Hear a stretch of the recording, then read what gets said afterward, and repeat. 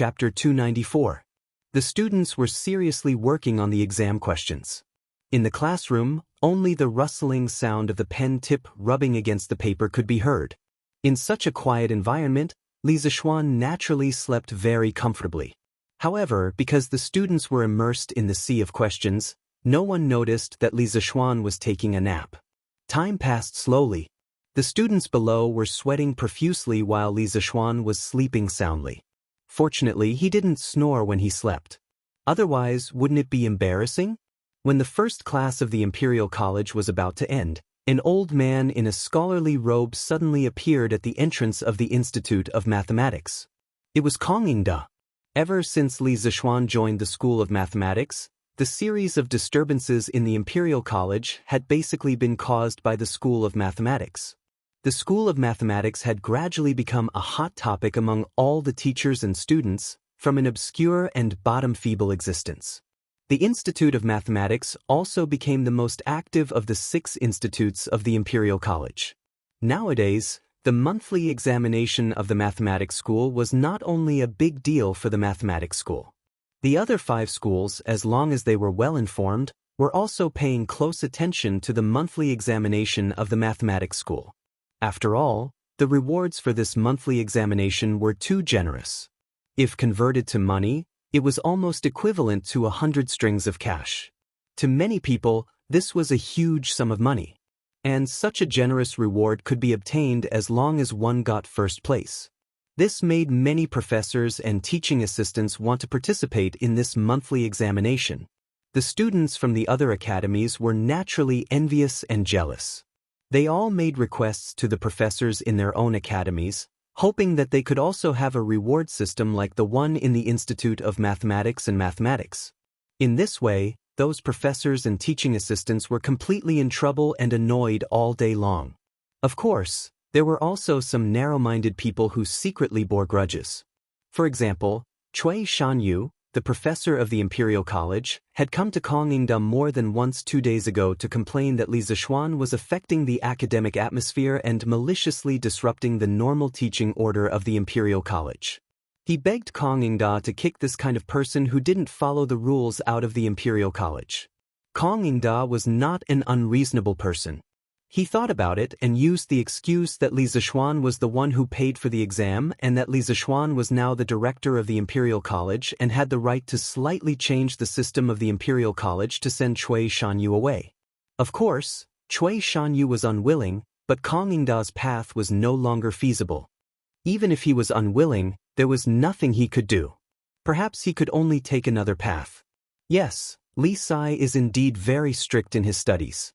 The students are all very serious in their exams. Kong Yingda stood at the door and glanced inside. He discovered that no one was looking around and doing nothing. Everyone was immersed in doing the questions.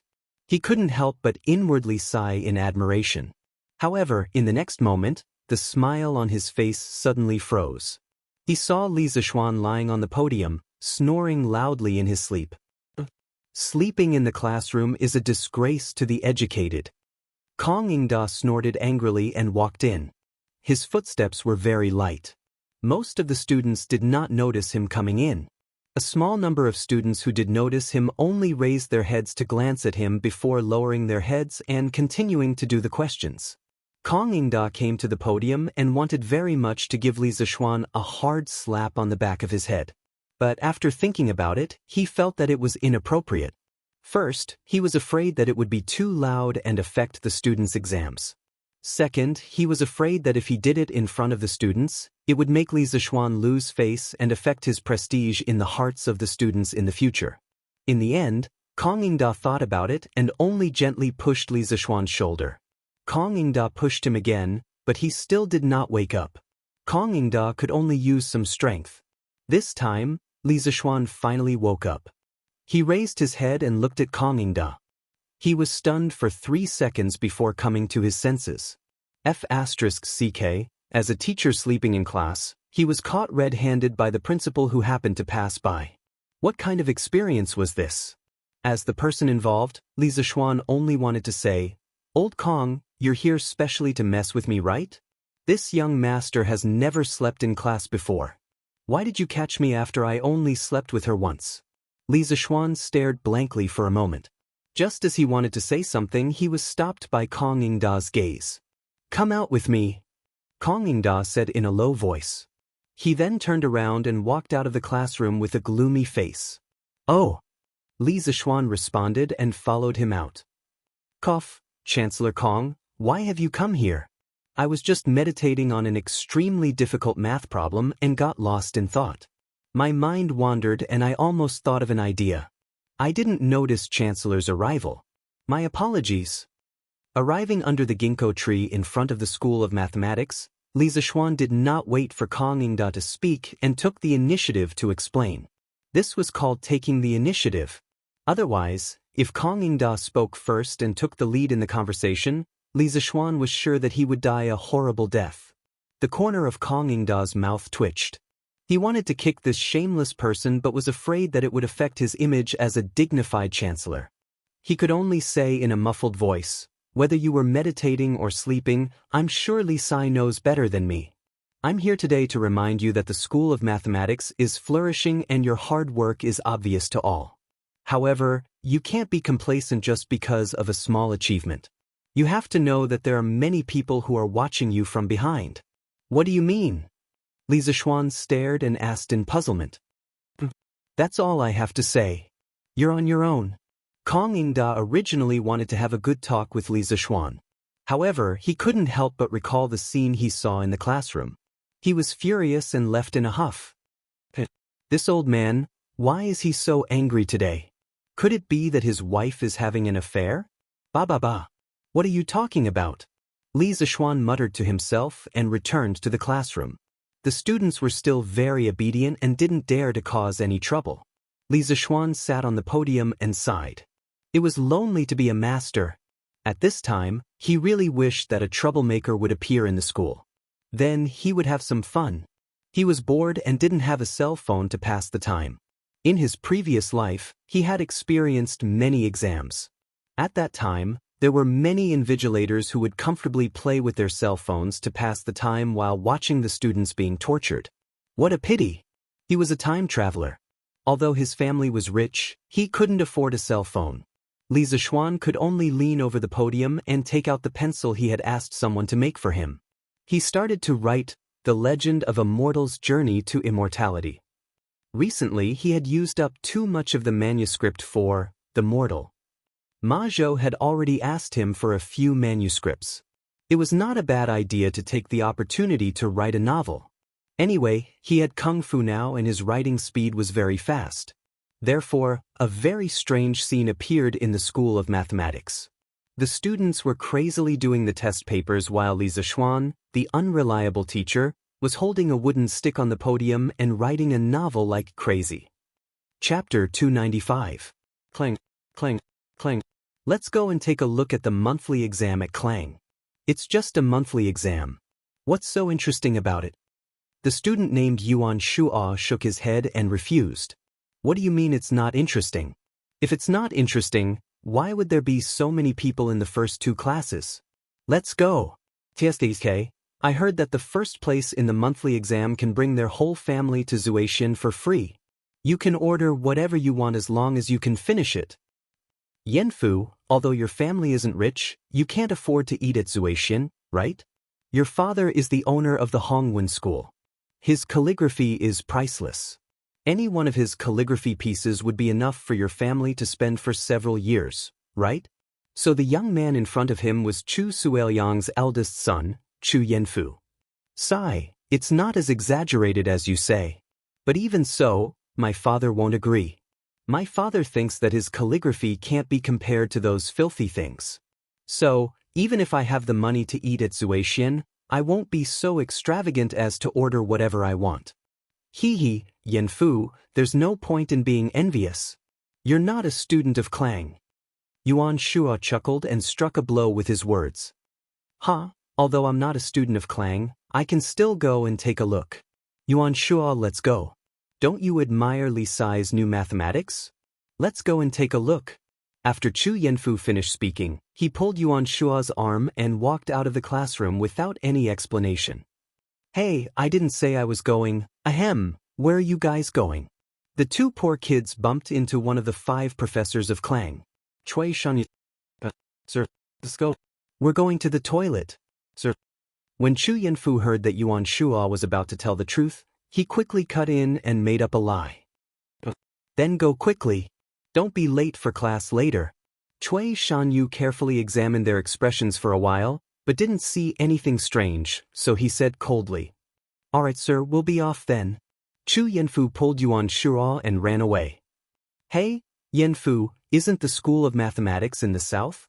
How can we run east? Yuan Shuo asked suspiciously after running for a while. Yuan Shuo, are you stupid? Just now, we told Dr. Chui that we were going to the toilet.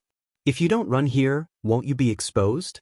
It's the same if we take a detour to the School of Mathematics and Mathematics. Oh, right, Yanfu, why did you lie to Dr. Chui just now? Haven't you heard?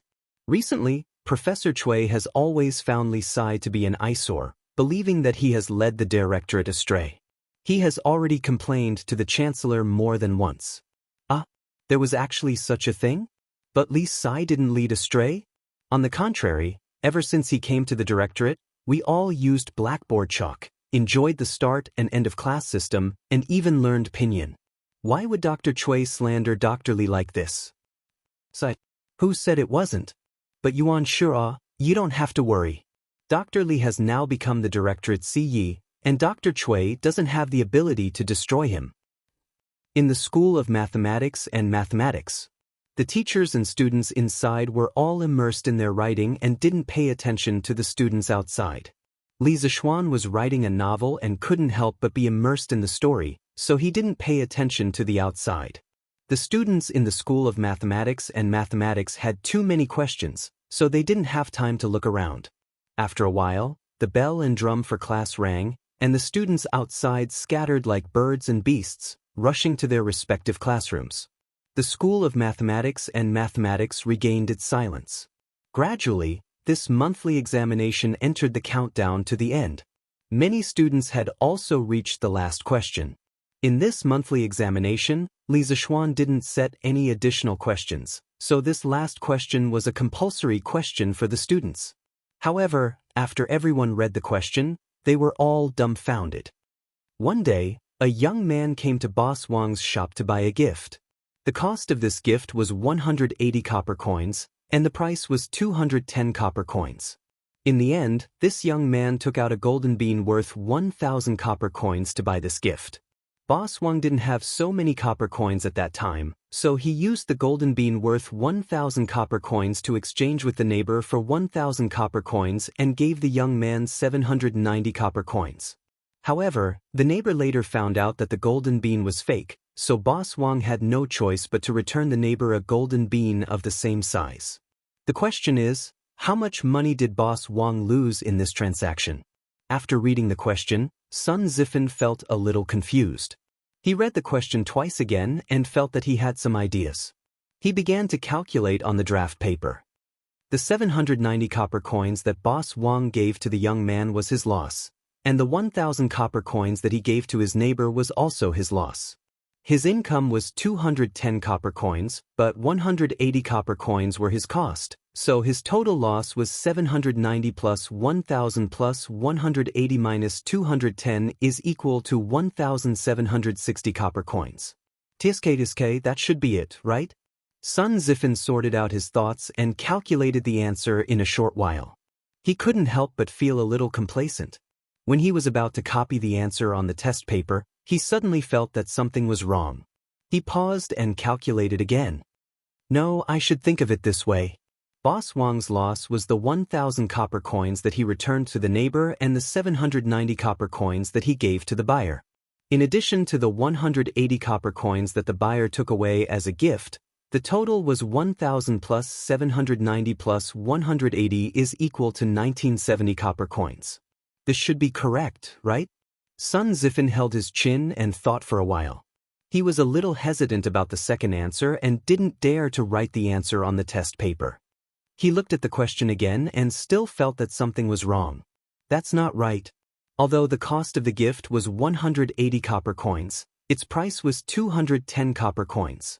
Boss Wang could earn 30 copper coins if he sold it to someone else. After selling it to the young man, other than the money he lost, shouldn't the 30 copper coins be included as well? In this way, Boss Wang's loss would be 1,000 plus 790 plus 210 is equal to 2,000 copper coins. F***CK, how did he come up with 3 answers in such a short time? Which one is the correct answer? Sun Zifen looked at the 3 different answers on the draft paper and was completely dumbfounded. If this guy had transmigrated, he would definitely vomit blood and say, F***CK. This question is poisonous. Is it 1760 copper coins? Or 1970 copper coins? Or 2,000 copper coins? Which one should I choose? Sun Zifen's eyes darted between the 3 answers. After a while, he felt a little dizzy. He shook his head and said angrily in his heart, F***C, draw lots. I'll take whichever one I get. My luck has always been good. I don't believe that I won't get it. If Li Zishuan knew what this guy was thinking, he would definitely give him 2 big slaps. Do you F***king think you're doing a multiple choice question?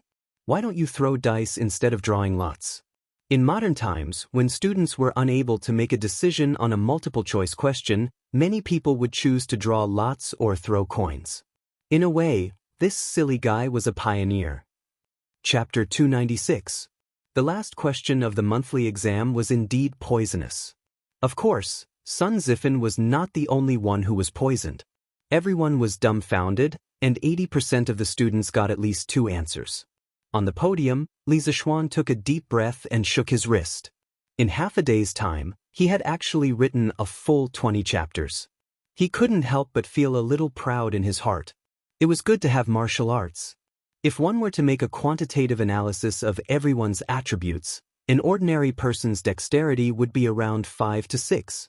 Li Zishuan's dexterity could reach 30. Of course, writing novels would be much faster. Hey, look at them scratching their heads and frowning. Could it be that they have already reached the last question? Li Zishuan looked up at the student's current situation. After thinking for a while, he immediately understood the reason. He laughed in his heart. This last question was a second-grade math problem in the modern era. However, it was not to be underestimated. It was said that even if it was done by adults, 9 out of 10 people would get it wrong. Basically, the wrong answers were also varied and varied. Meng Wenhao was the most miserable because he had given 5 different answers to this question: 1760 copper, 1970 copper, 2000 copper, 970 copper, and 1000 copper. However, after careful consideration, he had already eliminated the first 3 answers. This question was deliberately set up by the teacher. You have to find another way to get the correct answer clearly and methodically. You can use the most basic relationship to analyze how much money Boss Wang lost in the end. First, I will analyze Boss Wang and his neighbor. Boss Wang first gave the neighbor a fake golden bean in exchange for 1,000 copper coins.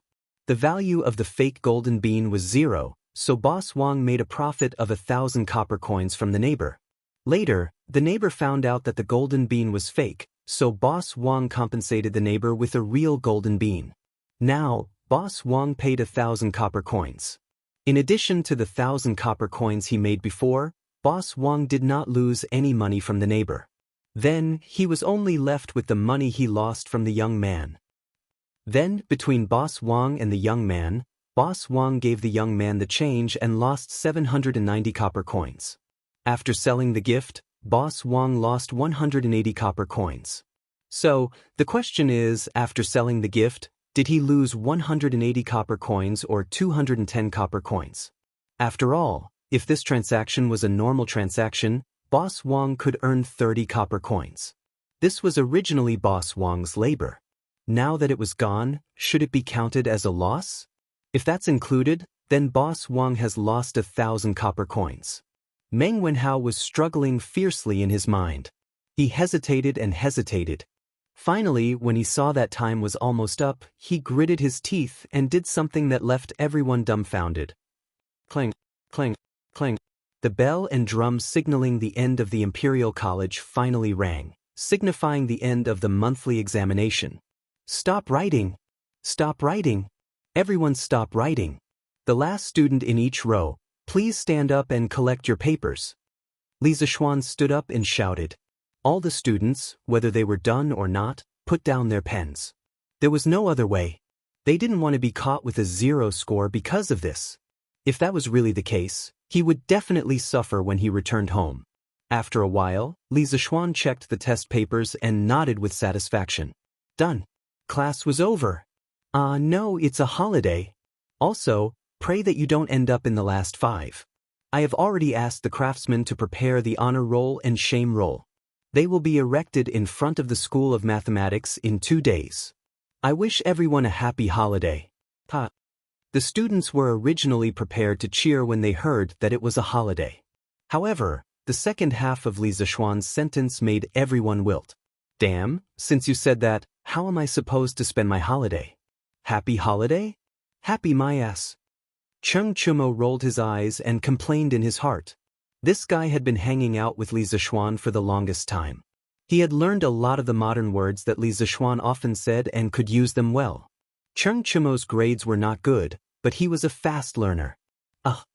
Sir, how can you do this? Yeah, how am I supposed to spend my holiday? Damn, it's over. I just checked the answers with Meng Wenhao. Only 40% of the answers are the same.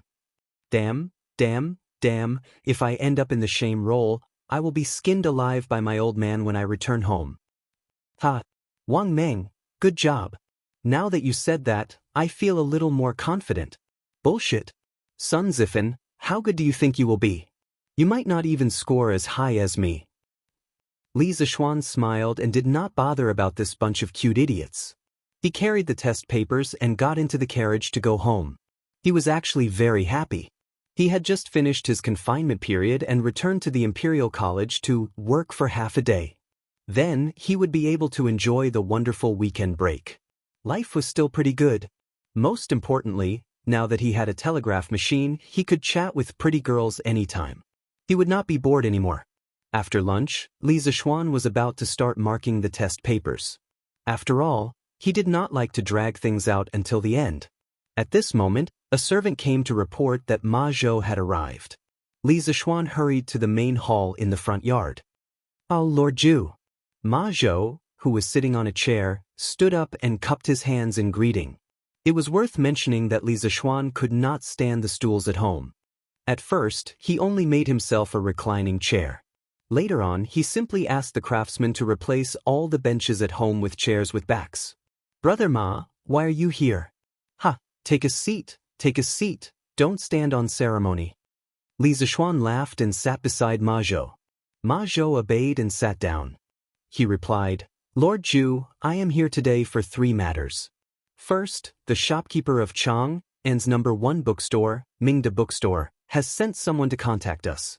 He said that he wants us to give them a batch of goods to sell on his behalf. Li Zishuan nodded. Didn't I mention this before? If they are willing to cooperate with us, they can do so if the conditions permit. Brother Ma, you can decide for yourself. Ma Zhou shook his head. Lord Zhu, this bookstore is different. Mingda Bookstore's quantity is larger. Moreover, this bookstore's background is not small. Their shopkeeper came with a letter from the current minister of the Ministry of Appointments. A few days ago, they came a few times. However, at that time, I saw that Lord Zhu was in seclusion researching new things, so I sent them away. I did not expect them to come again today. This is a serious matter. I do not dare to act on my own. I am here to ask for Lord Zhu's opinion. Zhang Sun Wuji? Li Zishuan frowned deeply. When he went to the imperial court for the first time, Zhang Sun Wuji spoke up for him. He still remembered this incident. Logically speaking, he should have a good impression of Zhang Sun Wuji. However, he did not. This was because from some history books, novels, and television dramas, Zhang Sun Wuji was a scheming old fox. He was not easy to get along with. Give it to them. Satisfy them as much as possible. I owed Zhang Sun Wuji a favor last time. This time, I will return it all. However, Brother Ma, you have to tell them that even if the price of the books they purchase from us is slightly more expensive than our Chichu culture, it will only be 10% more expensive than our books. Otherwise, we will not cooperate with them in the future. Li Zixuan thought for a while and said to Ma Zhou. Yes, Lord Zhu. Ma Zhou nodded in satisfaction. Li Zixuan was very considerate. He also heaved a sigh of relief. Chapter 297. The second matter is about Datang Daily. Li Residence Main Hall. Ma Zhou took out a stack of manuscripts and handed it to Li Zixuan. He said, Lord Zhu, after the publicity you planned, there have been a lot of people who have contributed to the Dehua Jianghu section. The themes of these people's novels are similar to the legend of a mortal's journey to immortality. I've picked out 2 of the most outstanding ones. What do you think, Lord Zhu? Li Zixuan smiled knowingly. He had spent so much time promoting Datang Daily's novels, and his hard work had not been in vain. There were indeed people who were truly noble and virtuous in this world, but they were very rare. Most of the scholars, although on the surface they considered themselves noble and virtuous, would fight to fall into the mortal world if the price was high enough. This was exactly what Li Zixuan needed. The novel market would only become popular when there were more authors joining. Not bad, not bad. Let me take a look. Why is the paper so rough? Li Zixuan took the manuscripts and laughed happily at first, then frowned. Cough, Lord Zhu, those scholars who contributed were from poor families. They couldn't afford good quality rice paper. Ma Zhou explained. Oh, I almost forgot about that. How about this, Brother Ma, in the future, for every novel writer that we hire, we will give them 2 pieces of good quality paper for free for every manuscript they submit. This can be considered as a benefit for them. Li Zixuan slapped his head and shouted. This guy didn't know the cost of daily necessities until he was in charge of the household. He had forgotten that in this era, good quality rice paper was not something that ordinary people could afford. Once this method is out, I'm afraid that the enthusiasm of the scholars will be even higher, right? Ma Zhou nodded and smiled. That's exactly what I want. Anyway, the cost of making new paper in our workshop is not high. Li Zixuan said as he took the manuscripts and started reading. The name of the first novel was Xianxia's Journey to Immortality. The author was Xianxia. Introduction. A young man without spiritual roots, by chance, saved a seriously injured elder of Miao Yun Valley. The elder was grateful and recommended him to become a member of Miao Yun Valley, a small cultivation sect. By chance, he obtained the ability to turn waste into treasure. Since then, he has embarked on the path of cultivation. Li Zixuan's expression was a little strange. Why does the introduction look so familiar? Just by looking at the introduction, he knew that it was full of tricks. Chapter 1. Xianxia. The enormous mountain range that was shrouded in clouds was like a primordial beast that was about to awaken. Low rumbling sounds came from the sky above the mountain range. Accompanying the loud sounds was a vast amount of energy that covered the sky. A disappointed sigh came from an ordinary-looking youth with a wooden expression. He had failed again. This was the 69th time he had failed in the past 5 months. No matter how tough Zhang Xiao's mind was, he was still surrounded by depression and despair. The corner of the young man's mouth revealed a trace of a bitter smile.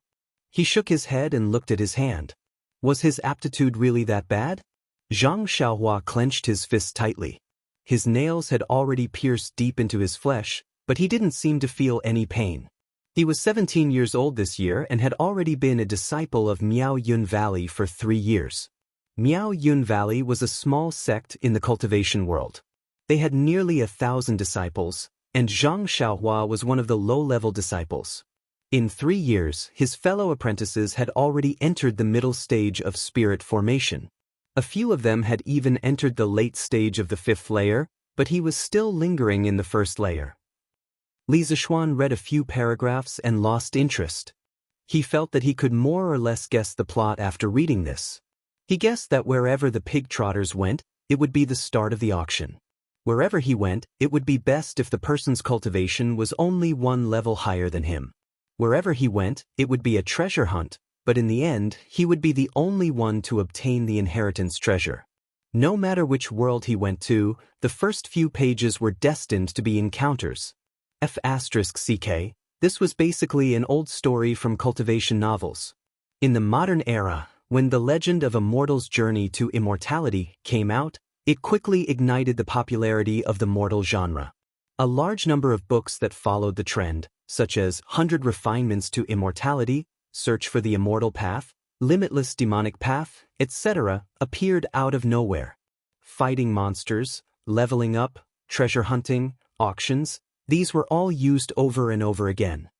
Sigh, modern people like to follow the trend, but I didn't expect the ancient people to follow the trend even more. What should I do? I originally thought that someone would write a novel for me to read. But now, it seems that there is still a long way to go. Li Zixuan's heart was filled with regret. Lord Zhu, is this novel not good? When Ma Zhou saw Li Zixuan's expression, his heart skipped a beat and he asked in puzzlement. This was a novel that he had picked out from dozens of novels. Oh no, it's not bad. Although this story is similar to The Legend of a Mortal's Journey to Immortality, this person can be considered to have imitated his own style. In the next issue of the newspaper, let's publish this novel as well. In the future, The Legend of a Mortal will be set at 3 p.m. every day, so that we can copy some pages for other novels. Li Zixuan came back to his senses and said, in his previous life, he had experienced the bombardment of all kinds of novels and was already a proper bookworm. His taste was definitely higher. In this era, people did not read many novels. He felt that The Legend of Xianxia's Journey to Immortality was old-fashioned, but that did not mean that others would feel the same way. Just like 100 Refinements to Immortality in his previous life, although it was a copy of The Legend of a Mortal, it still attracted a large number of readers. Yes, Lord Zhu. Then what about the other novel? That novel is actually as good as this one. Do you want to hire it? Ma Zhou asked. Let's hire it. I believe in Brother Ma's taste. Li Zixuan waved his hand and said casually. When he heard Ma Zhou say that novel is actually as good as this one, he did not have the mood to open it to take a look. Thank you for your trust, Lord Zhu. Ma Zhou thought that it was really because Li Zixuan trusted him and was suddenly overwhelmed by the favor. No need. All right, Brother Ma. In the future, as we hire more and more novels, the original The Legend of the Underworld section will definitely not be enough. You have to be prepared to separate this section. In the future, Detang Daily will be separated into 2 separate publications, news and novels. Li Zixuan thought for a while and added, Yes, Lord Zhu. I will arrange it in advance. Didn't you just say that there are 3 things? What's the last one? Replying to Lord Zhu, the third thing is that there are not enough chapters for The Legend of a Mortal's Journey to Immortality. I know that Lord Zhu is busy, but I still hope that Lord Zhu can find the time to write a few more chapters. After all, you said before that the authors who stopped updating didn't have a little, know that thing? As Ma Zhou spoke, he almost blurted out that word. He suddenly felt extremely embarrassed. *CK. Li Zixuan almost vomited blood in his heart. Was this considered shooting himself in the foot? I've already prepared this. Here, I'll give it to you. This is the 20 chapters of The Legend of a Mortal that I wrote this morning. Chapter 298. After sending off Ma Zhou, the debt collector, Li Zixuan shook his head and returned to his courtyard. He was surrounded by beauties, running water, and a gentle breeze. Under the pavilion, Li Zixuan was marking the test papers while enjoying the wonderful, humanistic care. He was very satisfied.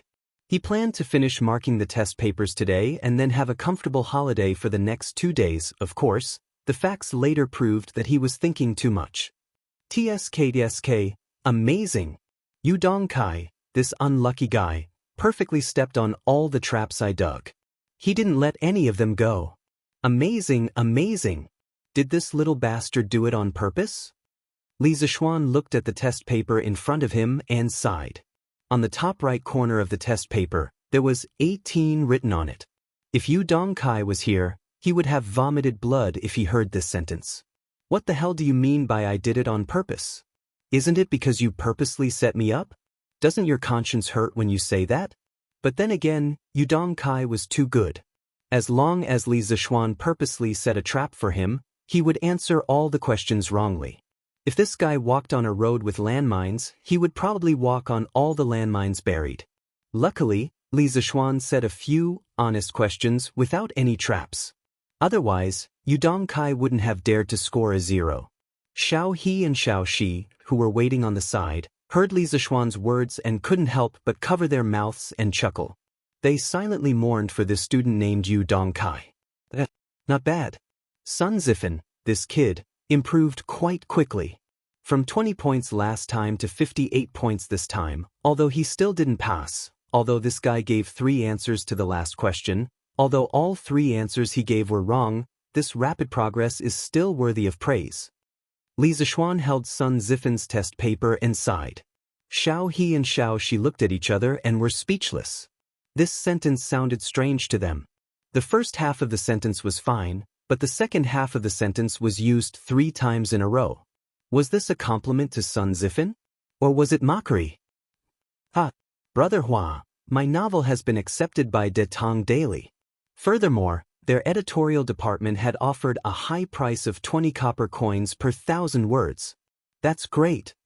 Jin Yu Academy, under the pine forest. Chen Tianhua laughed heartily with an excited expression. Oh, why was the price so high? Didn't they say that 1,000 characters were worth 5 copper coins? Hua Hongyi asked in surprise. Brother Hua, you didn't read it carefully. Back then, he said at least 5 copper coins per 1,000 words. As for the exact amount, it depends on the quality of the work. Chen Tianhua explained. Oh, then congratulations to Tianhua. This way, you'll be able to earn 3 or 4 strings of cash every month. Although Hua Hongyi couldn't help but feel a little disappointed, he still sincerely congratulated his good brother. Tianhua, you're really amazing. Although my novel was accepted, I only received a price of 10 copper coins for 1,000 words. Liao Feichen couldn't help but say. Feichen, don't think like that. It's a good thing to be accepted. A few days ago, both of you didn't think that you would be accepted, right? Now that your wish has been fulfilled, don't be discontent. I heard that there are at least 50 scholars who have submitted to De Tong Daily these few days, if not 100. It's not easy for both of you to stand out. Hua Hongyi analyzed with a smile. Yes, Hongyi is right. It's not easy to be accepted. Feichen, you write first. I believe that you'll write better and better later. Chen Tianhua interrupted. Yes, that makes sense. I was a little greedy. Liao Feichen thought for a moment and nodded in agreement. It turned out that the 2 novels that Faubert had picked out were both from Jin Yu Academy. Oh, right, Hongyi, didn't you say that you wanted to write your own novel?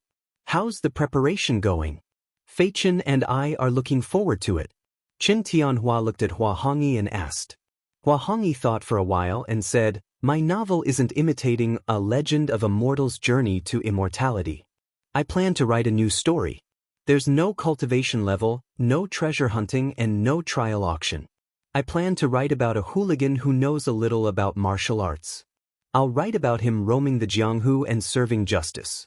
I've already built the framework of the novel. I should be able to write 30,000 words soon. I'll take it to the workshop and try my luck. It'll be great if I can be accepted. If not, I'll just treat it as my own entertainment. Wow, martial arts? It sounded pretty good. But Hongyi, have you seen any Jianghu masters? Liao Feichen asked in surprise. Of course I have. When I was young, I lived in the Sichuan area. There were many Jianghu sects there. I've seen many real Jianghu masters. So, I thought that instead of writing about those illusory cultivation and Tao, I might as well write about the Jianghu masters that I've seen. Hua Hongyi looked to the south with some nostalgia and said, after hearing what you said, Hongyi, I can't wait to see it. Go and write it. Chen Tianhua said excitedly. Yes, go and write it. I've never seen a legendary Jianghu master before. Husband, see if there's anything else you need. I'll go to the East Market tomorrow and buy it for you. The sea is windy and the waves are strong. You have to prepare everything in advance. Gi Lane, Meng family. Although the fleet would set sail the day after tomorrow, Mother Meng had already started to help Father Meng pack his things. Hey, it's still early. Why are you in such a hurry, you silly woman? Besides, we're going out to sea to work. Why are you packing so many things for me? Isn't it troublesome to bring them along? Father Meng looked at the luggage on the bed and felt a little uncomfortable. However, he still said impatiently, "But these are the clothes that you need to wear frequently. How can you not bring them? Also, I heard from Sister Wang next door that it's cold at sea at night. You might catch a cold." "Bullshit. You believe that woman's words?" Father Meng said angrily. It's always good to prepare more. Husband, you have to be careful at sea. Hao and Yaya are counting on you. Mother Meng said weakly. "It's fine. I won't die for sure.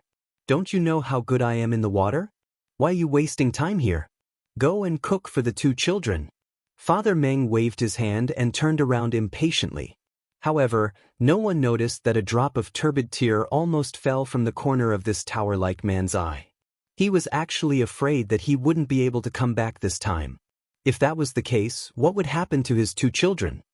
"All right, husband, I'll go and kill that old hen and stew it for you." "Wait, you prodigal woman. That hen's eggs are for Hao to nourish his body. How can you kill it?" Chapter 299. Father. Outside the house, Meng Wenhao stood in the corner with his back against the wall. He clenched his fists so tightly that his fingernails dug deep into his flesh. However, he did not seem to feel any pain at all. His eyes were slightly red at this moment. Obviously, he had heard the conversation just now. At this point, no one could stop Father Meng's journey to the south. Meng Wenhao and Mother Meng had tried, but in the end, they returned without success. Meng Wenhao's heart was extremely heavy. He sighed, shook his head, and went to the front hall dejectedly. In the hall, the thin and weak Yaya also felt that the atmosphere in the house was not right. A child's heart was always very sensitive. "Big brother, is Daddy leaving soon?" Yaya looked up and asked in a crisp voice. "Father will leave the day after tomorrow." "Yaya, you have to be obedient and not distract Father." Meng Wenhao's heart ached.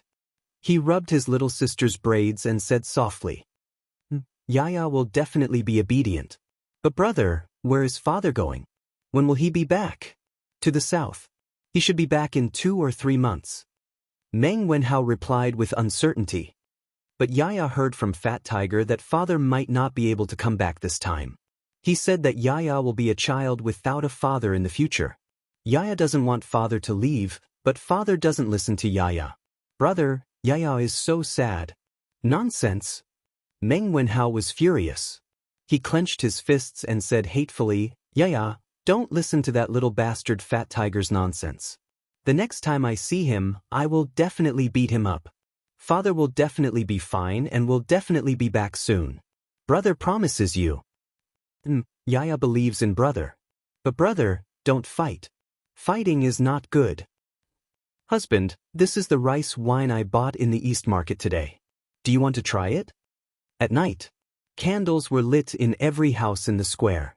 In the Meng family, a family of 4 sat around a shabby table for dinner. The atmosphere was very warm. Father Meng glared at his wife. He wanted to scold her for being extravagant, but in the end, he didn't say anything.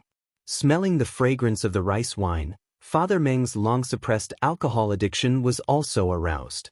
He picked up the bowl and took a sip. He didn't swallow it immediately, allowing the taste buds in his mouth to absorb the stimulation of the rice wine's fragrance. Good wine. A moment later, Father Meng swallowed the mouthful of rice wine and sighed. "Father, what kind of good wine is this? The Drunken Immortal in's Drunken Immortal is the real deal." Meng Wenhao forced a smile in order to liven up the atmosphere. "You stinking brat. That immortal drunken wine is a liter of 5 strings. Is it something that rough men like us can drink?" Although Father Meng had never drunk the Drunken Immortal before, he was obviously quite knowledgeable. He pointed at his son and scolded him with a smile.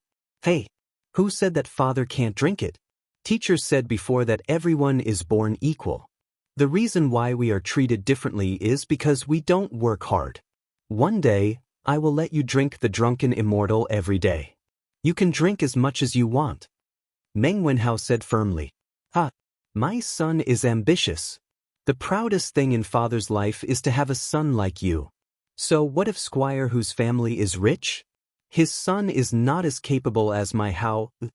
When Father Meng heard this, he didn't criticize his son for bragging. Instead, he was filled with pride and laughed heartily. How did you do in the monthly exam this time? I heard from Squire whose son that your school of mathematics is getting higher and higher in the Directorate of Education. Many students from other schools are paying attention to the monthly exam this time. Mother Meng smiled and asked with a hint of joy on her face. It was not easy for Meng Wenhao to enter the Imperial College of Mathematics and Mathematics from the provincial capital school. His mother was very satisfied, but people were greedy. After Meng Wenhao entered the Imperial College of Mathematics and Mathematics, Meng Wenhao's mother thought that it would be good if her son could continue to enter the Four-Gate School of Mathematics and Mathematics. However, she didn't expect the School of Mathematics to suddenly rise in status. It seemed like it was going to surpass the other schools. When Meng Wenhao heard his mother's question, he couldn't help but think of the situation during the exam this morning. He pondered for a moment and answered, "Mother, I think I did okay. As for whether I can get first place, it will depend on my luck." He looked at the wine bowl in Father Meng's hand and continued, "If I can get first place, according to the rules of our School of Mathematics, I can bring you all to the Drunken Immortal restaurant for free. However, by the time the results are announced, I'm afraid Father will have gone to sea." The atmosphere in the room became a little heavy for a moment. You're such a boring woman. We're having a good meal, why are you asking about the exam results? When have we ever worried about our how's results? Father Meng slapped the table and glared at Mother Meng. He then looked at Meng Wenhao and said earnestly, "Although I won't be home at that time, you can take your mother and Yaya with you. All these years, our family has been eating chaff and vegetables. It's good to take this opportunity to improve our diet. Isn't Yaya craving for that gnawing chicken? This time, let's let her eat to her heart's content. As a man, how can you act like a little girl? Although Father didn't study much, I know that separation and joy are common things in the world. A man should be open-minded. How can you care about these trivial matters every day?" "Yes, Father, I understand." Meng Wenhao wanted to refute, but after hesitating for a moment, he still responded in a muffled voice. Father knows that you're all worried. Actually, there's no need for that. For this voyage, Boss Feng has equipped each of our ships with a compass. Even if we're separated from the team due to strong winds and waves, we can still use the compass to find the direction. As Father Meng spoke, he took out an exquisite compass from his arms. It was a product of the Curious Pavilion workshop. Meng Wenhao was very familiar with this thing. When the first generation of compasses was released, he was still at the scene. Mother Meng saw the shiny object and took it curiously. "Hey, be careful, be careful. This little thing costs 5 strings of money," Father Meng hurriedly exhorted. Mother Meng was so shocked that her wrist trembled and she almost dropped the compass to the ground.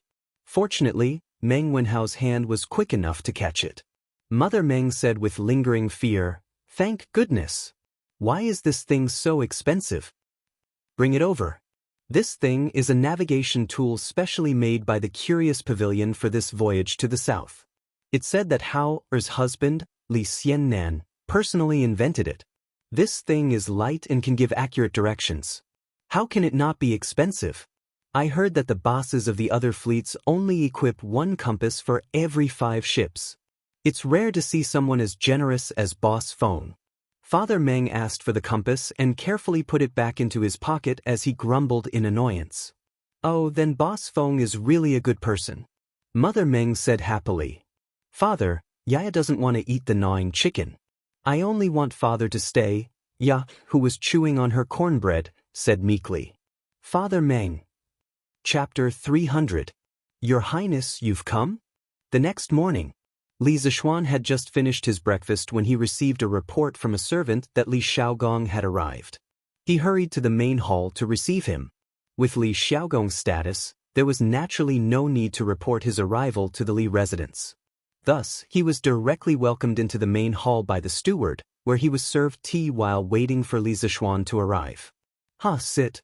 Li Xiaogong gave a bold smile.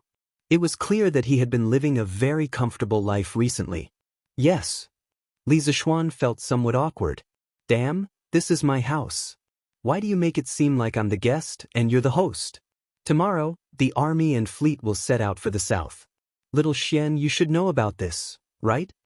Seeing Li Zishuan sit down, Li Xiaogong fiddled with the teacup in his hand as he casually asked this question. Li Zishuan nodded and smiled. This kid really does know. Shouldn't your highness be in the barracks organizing the army? Why do you have the time to come see this kid? My great Tang's army rests on their spears every day, and there's not a single one missing from their daily training. Why would they need to sharpen their spears at the last minute? Besides, even if this king wasn't here, the generals would have already made arrangements. Otherwise, what would they do? Li Xiaogong's lips curled as he nonchalantly said. Li Zishuan's heart was moved. This is the style of a powerful nation. From the sovereign to the common people, everyone had a powerful self-confidence in their bones. This was something that the Song, late Ming, and Qing dynasties lacked. It was no wonder that in a few years, the great Tang would be so powerful that it would have no friends. This king came today to thank you for the compass. This thing is truly too useful. Many of this king's veteran navy soldiers loved it so much that they couldn't bear to part with it. They kept saying that this compass was a life-saving item. This king also asked His Majesty for a reward for you, but His Majesty seemed to have other plans and didn't want to reward you right now. This king couldn't change His Majesty's decree, so I could only personally come to thank you. Kid, your actions have saved the lives of many soldiers. After Li Xiaogong finished speaking, he solemnly cupped his hands and bowed to Li Zishuan. Li Zishuan was shocked. He hurriedly moved aside and said, Your Highness, you are too serious. As a commander-in-chief, it is understandable that you care about the lives of your soldiers. As a citizen of the Tang Empire, I am able to enjoy such a stable living environment because the soldiers on the front lines sacrificed their lives for it. Now, it is my duty to do something for the Tang army. I dare not accept your highness's bow. In fact, he knew in his heart that the reason why Li Er did not take the opportunity to reward him was probably because he was still concerned about the wireless telegram. Previously, he did want to get his title promoted as soon as possible, but he did not want to be led by the nose by Li Er all the time. Therefore, this time he directly gave up. If he did not get promoted, then so be it. Anyway, he was quite happy now. You brat, you sure know how to say things. But what you said is very reasonable. It's rare for you to have such a high level of awareness. Seeing that Li Zishuan did not accept his bow, Li Xiaogong did not force him. He returned to his seat and smiled. Hee, your highness is overpraising me. Li Zishuan gave a dry laugh. In his heart, he was criticizing Li Xiaogong for being insincere. Since he was here to thank him, why didn't he bring any gifts when he came? For example, the few luminous pearls that Wang Yu had given him previously were not bad. He believed that Li Xiaogong's house definitely had such things. It was just a matter of whether Li Xiaogong was willing to part with them. If Li Xiaogong knew what Li Zishuan was thinking, he would definitely give him a big kick. It was true that he was leading the army south this time, but this was not his personal work. In the end, he was still working for Li Er. There was no need for him to fork out his own money for this matter. As for the second matter, Xiaoxian, this prince had specially found some seafarers to verify the nautical chart that you gave me. The result was that your nautical chart was flawless and perfect. With this detailed map and the compass, this king is even more confident about going out to sea this time. This is all thanks to you, brat. How about this? If you have any difficulties in the future, come and tell this prince. If this prince can help, this prince will definitely do his best to help. Li Xiaogong stroked his half-inch beard and said straightforwardly. Li Zishuan was overjoyed. This was more like it. After working so hard for so long, he finally received some returns. Then this little one would like to thank your highness. I wish your highness a triumphant return in advance. Li Zishuan cupped his hands and said with a smile. It was not easy to gain the friendship of a prince. It was equivalent to gaining another backing. Should I go in or not? But what should I say when I go in? Yongle Lane. Meng Wenhao stood opposite the Li residence. Looking at the tall walls, he was somewhat hesitant. In the morning he felt too depressed at home. He originally planned to go to Annie Lane to see how little Yu was doing. On the way, he passed by Yongla Lane.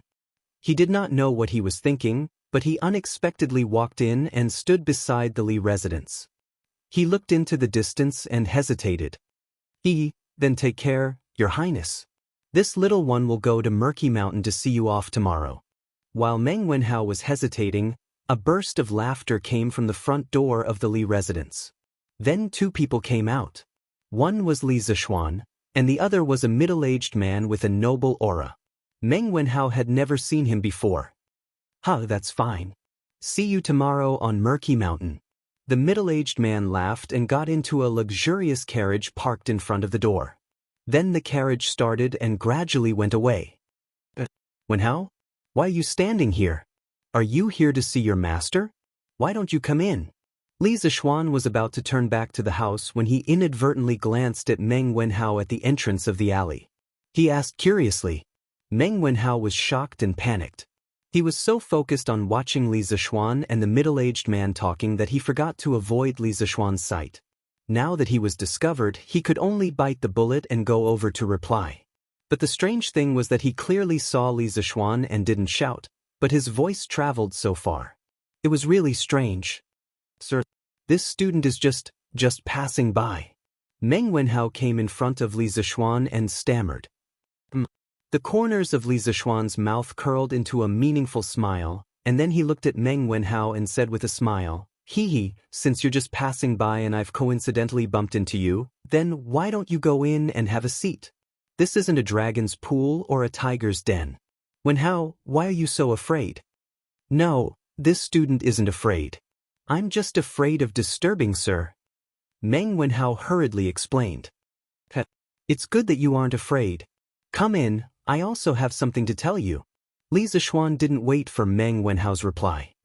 He flicked his sleeves and turned to enter the courtyard. Meng Wenhao opened his mouth but didn't have time to say anything. He could only obediently follow in. He was also very curious about what Li Zishuan wanted to tell him. Chapter 301. Meng Wenhao had just followed Li Zishuan into the front hall of the west courtyard when he smelled a faint fragrance of spices. Following that, he felt a trace of refreshing coolness. He looked around and found that there was actually a basin of ice placed in each of the four corners of the room. Above the wooden basins, there was still a trace of cold air. Meng Wenhao couldn't help but sigh in his heart at Li Zishuan's extravagance. This was the first time he entered the Li residence's interior. When he came to the Li residence before, Li Zishuan received him in the pavilion in the courtyard. He couldn't help but take a few more glances.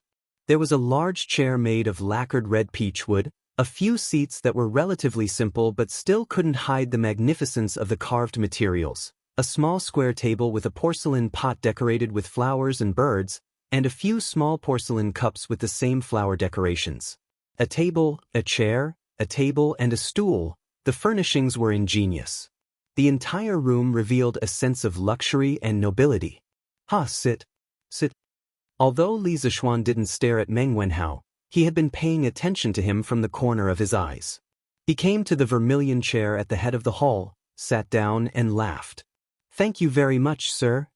Stimulated by the fragrance of the spices and the coolness of the ice, Meng Wenhao's heart gradually calmed down and wasn't as flustered as before. Here, let me tell you a piece of good news first. Congratulations on getting 101 points in this month's examination, first place in the entire academy. Li Zishuan didn't beat around the bush at all and directly said, The main reason Meng Wenhao came today was to inquire about the results of this examination. Although he felt that this examination was not bad, and he was lucky enough to get first place, but when it really came down to it, he realized that he was not mentally prepared in this aspect at all. Hearing this, he could not help but be stunned. Immediately after, he was hit by such a huge surprise that he almost fainted. His lips trembled a little. He wanted to say something, but nothing came out. His young heart was like a pot of fire that was burning up, hot and warm. Li Zishuan smiled and didn't say anything to interrupt. He just leisurely drank his wine while waiting for Meng Wenhao to wake up from the surprise. Meng Wenhao took a few deep breaths and suppressed the fanatical excitement in his heart. He looked at Li Zishuan and asked, Sir, when you were outside the door, you said that you had something to do with me. Is it about this? Li Zishuan said casually. Meng Wenhao choked for a moment and then asked, Sir, if I remember correctly, this is the total score of the monthly examination, should be 100 points. But why did I get 101 points? Could it be that you have remembered wrongly? Of course. Li Zishuan smiled and then went to the back room to take out Meng Wenhao's test paper. He said, I think that you answered the last question very well. Your thinking is very comprehensive. Of course, you wrote 2 answers in the end, which also shows that you are very courageous. In the last question, in the whole school, there are only 5 people who can consider the cost of labor. Not only did they consider the cost of labor, but you were also the only one who came up with the correct answer. I calculated that there are a total of 10 people who answered the last question correctly. Except for you, the other 9 people all answered 197, and your answer was 197 or 200. Wenhao, your thinking is very comprehensive. What's commendable is that not only can you ask questions, but you also have the courage to put it into practice. I admire you very much, so I gave you an extra point. Anyway, I'm not afraid of you being proud. In his previous life, there were 2 correct answers to the last question of the monthly exam. The only point of contention between the 2 answers was whether or not the 30 copper coins that Boss Wang should have received from this transaction should be included in the loss. The various experts on the internet all had their own opinions, each saying that they were right, while the others saying that they were right. In order to avoid a debate, when Li Zishuan set the question, he simply decided on 2 answers. He didn't expect Meng Wenhao to be so daring as to write down both answers. Li Zishuan admired this courage from the bottom of his heart. After all, if he were in Meng Wenhao's shoes, he wouldn't have dared to play around like this. So that's how it is, Meng Wenhao suddenly understood and muttered to himself. After he handed in the test paper yesterday, he regretted it for a while. He was afraid that because of his meddling, he wouldn't get a point for the last question. He didn't expect that in the end, he would get an extra point. Li Zishuan laughed and said, Wenhao, don't be so agitated. Since you were lucky enough to get first place in this monthly examination, what I said before still counts. After classes officially start in 2 days, I will announce this time's results to the public. At that time, you can bring your family to the Drunken Immortal restaurant. Feel free to order whatever you want to eat. I'll treat you. Little Xian, you're treating. Then I want to go too. At this moment, Cheng Chumo's voice came from outside the room. Following that, they saw this fool swagger in, followed by San Bao, who had a bitter expression on her face. San Bao pointed at herself and was about to explain something when Li Zishuan waved his hand and laughed. All right, you don't have to explain. I know. You can leave now. How could he not know Cheng Chumo's personality? Other than the first few times he came to the Li residence and had someone announce his arrival, which other time didn't he swagger indirectly? This personality that didn't know how to be polite was very similar to that little fatty Li Tai. Yes, young master. San Bao saw that Li Zishuan's tone was amiable and didn't seem to be angry. He heaved a sigh of relief and quickly left. Chumo. Cheng Chumo had taken care of Meng Wenhao in the School of Mathematics, so Meng Wenhao quickly stood up and greeted Cheng Chumo. Cheng Chumo smiled and nodded at Meng Wenhao in greeting. Chonyo, I haven't seen you come over to play recently. Why did you come over just because we talked about food? Li Zishuan joked with a smile. Ever since he started teaching at the Imperial College and became Cheng Chumo's teacher, this fellow didn't come over to play with him. Perhaps this was the natural fear students had for their teachers. Li Zishuan felt that it was a pity. Cheng Chumo was his first close friend after transmigrating. If he lost this friendship because of this, he would feel that it was a pity. Ahem. Who said that? I didn't come over to eat today. I just happened to hear it. Cheng Chumo explained awkwardly, then sat down on a chair beside Li Zishuan. TSK, Xiaoxian, the chairs in your house are still the most comfortable. It's a pity that they aren't sold outside. Otherwise, I would have asked my father to buy a set. This fellow leaned against the back of the chair and didn't forget to exclaim. If Uncle Cheng really likes this chair, I can ask the workshop to make another batch. It won't take much effort. But it's only you who wants it, not Uncle Cheng, so I think we should just forget about it. Li Zishuan didn't want to alienate this friendship. He didn't put on airs in front of Cheng Chumo and spoke as casually as before. Xiao Xian, you're not a good friend. Cheng Chumo said angrily. All right, let's get down to business. Chonyo, why are you here today? Li Zishuan laughed and asked, no longer teasing him. What else can I be here for? I'm just here to ask old Cheng how he did in the exam and whether he would enter the role of shame. Cheng Chumo sat up straight and looked at Li Zishuan. Although Cheng Chumo didn't care about his results, he didn't want him to enter the role of shame and embarrass the Cheng family. Chapter 302. Oh, so, Chonyo, you're here to ask about my results. Li Zishuan felt as if the sun had risen from the west when he heard that Cheng Chumo was here to ask about his results. The son of the devil incarnate actually cared about his results?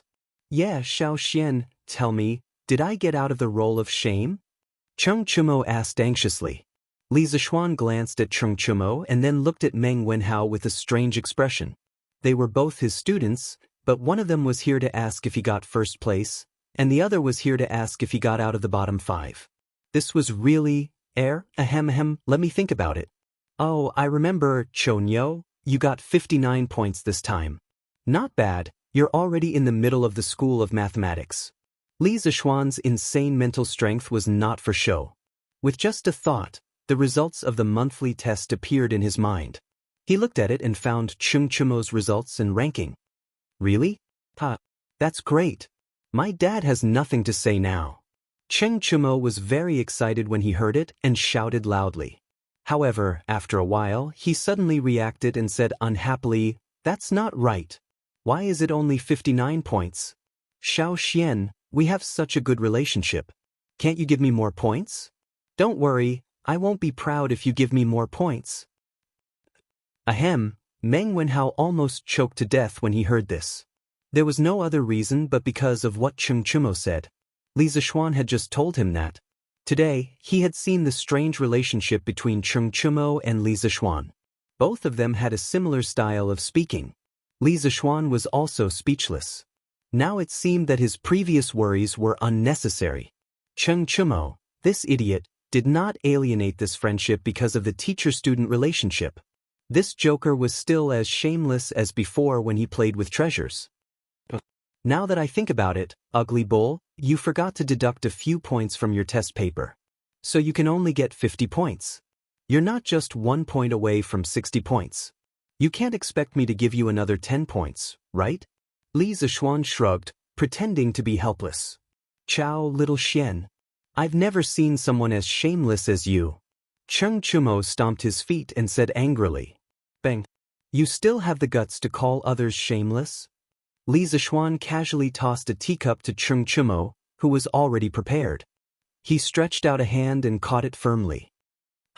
Just kidding, don't take it seriously. Cheng Chumo laughed dryly. Then he suddenly sighed and said, that's right. Sigh, actually little Xian, you can also see that I'm not cut out for studying. The fleet heading south is going to set off tomorrow.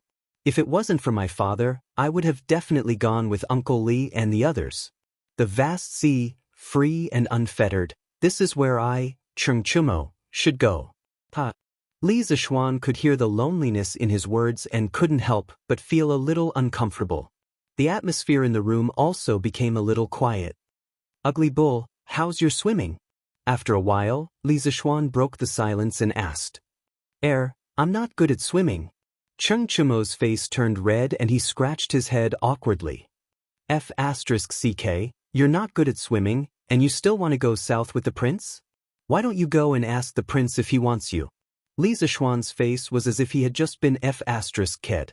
It turned out that he had worried for this guy for so long for nothing.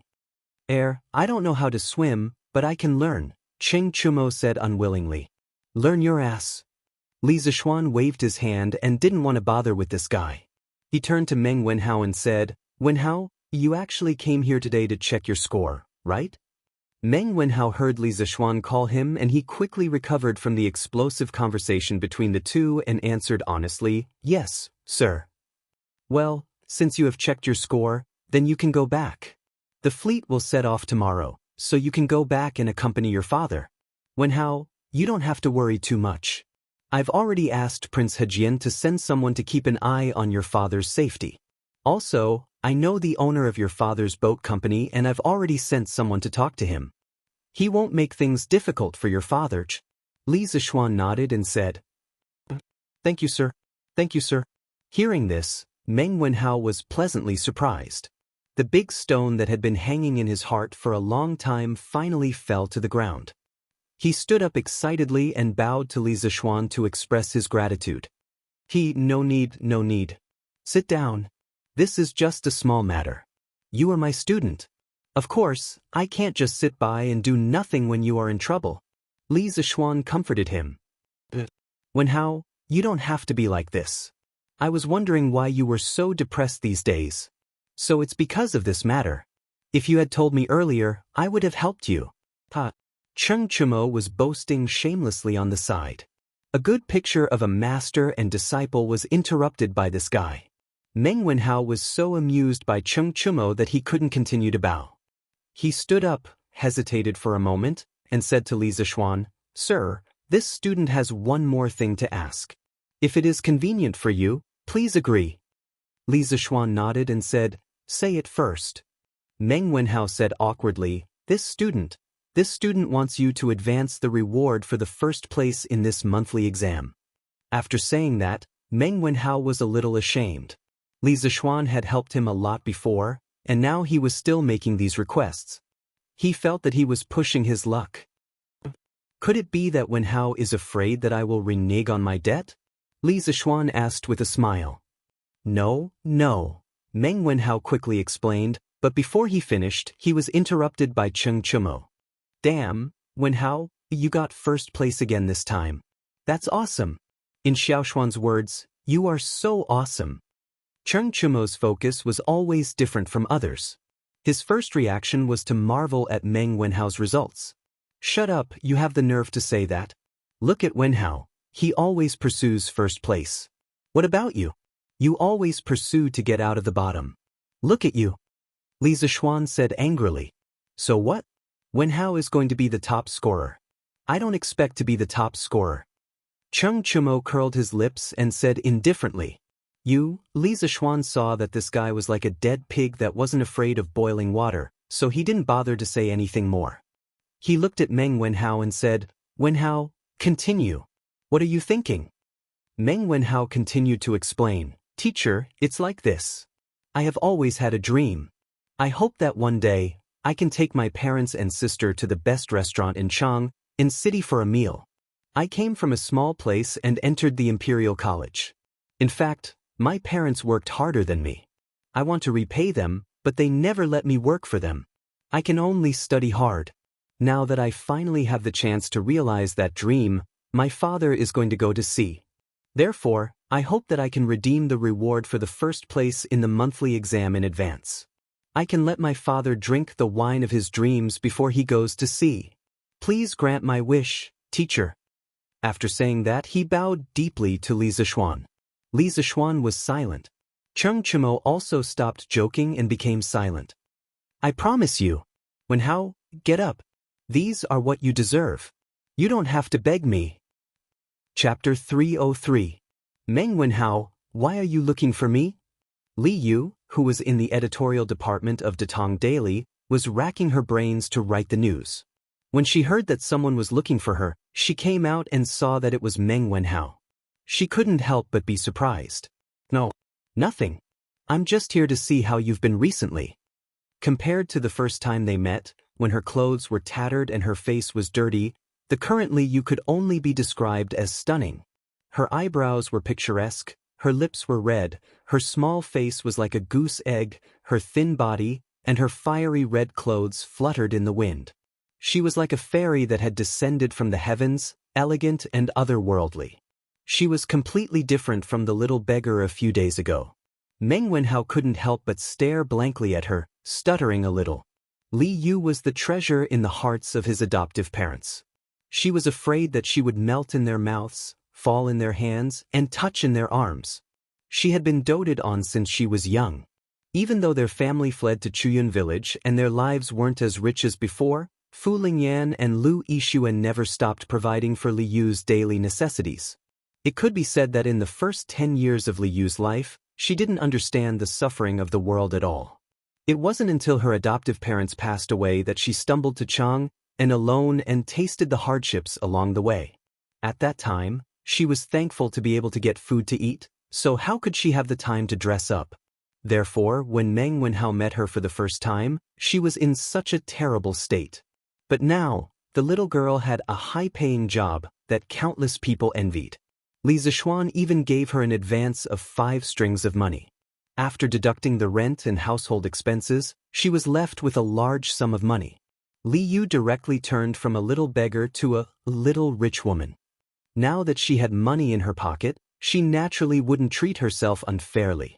She dressed up and walked around, buying beautiful clothes and hair accessories whenever she saw something she liked.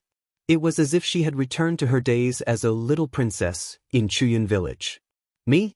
I've been doing well recently. Meng Wenhao, why are you blushing? Hee, are you mesmerized by my beauty? Li Yu immediately noticed the unnatural expression on Meng Wenhao's face. She proudly spun around on the spot. Her fiery red dress was like a ball of fire, dancing in the wind, passionate and unrestrained. Cough, cough, of course not. Meng Wenhao coughed dryly, took 2 steps back, and flatly denied. Hee, your face is getting redder and you're still denying it? That day, this lady said that the robber didn't have good eyesight. He only wanted to rob money and not women. At that time, you didn't believe me. Hee, do you believe me now? Li Yu pointed at Meng Wenhao's red face and giggled. Meng Wenhao was speechless. He thought to himself that it was a good thing that the robber didn't have a good eye. If he did, you would have been in big trouble that day.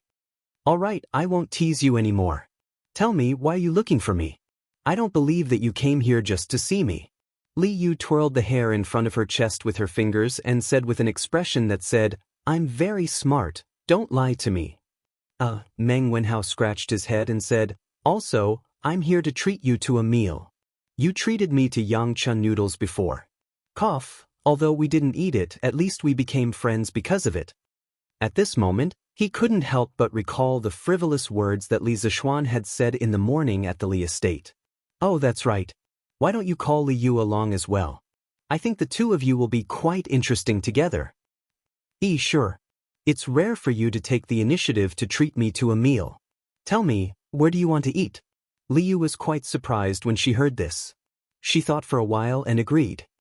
Hee, let's go to the Drunken Immortal restaurant. Wow. Drunken Immortal restaurant. Did I hear wrongly? Wenhao, did you get rich? Li Yu shouted excitedly. Although she had some assets now, she didn't dare to go to the Drunken Immortal restaurant. A meal that would cost at least 3 or 4 strings of money. Oh no. It's because I got first place in this monthly exam. Sir gave me a reward. He said that I can bring my family and friends to the Drunken Immortal restaurant for free. We can order whatever we want to eat as long as it's not a waste.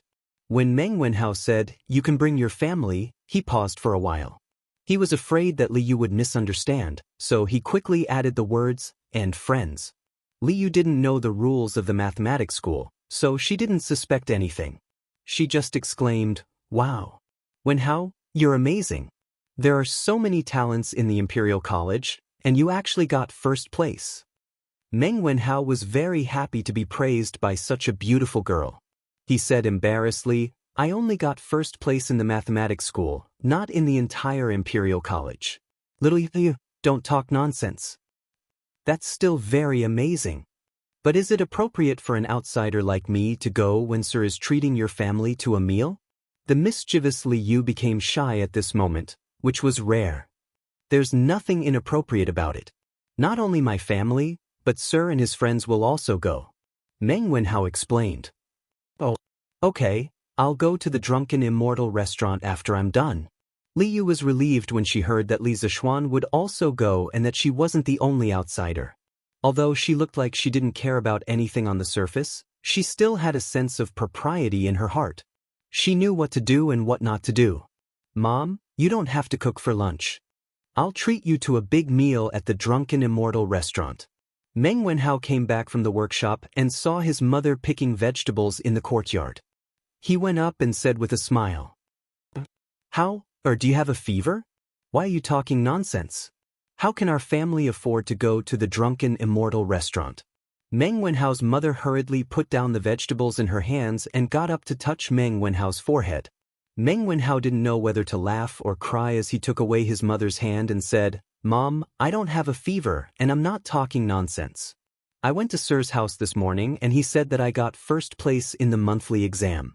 According to the previous rules of the Institute of Mathematics, the top scorer can bring his family to the Drunken Immortal restaurant for free. I discussed it with Sir and decided to have this meal at noon today. So, Mom, you, Dad, and Yaya, quickly pack up and get ready to go." Really? Meng Wenhao's mother widened her eyes in surprise. She wasn't greedy, she just enjoyed the honor. "Really, Mom, quickly go," Meng Wenhao said again helplessly. "That's great. Darling, how got first place in the exam. Quickly pack up, we're going to the Drunken Immortal restaurant for lunch." After getting confirmation, Meng Wenhao's mother reacted and ran into the house excitedly, shouting as she ran. Chapter 304. Isn't it inappropriate for us to do this? Sir Li has taught you a lot, and we're here to ask him to treat us to a meal. Isn't that a little unreasonable? Meng Wenhao's family of 4 arrived at the Drunken Immortal restaurant in the East City. Seeing the bustling place, Father Meng was an honest man. Thinking that Li Zishuan was going to treat them to a meal out of his own pocket, he felt a little guilty, so he hesitated. Yaya didn't understand the ways of the world, but when she heard her father's words, she felt that her luxurious lunch was going to be ruined. The little girl raised her head and looked at Meng Wenhao, hoping that her brother could change her father's mind. Sure enough, Meng Wenhao didn't disappoint her. "Dad, this is the system set by our school of mathematics. Even if I don't go to the Drunken Immortal restaurant for this meal, Sir won't agree. Sir won't go back on his word for this little bit of money." You're right. Since that's the case, let's go in quickly. Don't let Sir Li wait too long. Father Meng agreed after hearing his son's analysis and felt that this was indeed the case. Yaya heard this and her little face immediately bloomed with a smile. Meng Wenhao smiled, pulled his little sister, and walked towards the Drunken Immortal restaurant with his parents. "Little you're here?" In a private room on the 4th floor of the Drunken Immortal restaurant. Liu was personally led in by Manager Liu. After all, the 4th floor was usually not open to the public. Liu wouldn't be able to enter without someone leading the way.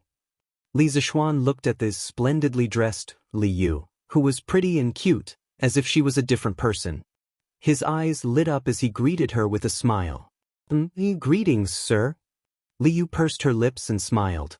She walked gracefully in front of Li Zishuan and bowed to Li Zishuan. Since the first time she met Li Zishuan, she had been calling him Mr. Li Zishuan like Meng Wenhao. Even though she was working for Li Zishuan now, she couldn't change the way she addressed him. Come, little you, let me introduce you. This is Cheng Chimo, the eldest son of Duke Lu's family. This is Qin Huayu, the eldest son of Duke Yi's family. This is Yuqi Baolin, the eldest son of General Yuqi's family. They are also Wenhao's schoolmates. Now that someone was treating him to a meal, the thick-skinned Cheng Chimo naturally wanted to join in on the fun. Li Zishuan didn't refuse. He thought about it, then asked someone to invite Qin Huayu and Yuqi Baolin over to another table. Their families had always been close, so it wasn't a bad idea for them to meet up occasionally and get to know each other better. When Li Yu heard Li Zishuan's introduction, she was shocked. Cheng Yaojin, Qin Qiong, and Yuqi Jingdo were all too famous. It was hard for her not to have heard of them. She didn't expect that she would be lucky enough to meet the descendants of these 3 famous generals today. Li Yu greets young Master Cheng, young Master Qin, and young Master Yuqi. Li Yu bowed to the 3 of them. Miss Li doesn't need to be so courteous. Just be casual. Little Xian has already told us about how you outsmarted the villains and punished the unscrupulous merchants. I admire Miss Li's wit. Qin Huayu politely returned the greeting. Huayu is right. No need to be so courteous. Yuchi Baolin wasn't good with words. As the saying goes, the more one talks, the more mistakes one will make. He could only agree. Young Master Qin is joking. Those things were just Li Yu's previous playful actions. It's nothing serious. Li Yu said, humbly. Li Zishuan rubbed his eyes. He suspected that this little girl in front of him was a fake Li Yu. The Li Yu he knew was clearly a willful, eccentric little girl. When did she become such a virtuous lady? It seems like this little girl could be both a spoiled lowly and a virtuous lady. She really was a little beauty with 100 transformations. Meng Wenhao had picked up a treasure. Tiskiske, Wenhao's taste is not bad. Cheng Chumo had obtained more information from Li Zishuan. He pinched his chin and smiled as he looked at Li Zishuan for a moment and muttered in a somewhat improper manner.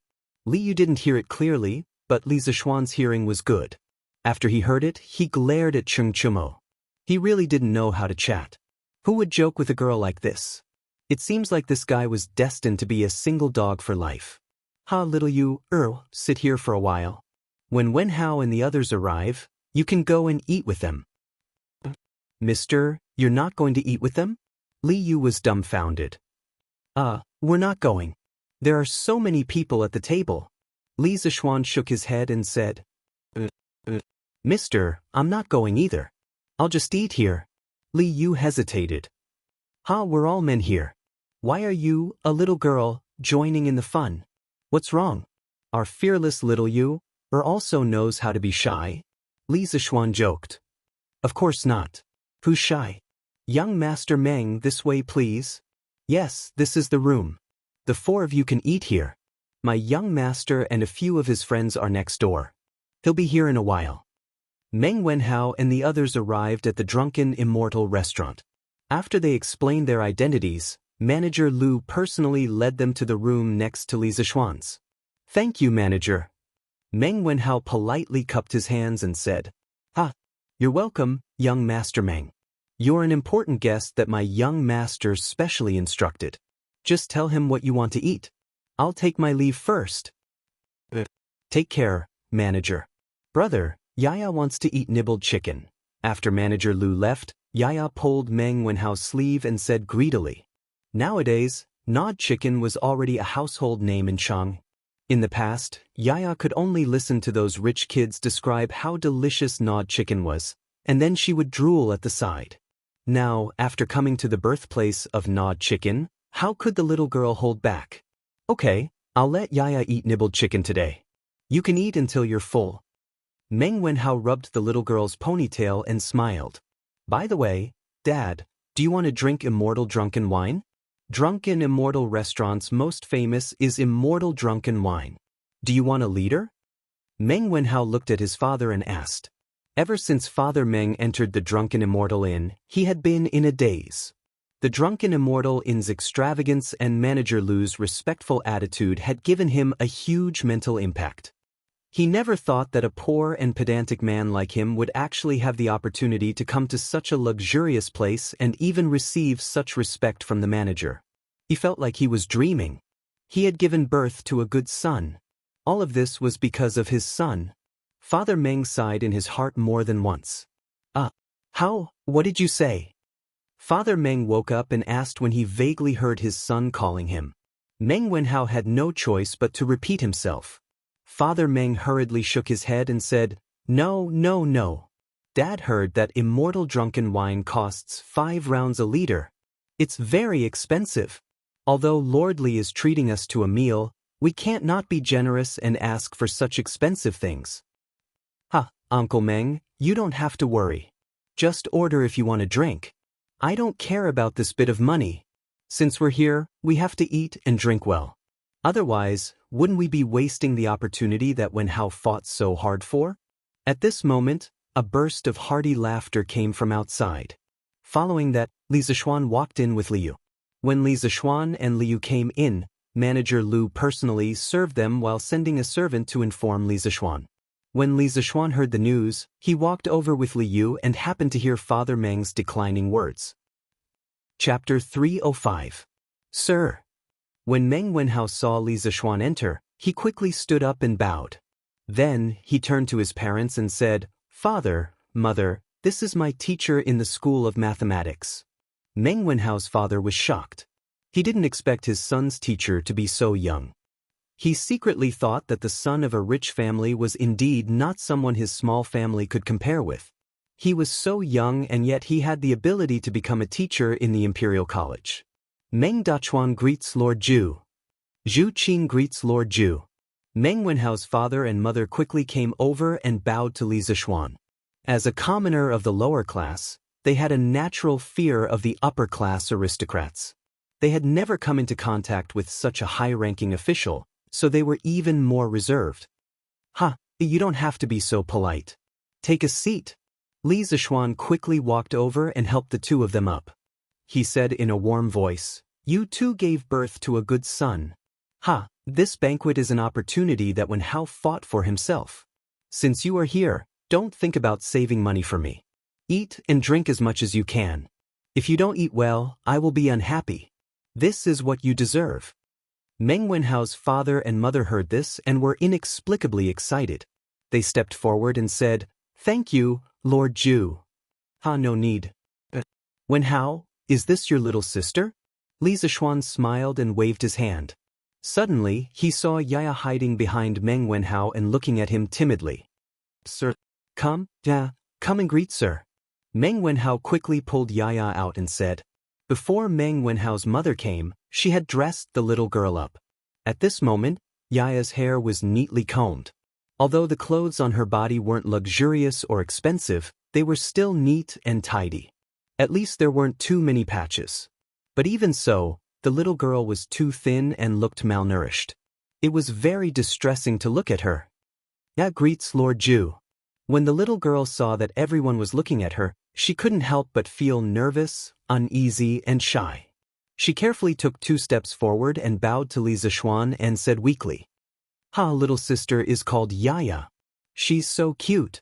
But Yaya still needs to eat more in the future. Right? What's Yaya's favorite food?" Li Zishuan could see the wariness and restraint in the little girl's eyes. He squatted down and tried to use a gentle tone to look into Yaya's eyes. However, with his current appearance, it was unknown whether he would be misunderstood as a wretched uncle who was trying to kidnap a loli. "Oh, Yaya wants to eat the gnawed chickens." Perhaps Li Zishuan's appearance was very deceptive. Hearing this, Yaya tilted her head and thought for a moment before replying in a crisp voice. "And the Drunken Immortal restaurant has so many bites of chicken. How many bites of chicken can Yaya eat? 3 portions, no, 5 portions. Yaya looked at Li Zishuan gesturing there, and her mouth couldn't help but drool. She licked her lips and replied, Good. Yaya, you have to keep your word. You have to eat 5 servings, okay? Only by eating more can Yaya grow up to be as beautiful as this big sister. Do you understand?" Li Zishuan waved his hand to stop Meng Dachuan, who wanted to come over and scold Yaya. He then pointed at Li Yu and said to Yaya. Yaya looked at Li Yu, who was dressed up like a little fairy. Her eyes revealed an envious gaze. She firmly nodded and said, Yaya must eat more. In the future, I must grow up to be as beautiful as this big sister." When Li Yu heard the 2 people praising her beauty, the corner of her mouth couldn't help but curl into a beautiful arc. It was obvious that she was very happy in her heart. And Yaya is so obedient. Li Zishuan patted Yaya's head with satisfaction. He stood up and looked at Father Meng and Mother Meng and said, "Cough, since that's the case, I won't disturb your family's meal. Oh, this lady is Li Yu. She can be considered as half a disciple of mine. She is also a very good friend of Wenhao. She hasn't seen Wenhao for a long time. Today, she came over to eat together and reminisce about the past." Li Zishuan almost forgot the purpose of this visit. He quickly pushed Li Yu out and introduced her. As for how much of his words were nonsense, only Meng Wenhao and Li Yu knew. Greetings to uncle and aunt. Li Yu knew that it was time for her to go on stage. She gracefully stepped forward and bowed. Good. No need to be so polite. No need to be so polite. Mother Meng's eyes lit up. She enthusiastically stepped forward and held Li Yu's hand with a smile. Li Zishuan gave Meng Wenhao and Li Yu a look that said, "This is all I can do for you too." Then he bid farewell to Father Meng and Mother Meng and left the room. So, as a teacher, not only do I have to impart knowledge to my students, I also have to matchmake them. Tsk. Li Zishuan thought to himself. How long has it been since the last time we gathered? Today I, Old Cheng, am going to drink to my heart's content. In another room, Cheng Chumo poured a glass of drunken immortal for everyone, except for Li Zishuan of course, and laughed heartily. Li Zishuan knew very well that the excuse of not gathering for a long time was just an excuse. Most importantly, he did not have to force them to pay for the food and drinks today. Chonyo is right. Huayu, Bao Lin, it's rare for us to gather together. Let's eat and drink to our heart's content. To Li Zishuan, money was just a bunch of numbers. He did not even know how much money he had. Of course, he had to be generous when it came to treating his friends to a meal. Thank you, little Xian, for your hospitality. Here's a toast to you. Qin Huayu raised his glass and laughed. Here's a toast to little Xian too. Yuchi Bao Lin also raised her glass and joined in the fun. In the School of Mathematics, they had a teacher-student relationship with Li Zishuan. But outside the School of Mathematics, they were good friends again. Alright then, here's a toast to you too. But little Xian, you're drinking a soft drink. It's not strong at all. Cheng Chumo grumbled unhappily. I didn't want to show my alcohol tolerance. I was afraid that it would hurt you, Chonyo. Come, cheers. Li Zishuan laughed heartily as he drained the cup in one gulp. Of course, what he said just now was not completely nonsense. The weather had been hot recently, and he was addicted to drinking cold soft drinks. Slowly, he figured out how to control the true qi in his body to burn the alcohol, so that it would evaporate and be expelled from the body. This thing sounded quite mysterious, but it was not difficult for martial artists who had entered the qi transformation realm. First, it was because their understanding of martial arts and the meridians of the human body had already surpassed the scope of ordinary people. Second, martial artists in the qi transformation realm had gone through the stage of refining energy into qi. The quantity and quality of true qi available in their bodies were far from what martial artists in the qi drawing realm and the body refining realm could compare with. Therefore, controlling true qi to burn alcohol was really easy for them. When Li Zishuan was bored out of his mind, he thought of those Wuxia cultivation novels from his previous life where the protagonists used their internal energy to force alcohol. That was why he tried it out of curiosity. He didn't expect that he would succeed. Although the principle of forcing alcohol was different, the final goal was achieved. Tsk good. Little Xian, stop bragging. You should drink your soft drink. Cheng Chumo put down his glass and curled his lips in disbelief. Li Zishuan could not be bothered to argue with him. There was no need to compete between brothers. He smiled and shook his head, minding his own business as he ate. Although Qin Huayu could drink, he was not good at it. After drinking a glass of drunken immortal, his face had already begun to turn red. Cheng Chumo looked at him and finally said to Yuchi Bao Lin, since both of them are not good at drinking, then Bao Lin, let's have a drinking game. Yuchi Bao Lin hurriedly agreed happily. Chapter 306. You two are good brothers. 3 stars illumination. 4 happiness wealth. 5 champions. 6 smooth. 7 coincidences. 8 immortals longevity. 9 consecutive rings. All of them. Bao Lin, you lost. Drink. In the private room, Cheng Chumo slammed the table and shouted excitedly. Burp. Let's drink. Who's afraid of you? Yuchi Bao Lin was bigger than Cheng Chumo, but she wasn't as smart. She always lost when she played with Cheng Chumo, and her drunken immortal level was higher. Therefore, after a while, Yuchi Bao Lin was a little tipsy and couldn't speak clearly. Li Zishuan and Qin Huayu were almost full. They put down their chopsticks and sat at the side to watch the show with interest. This was the second time Li Zishuan saw the ancient version of the finger-guessing game. The first time was also in this place. That was when the gnawed chicken had just come out. Cheng Chumo and Li Qingqian were playing finger-guessing games here. However, Li Zishuan was accompanying Lan, and Changle to tell stories, so he didn't pay much attention. Therefore, this was the first time Li Zixuan seriously observed the ancient version of the finger-guessing game. The finger-guessing game was also known as finger-guessing, finger-guessing, finger-guessing, finger-guessing, finger-guessing, and finger-guessing. It was a game that people played to liven things up when drinking. It originated from the Han Dynasty. When drinking, two people stretched out their fingers at the same time and each said a number. Whoever said a number that matched the total number of fingers stretched out by both parties would be the winner. The loser would drink. There was a word from 1 to 10, which was collectively known as the fist word. The fist words were generally different from place to place. Later, the finger-guessing game developed into a family, and the method of execution became an independent system. Empty fist, inner fist, 5 poison fist, 5 elements order, 7 stars order, and 3 victories order were all in this category. Cupped again. As the finger-guessing game required shouting, it was easy to get excited in this kind of atmosphere. At this moment, Cheng Chumo was in a state of excitement. This guy had forgotten his purpose of coming here today to freeload. Good, then. Again. Yuchi Baolin was tongue-tied, but she still wanted to continue. Li Zixuan shook his head. He might as well let the two of them play to their heart's content.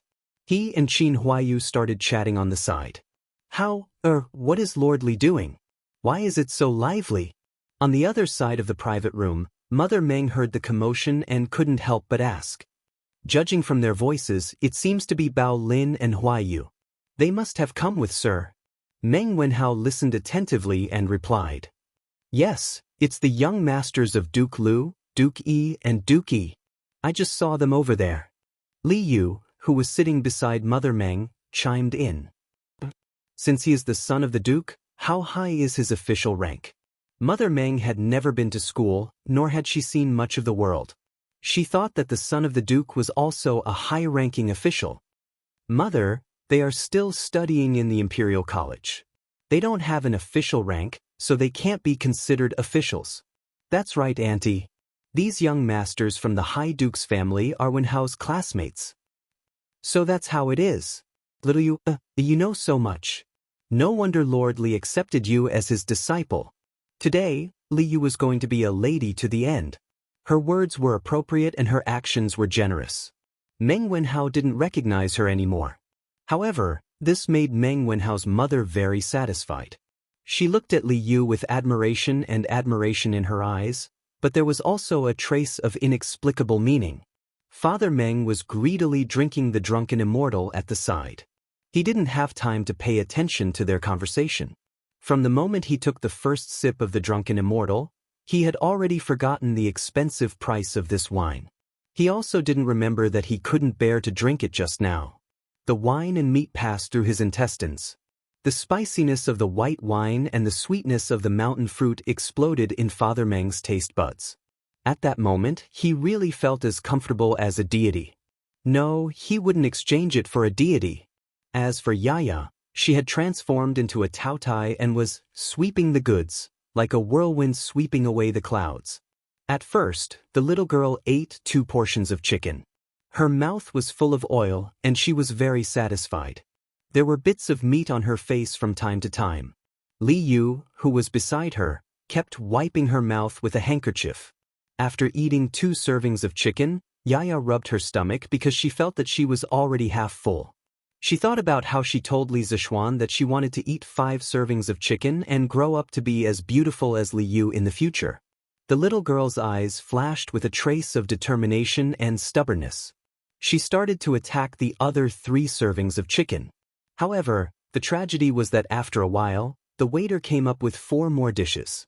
They were red braised pork, red braised lion's head, dongpa pork, and twice cooked pork. Just by smelling the fragrance, Yaya couldn't stand it.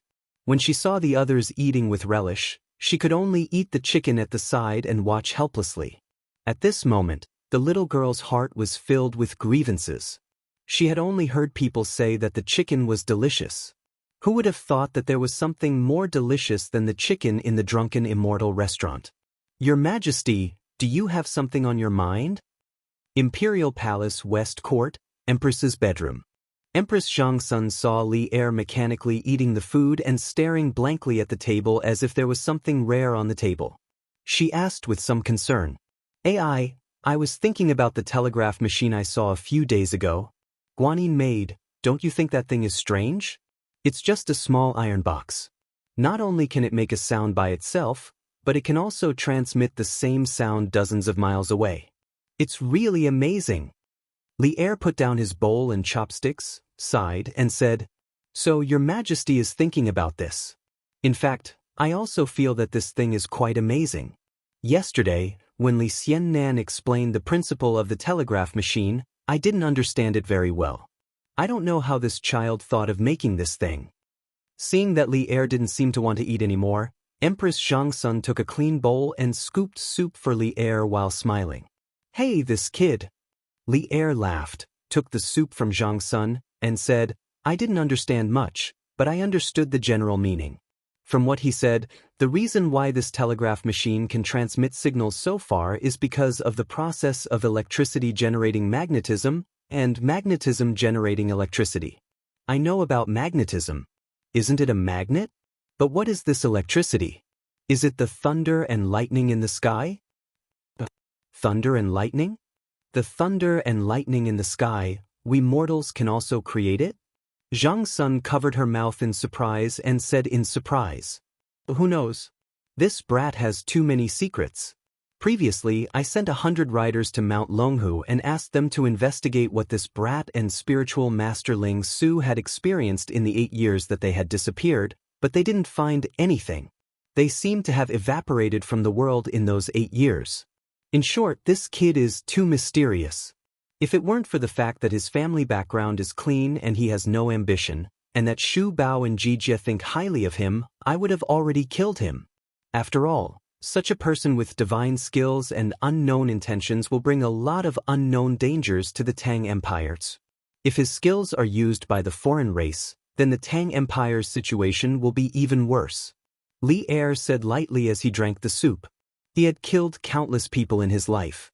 When he said that he wanted to kill Li Zishuan, there was no change in his expression, as if he was talking about a trivial matter. Your Majesty, from what I see, this child isn't like those evil people. He definitely won't do that kind of thing. Your Majesty, don't do something that will hurt your loved ones and make your enemies happy. It is the blessing of our Tang Empire that this child has such abilities. Chapter 307. Haha. Is Maid Guanyin pleading for that kid? In the bedchamber, Li Er asked casually as he leisurely drank his soup after listening to Empress Xiangxuan's words. Empress Xiangxuan was stunned and said, This? I just don't want to see such a young talent die prematurely. My thoughts are all for the Tang Empire. Ahem, Maid Guanyin, you don't have to be nervous. I just said it casually and don't mean anything else. You and I have been husband and wife for more than a decade. How can I not trust you?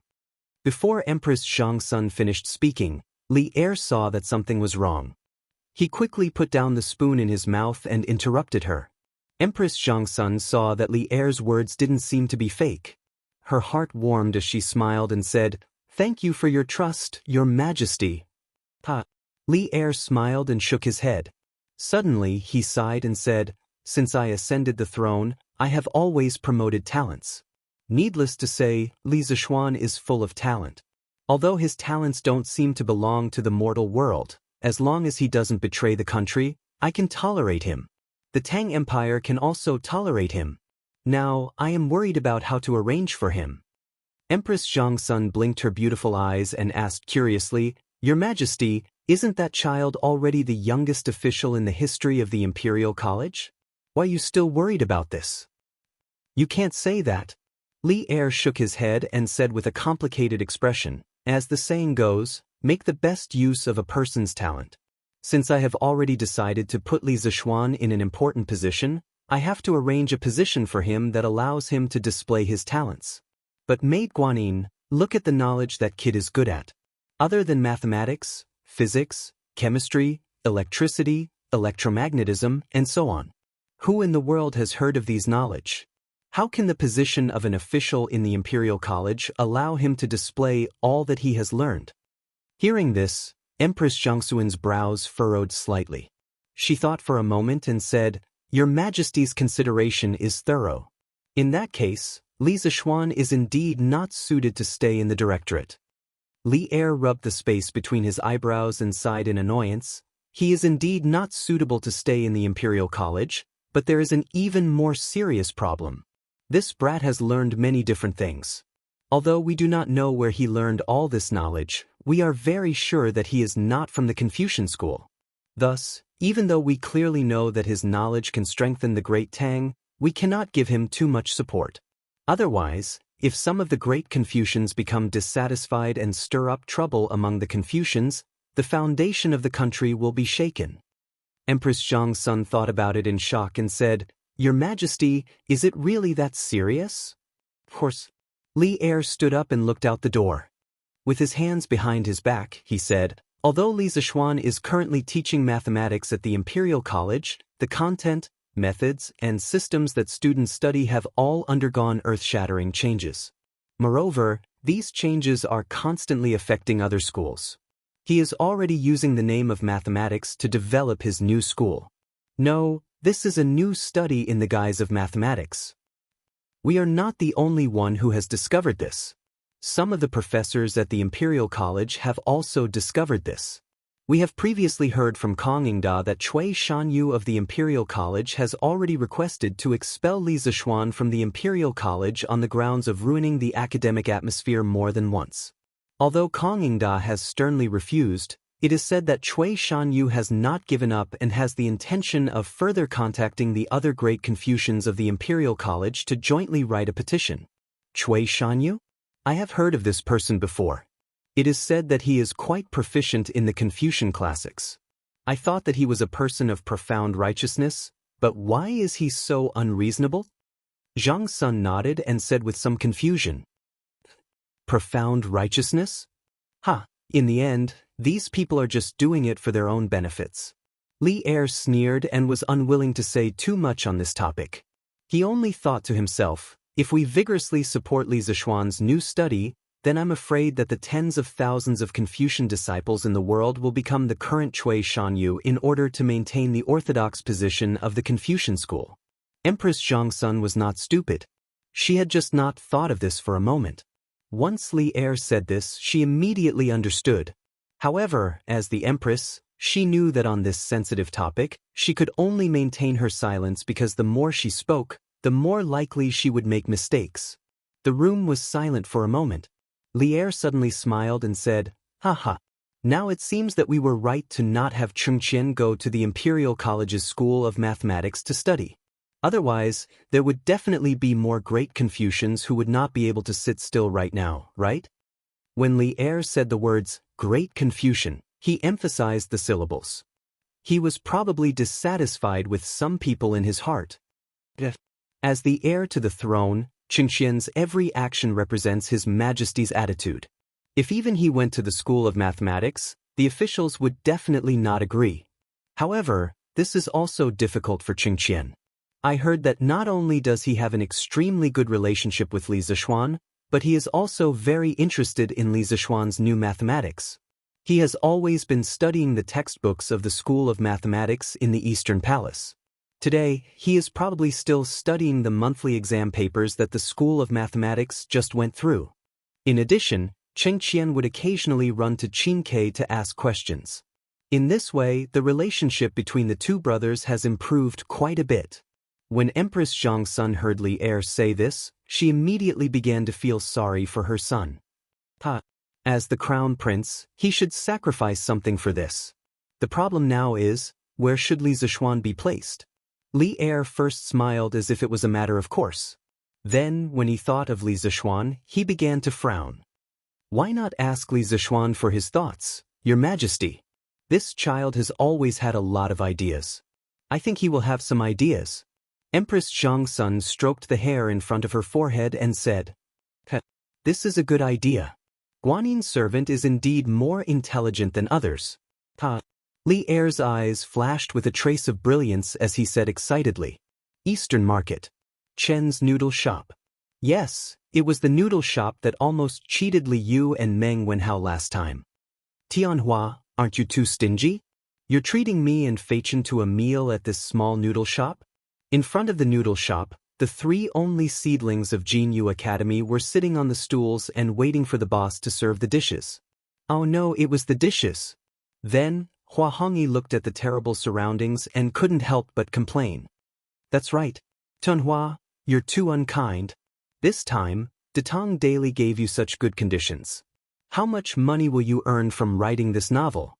Moreover, today is the first time your novel is in the newspaper. It's fine if you don't treat us to Zuaxian restaurant to celebrate, but no matter what, you can't come to this broken noodle shop. Liao Feichen also quickly agreed. Chen Tianhua's mouth twitched slightly. Zuaxian restaurant? His 1 month's remuneration was probably not even enough for the 3 of them to have a meal at Zuaxian restaurant. Feichen, Hongyi, I haven't received my remuneration yet, right? Detang Daily will only give me this month's remuneration next month. When I get my remuneration, I'll bring you to a good meal, but definitely not at Zuaxian restaurant. Moreover, the Xianxia noodles in this noodle shop are not bad either. Chen Tianhua was helpless. Tycoons were always used to be cheated. Dad, that pretty boy with a mole on his face outside called our noodle shop a broken noodle shop. Do you want me to beat him up?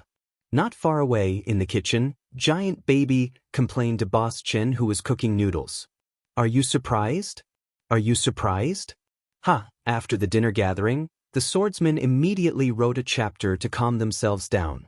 Therefore, the record of the swordsmen for 144 days did not break. Although I'm tired now, I'm still happy. Dear readers, seeing that the swordsmen are working so hard to update, can you come to QQ to read or subscribe to a few chapters on Qidian? Because I found a lot of students who read pirated versions, and some of the pirated versions are very interesting. If there's no author on it, I'll write it at the end, and the pirated readers won't be able to see it. Swordsmen drag their tired bodies to update every day. Don't tell me I can't exchange it for 20 cents a day from you guys? Chapter 308. What are you talking about? Dabao, don't cause trouble. Boss Chen, who was rolling out noodles, heard his son's silly words. His arm shook and he almost crushed his fingers. He immediately said to Dabao angrily. Ever since Li Zishuan caused trouble in his noodle shop, not only was his business not as good as before, but he was also scared out of his wits by Li Zishuan's martial arts. He used to think that with 2 giants at home, he didn't have to be afraid of some unruly and evil customers. But Li Zishuan taught him how to be a person through his abnormal martial arts value, so he didn't dare to be as arrogant as before. Oh, Dabao knows. The Giant Baby scratched his head. He was somewhat puzzled by his father's attitude, but he didn't dare to continue asking. Outside the noodle shop. Sai, I don't know how my Xianxia's biography of a cultivator is received.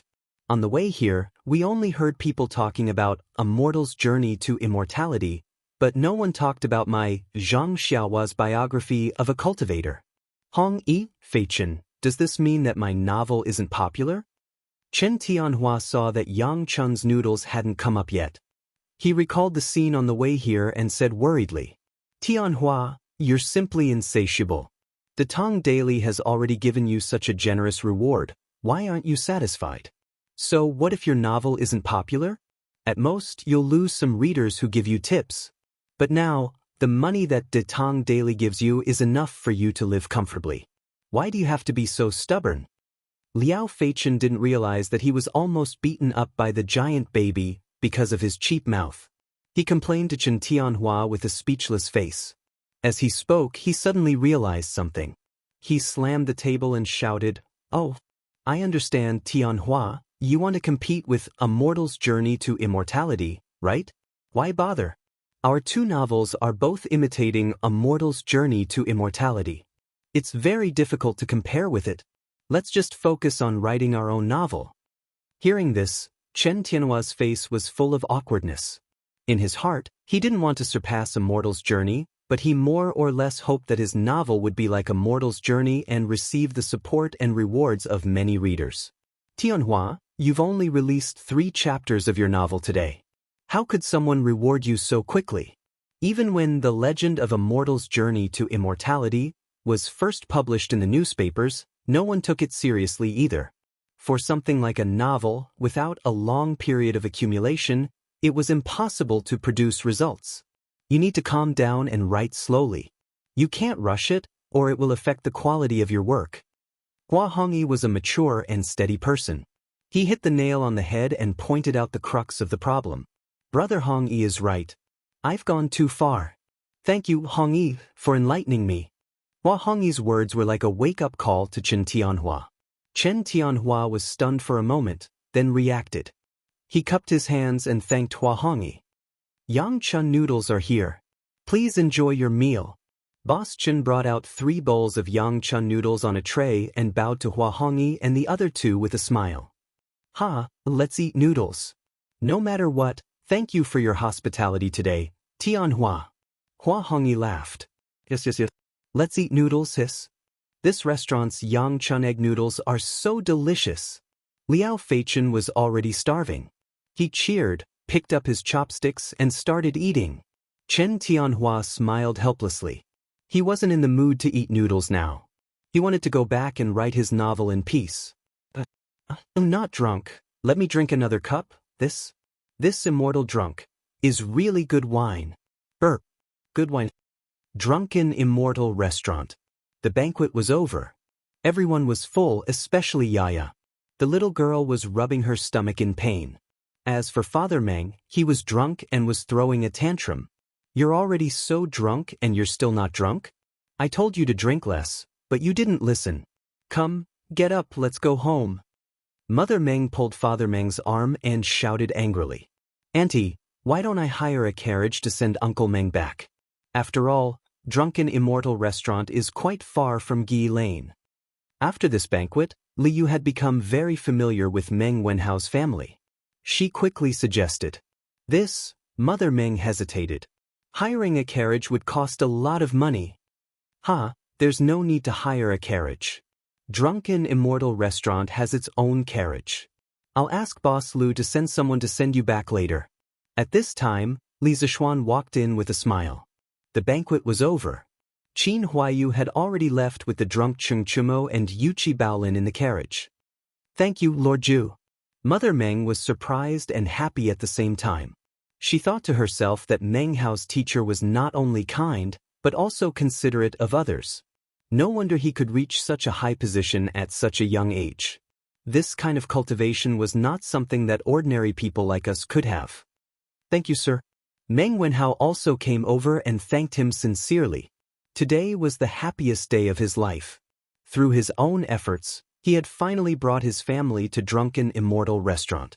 Furthermore, his family had received the respect that they deserved. He was now grateful to Li Zishuan from the bottom of his heart. Well, Wenhao, now that your wish has been fulfilled, you have to focus on your studies. As your teacher, I look forward to you getting first place in the next monthly exam. Li Zishuan patted Meng Wenhao's shoulder and smiled. I won't disappoint you, sir. Meng Wenhao replied confidently. Good. Wenhao, go find Boss Lu and ask him to arrange a carriage. Yes, sir. Meng Wenhao replied with a smile and went out. Little Yu, isn't it time for you to go back to the workshop? If you don't go back now, Steward Ma will probably come and ask me for you. Li Zishuan looked at the mischievous Li Yu and smiled. At the same time, he secretly felt that it was a pity that there were no televisions or cameras in this era. Otherwise, he really wanted to cultivate Li Yu into a little child star. Because of Li Yu's sweet appearance and her unrestrained and mischievous personality, it would be a pity if she did not become a star. Then I'll take Sir's carriage on the way. Li Yu stuck out her tongue and smiled mischievously. Drunken Immortal Restaurant was in the northwest of Chang'an City. Strange Interest Pavilion was in the northeast of Chang'an City. If she did not borrow a carriage, she would probably have to walk for a long time. Anyway, there was a free ride. Why not take it? All right, let's go then. Li Zishuan smiled and turned to say goodbye to Mother Meng and Yaya. Then he left with Li Yu. Chapter 309. Lord Zhu. His Majesty has decreed for you to enter the palace immediately for an audience. Li Zishuan's carriage had just entered Yongla Lane when a servant from the yellow door chased after him. San Bao, who was driving the carriage, hurriedly stopped Big White. Li Zishuan's heart skipped a beat. Could it be that Li Er had discovered that he had been idling around for the past 2 days? Was he here to settle scores with him? Old Li wouldn't be so petty, right? He lifted the curtains and jumped off the carriage. The servant from the yellow door also hurriedly got off his horse. Little eunuch, may I know why His Majesty is looking for me? Li Zishuan discreetly stuffed a few golden beans into the servant's mouth and asked with a smile. The earlier he knew Li Er's intentions, the earlier he could prepare. Lord Zhu, I don't dare to accept this. Please take it back. I'm only here to pass on a message. I don't know why His Majesty is summoning you. It seemed like this was the first time the imperial eunuch had been sent out. He didn't even dare to take advantage of the situation. Li Zishuan smiled and didn't force him. He said, then please wait for a moment. I'll go back and change into my official uniform. I'll follow you into the palace. He was here to dine with his good brother today. Of course, he wouldn't wear his official uniform like a lunatic. Besides, his light scarlet official uniform wasn't very nice. Why should he wear it? However, it was still necessary to wear it to meet Li Er in the palace. His Majesty specifically said that Lord Zhu can enter the palace immediately without changing into your official uniform. The servant from the yellow door added. Li Zishuan was speechless. Li Er was in a hurry to be reincarnated. Of course, he only dared to say that in his heart. He couldn't say it out loud. Then I'll follow you into the palace. Then, he turned to look at San Bao and instructed, San Bao, send little Yu to the workshop and go straight home. Yes, young master. San Bao responded and hurried Big White toward and Lane. Let's go. Li Zishuan turned around and said a few words before following the small yellow door to the imperial palace. The distance between Yongla Lane and the imperial palace was not far. Only about 3 to 4 li. Li Zishuan arrived outside the walls of the imperial palace in a short while. The little yellow gate led Li Zishuan through the gate of heaven. He passed through the Garter Gate, the Tai Chi Gate, the Zhuming Gate, the Yin and Yang Gate, and the Sweet Dew Gate. He went straight to the Sweet Dew Hall. Unlike the previous summons, Li Er chose to summon him at the Sweet Dew Hall. Li Zishuan was no longer a novice when he first entered the officialdom. He had crammed in a lot of basic knowledge about officialdom. Naturally, he knew that the emperor usually summoned his officials to the Taiji Palace or the Yin and Yang Palace. The Ganlu Palace was where Li Er studied in the inner palace and was rarely used to summon his officials. It seemed like Li Er wasn't looking for him for some trivial matter. The little yellow gate went in alone to announce the reply. Li Zishuan stood in the corridor outside the hall, waiting for the news. After a while, he heard a sharp voice from inside. Summon the Prince of Lantian County, Minister of the Imperial College, Li Zishuan for an audience. Hearing this, Li Zishuan anxiously walked in with small steps. The Sweet Dew Hall looked very simple, but every table, chair, table and stool in the hall was decorated with ingenious ingenuity. The furnace in the room was burning with spices. Li Zishuan smelled it, but he couldn't tell what brand the spices were. Li Er sat upright on the dragon throne, wearing a bright yellow dragon robe. He didn't wear the sky-reaching crown that he wore during morning court. Instead, he used a purple and gold crown to tie up his hair. Li Er probably felt that the sky-reaching crown was too heavy. Li Zishuan silently criticized him. Greetings, Your Majesty. When Li Zishuan walked in, Li Er was holding a book and reading it with great interest. It was as if he didn't notice that someone had walked in. Li Zishuan didn't care if Li Er really didn't see him or if he was pretending. He went forward and bowed. He guessed that Li Er was most likely pretending.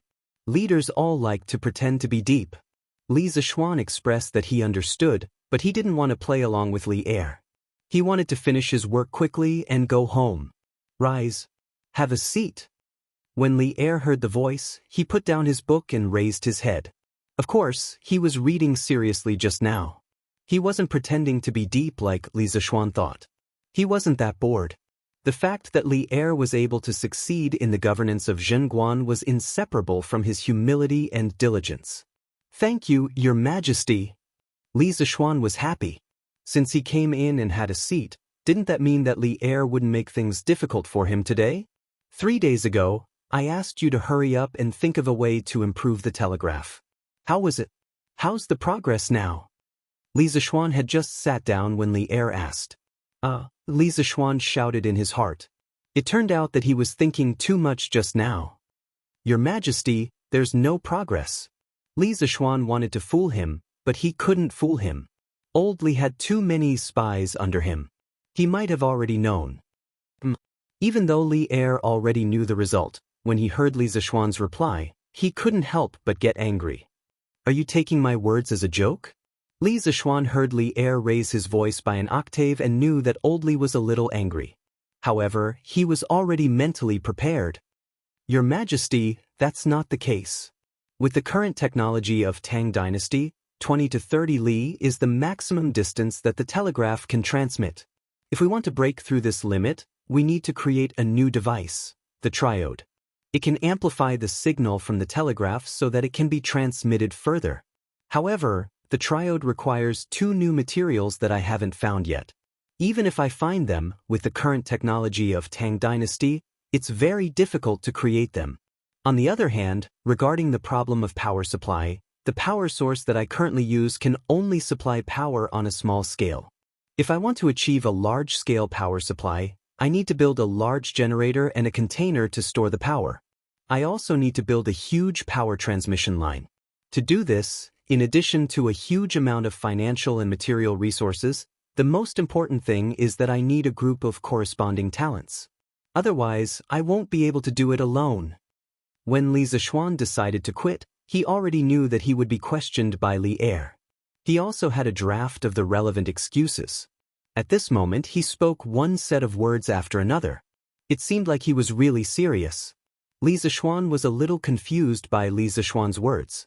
Although Li Zishuan had already said it more straightforwardly, he didn't know what the triode, generator, container to store the power, and so on were new terms.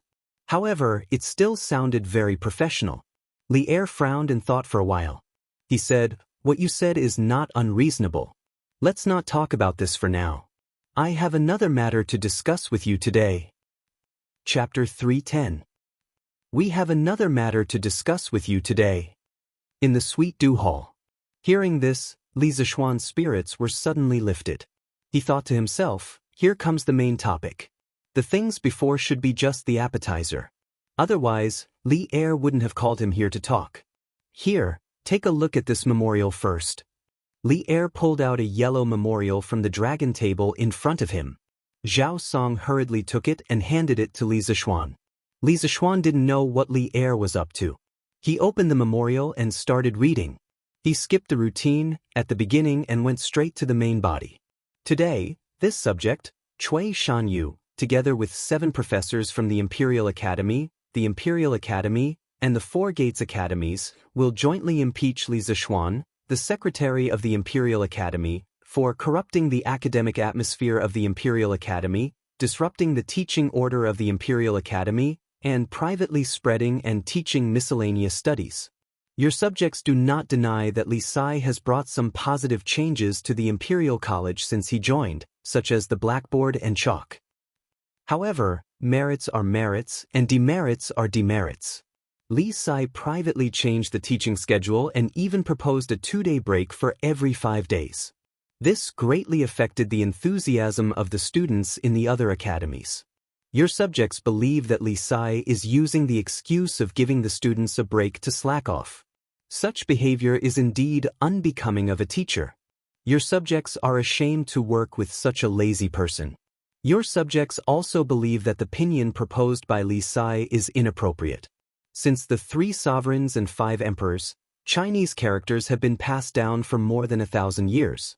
From the Shang dynasty's oracle bone inscriptions to the Qin dynasty's Shaozhuan script, the Han dynasty's Zhenkai script, and the standard handwriting of our dynasty, Jingkai script.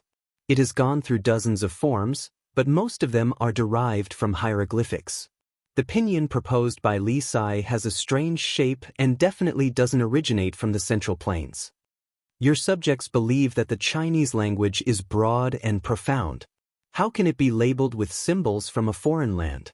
Li Sai's actions are an insult to the ancestors of our country and are destroying the foundation of our great Tang. If we allow Pinyin to be popularized, we Confucians will become sinners for all eternity. This subject earnestly requests your majesty to immediately stop Li Sai from running amok. In addition, this subject has heard that Li Sai often imparted miscellaneous knowledge to the students, both in and out of class. His Royal Highness, Prince of Wei, has also been poisoned by this. This subject is deeply saddened.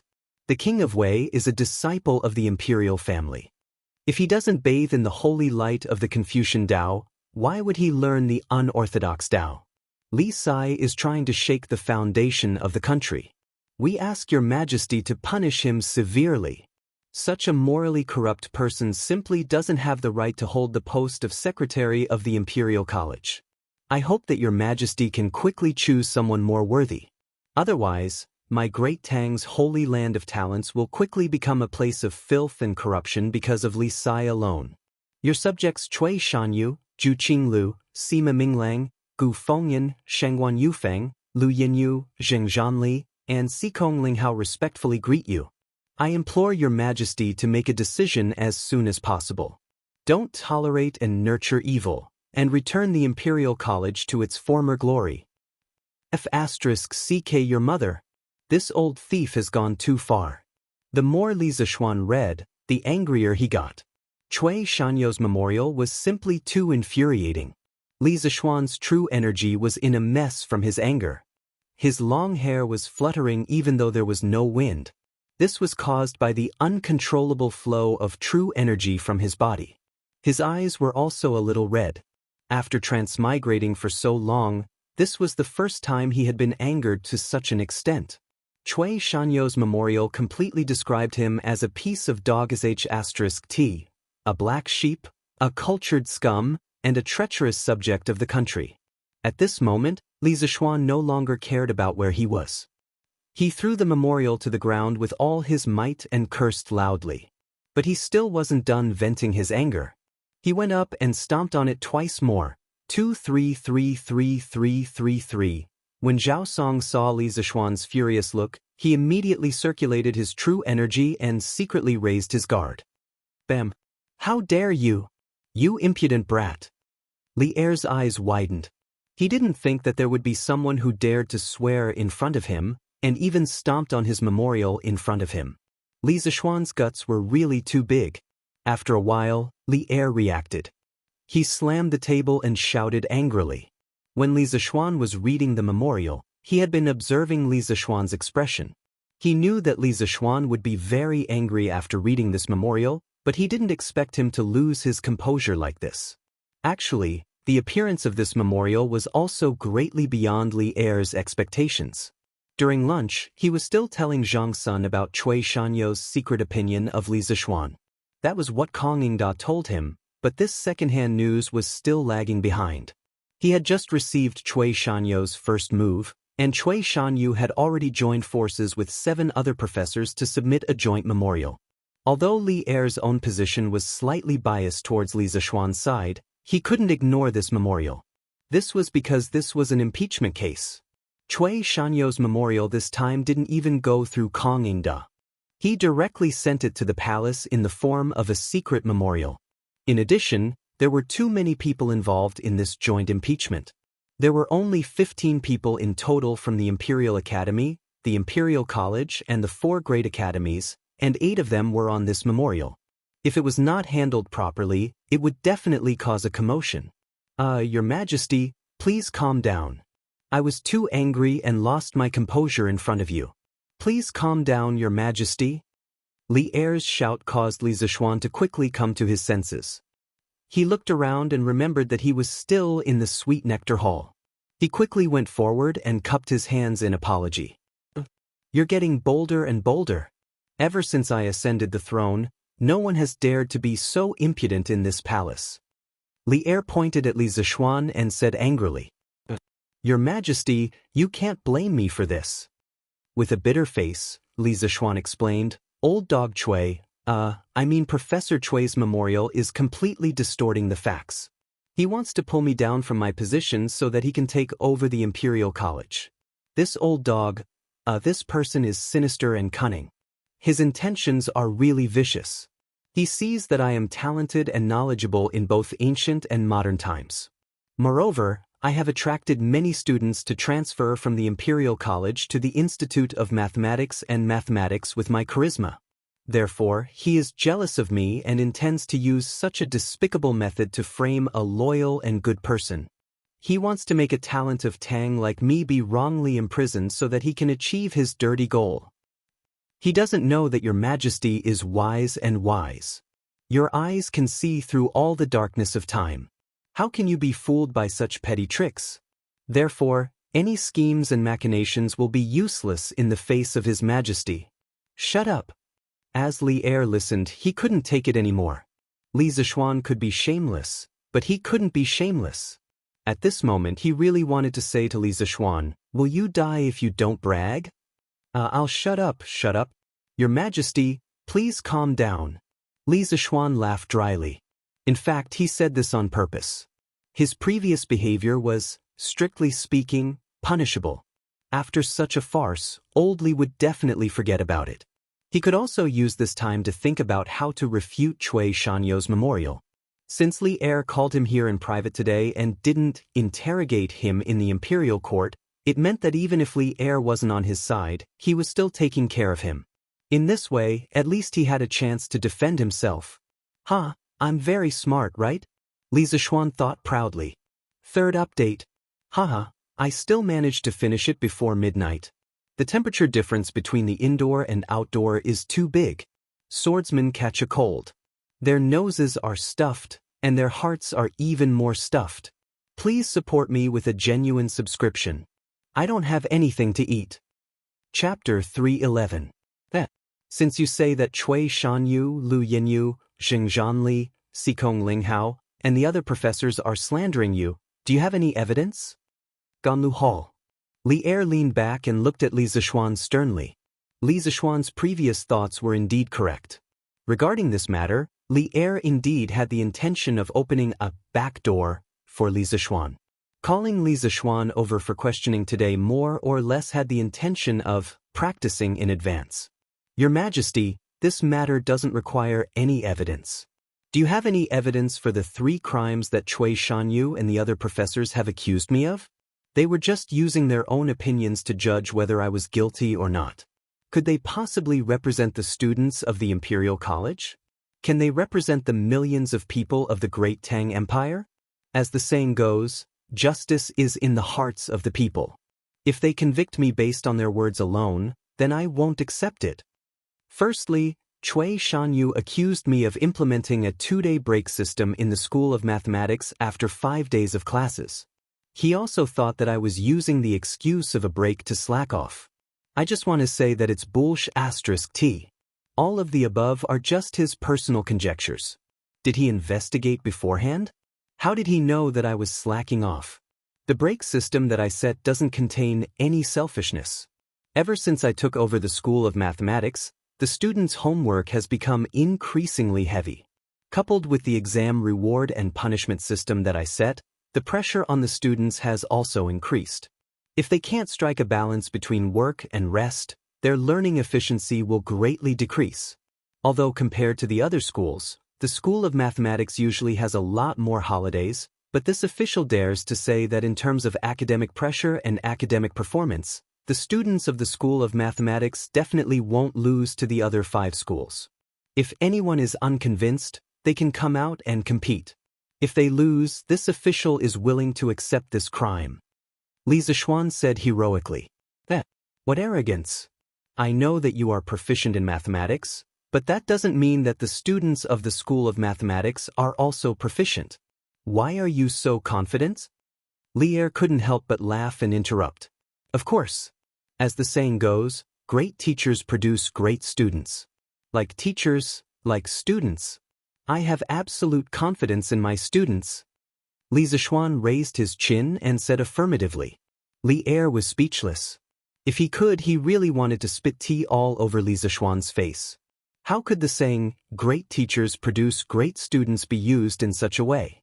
Secondly, regarding pinyin, when pinyin was first introduced, His Majesty, Kong Jijio, and all the important officials in the imperial court unanimously approved it. Why didn't Cui Shanyu and the others jump out to oppose it? This old dog only knows how to bully the weak and fear the strong. Does he think that I'm a pushover? In the Imperial College's actions was the great Tang Empires is the Tang Empires Tang's the foundation Empire's will. If Pinyin is successfully popularized, we Confucians will become sinners for all eternity. Thus, Li Zishuan felt a wave of anger rush to his head, and vulgarities involuntarily escaped from his mouth. He had probably used more profanity today than he had in the past 20 years. Speak! If we hear any more obscenities, we will have you thrown out. Li Er frowned when he heard this and could not help but scold him. Cough, your majesty, please forgive me. Let's continue with Pinyin. After interacting with Li Er for a long time and grasping his temper, Li Zishuan was no longer as afraid as he was in the beginning. Although old Li liked to trick people, as long as they didn't commit crimes of principle like treason, old Li wouldn't chop off people's heads. He wasn't like the Braid dynasty 1,000 years later, where they often held literary trials and had to be careful with their words. The benefits of Pinyin are obvious. It will allow our great Tang to have thousands upon thousands of people who can read and write. It will definitely be a blessing to the poor. This subject believes that Cui Shanyu and the others must have ulterior motives for objecting in such a hurry. They are afraid that once there are more scholars, they will lose their sense of superiority.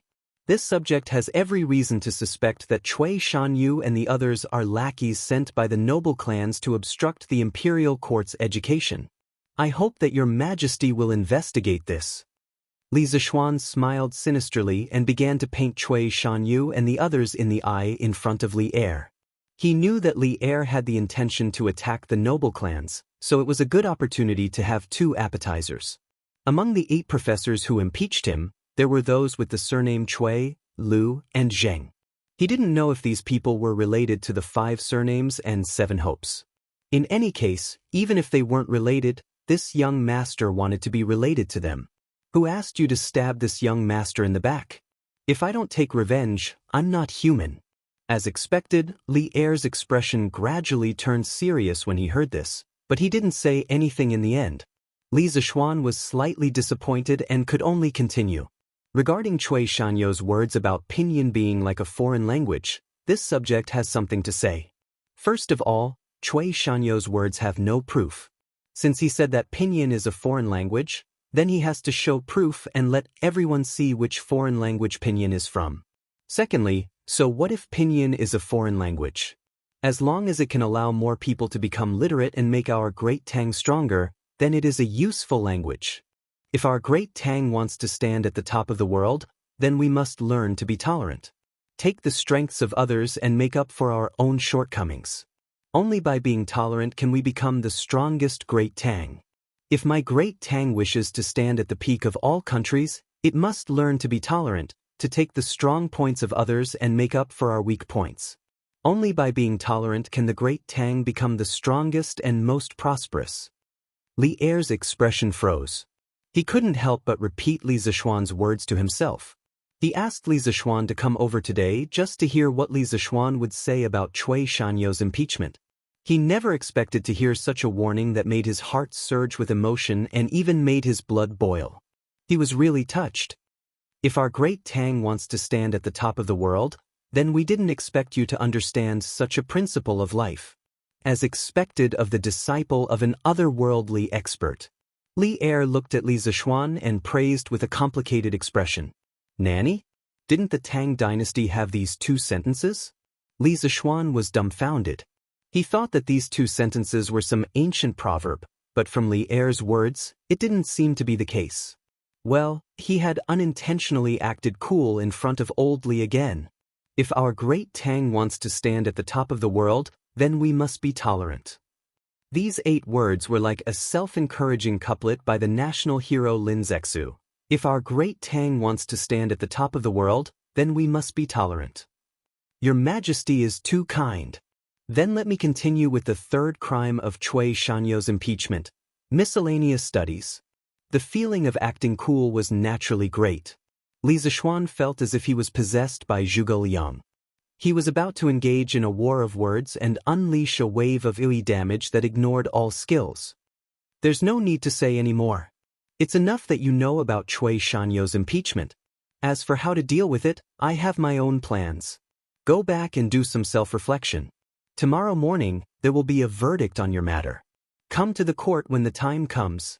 All right, if there's nothing else, you may leave. Li Er's mind was no longer on this matter. He waved his hand absent-mindedly, as if he was shooing away a fly, telling Li Zixuan to leave quickly. Li Zixuan was speechless. He was in the middle of talking, but old Li was too deceitful. This was like taking off one's pants and telling a girl that her period was here. Then I shall take my leave. Li Zixuan had no choice but to cup his hands and leave. Chapter 312. He was impeached for no reason, and he had to attend the morning assembly tomorrow. He was just sitting at home, and trouble came from the sky. F***ck that old dog Cui. You've gone too far, damn. I'm going to kick you to death. Li Zixuan was getting angrier and angrier as he wandered along the streets.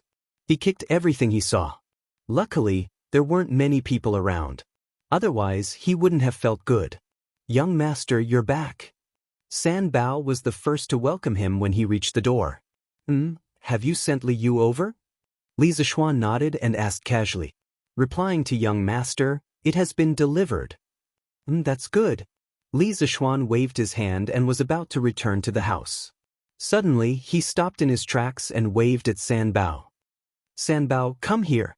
Young master has something to tell you. Hey! Young master, please tell me. When San Bao heard this, she hurriedly ran over excitedly and said, Hey, come in, come in. As soon as Li Zixuan opened his mouth, he realized that something was amiss. He hurriedly brought San Bao into the manor. Thus, the servants of the Li residence saw this scene from afar. Their young master was sneakily discussing something with the servants of the manor under the large locust tree in the front courtyard. One of them was babbling non-stop, gesturing with his hands as he spoke. The other had his eyes wide open with a completely dumbfounded expression. Do you understand? Young master, isn't this too wicked? Wicked your head. Do you still want your job? Young master, please calm down. I'll go now. But if someone finds out, I'm afraid it'll be hard to explain to old master. Are you a King Pig? I didn't ask you to go personally. Don't you know how to cover your face and secretly hire a few people to help you recruit peoples? Yes, young master is right. I'll go now. Wait, I haven't paid you yet. Where are you going? You brat, your brain isn't working so well today. Go to Butler Wang and give him 100 strings of coins. If it's not enough, there's more. Young master, why do you need so much? 10 strings of coins is enough. San Bao almost knelt down as he said bitterly. What do you know? The more money there is, the bigger the matter will be, and the happier I will be. This young master doesn't lack money.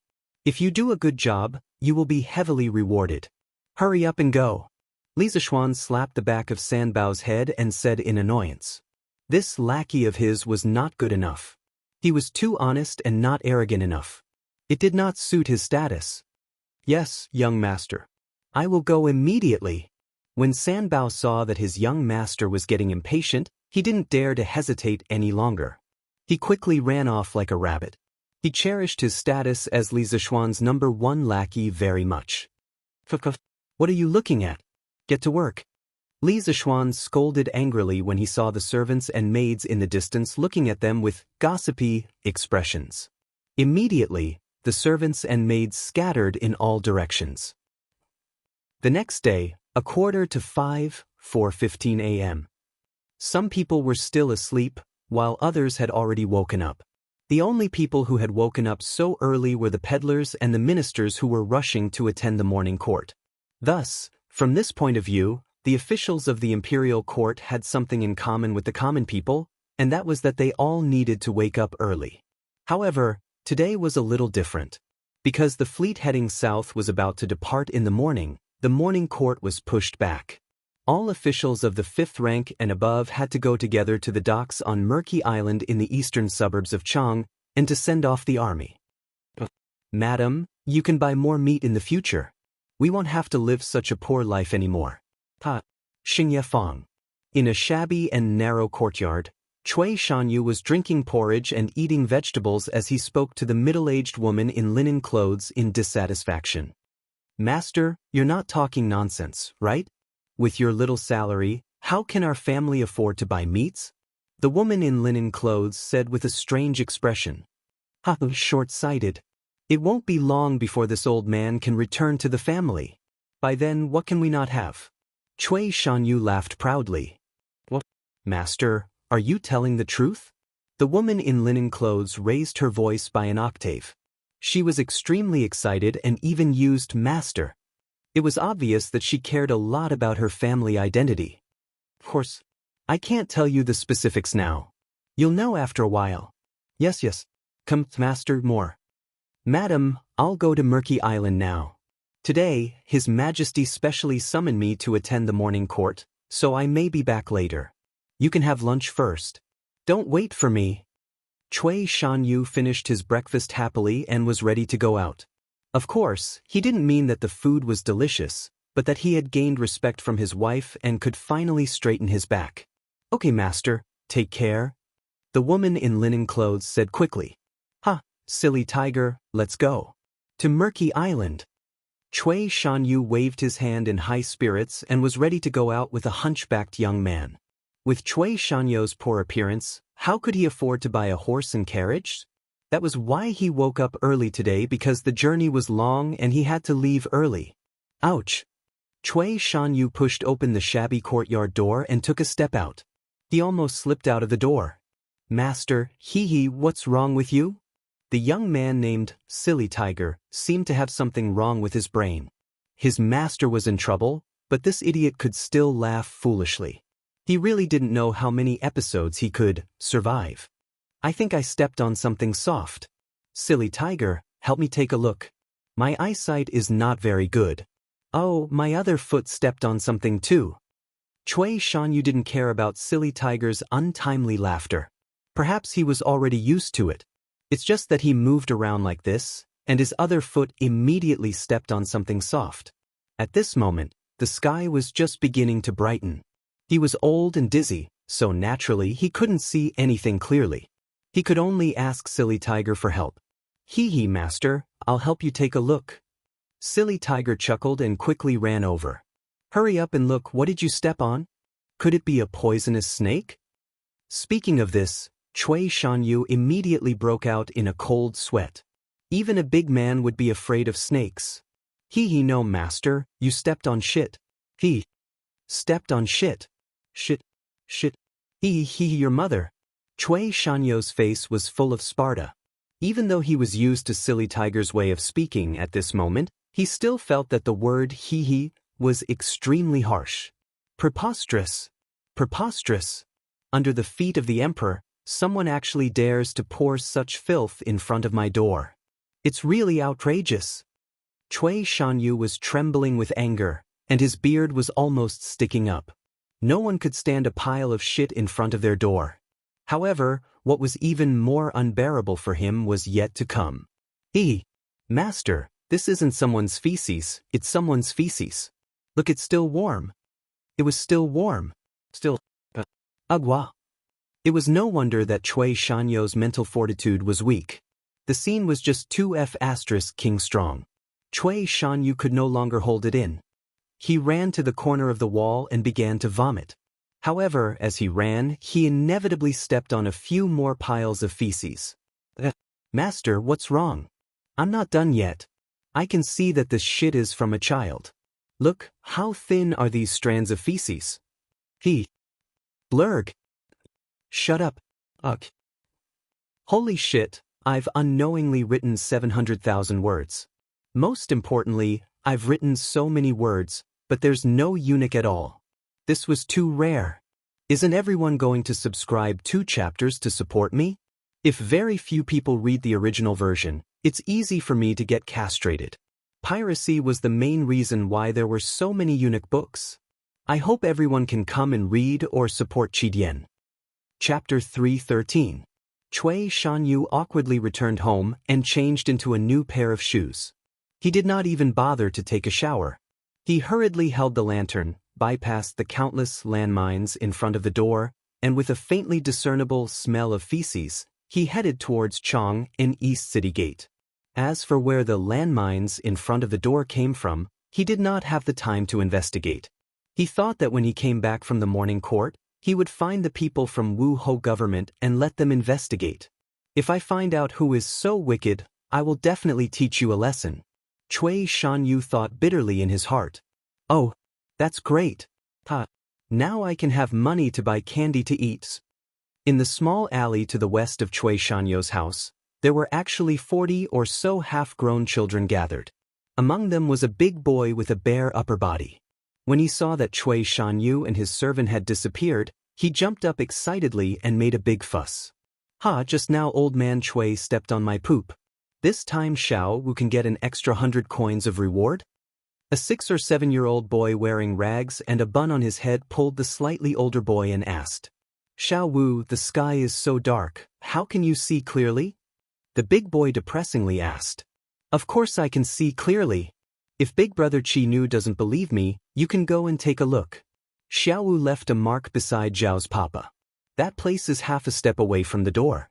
Xiao Wu specially chose that place. That old man must have stepped on it. When the little boy called Xiao Wu heard that the big boy did not believe him, he anxiously wanted to pull him closer to check. Let go. We will wait here for Brother Biao Zi to come. We will talk when he comes. The big boy quickly pulled his hand away. He was not willing to suffer in that stinky minefield. Brother Biao Zi is here. Brother Biao Zi is here.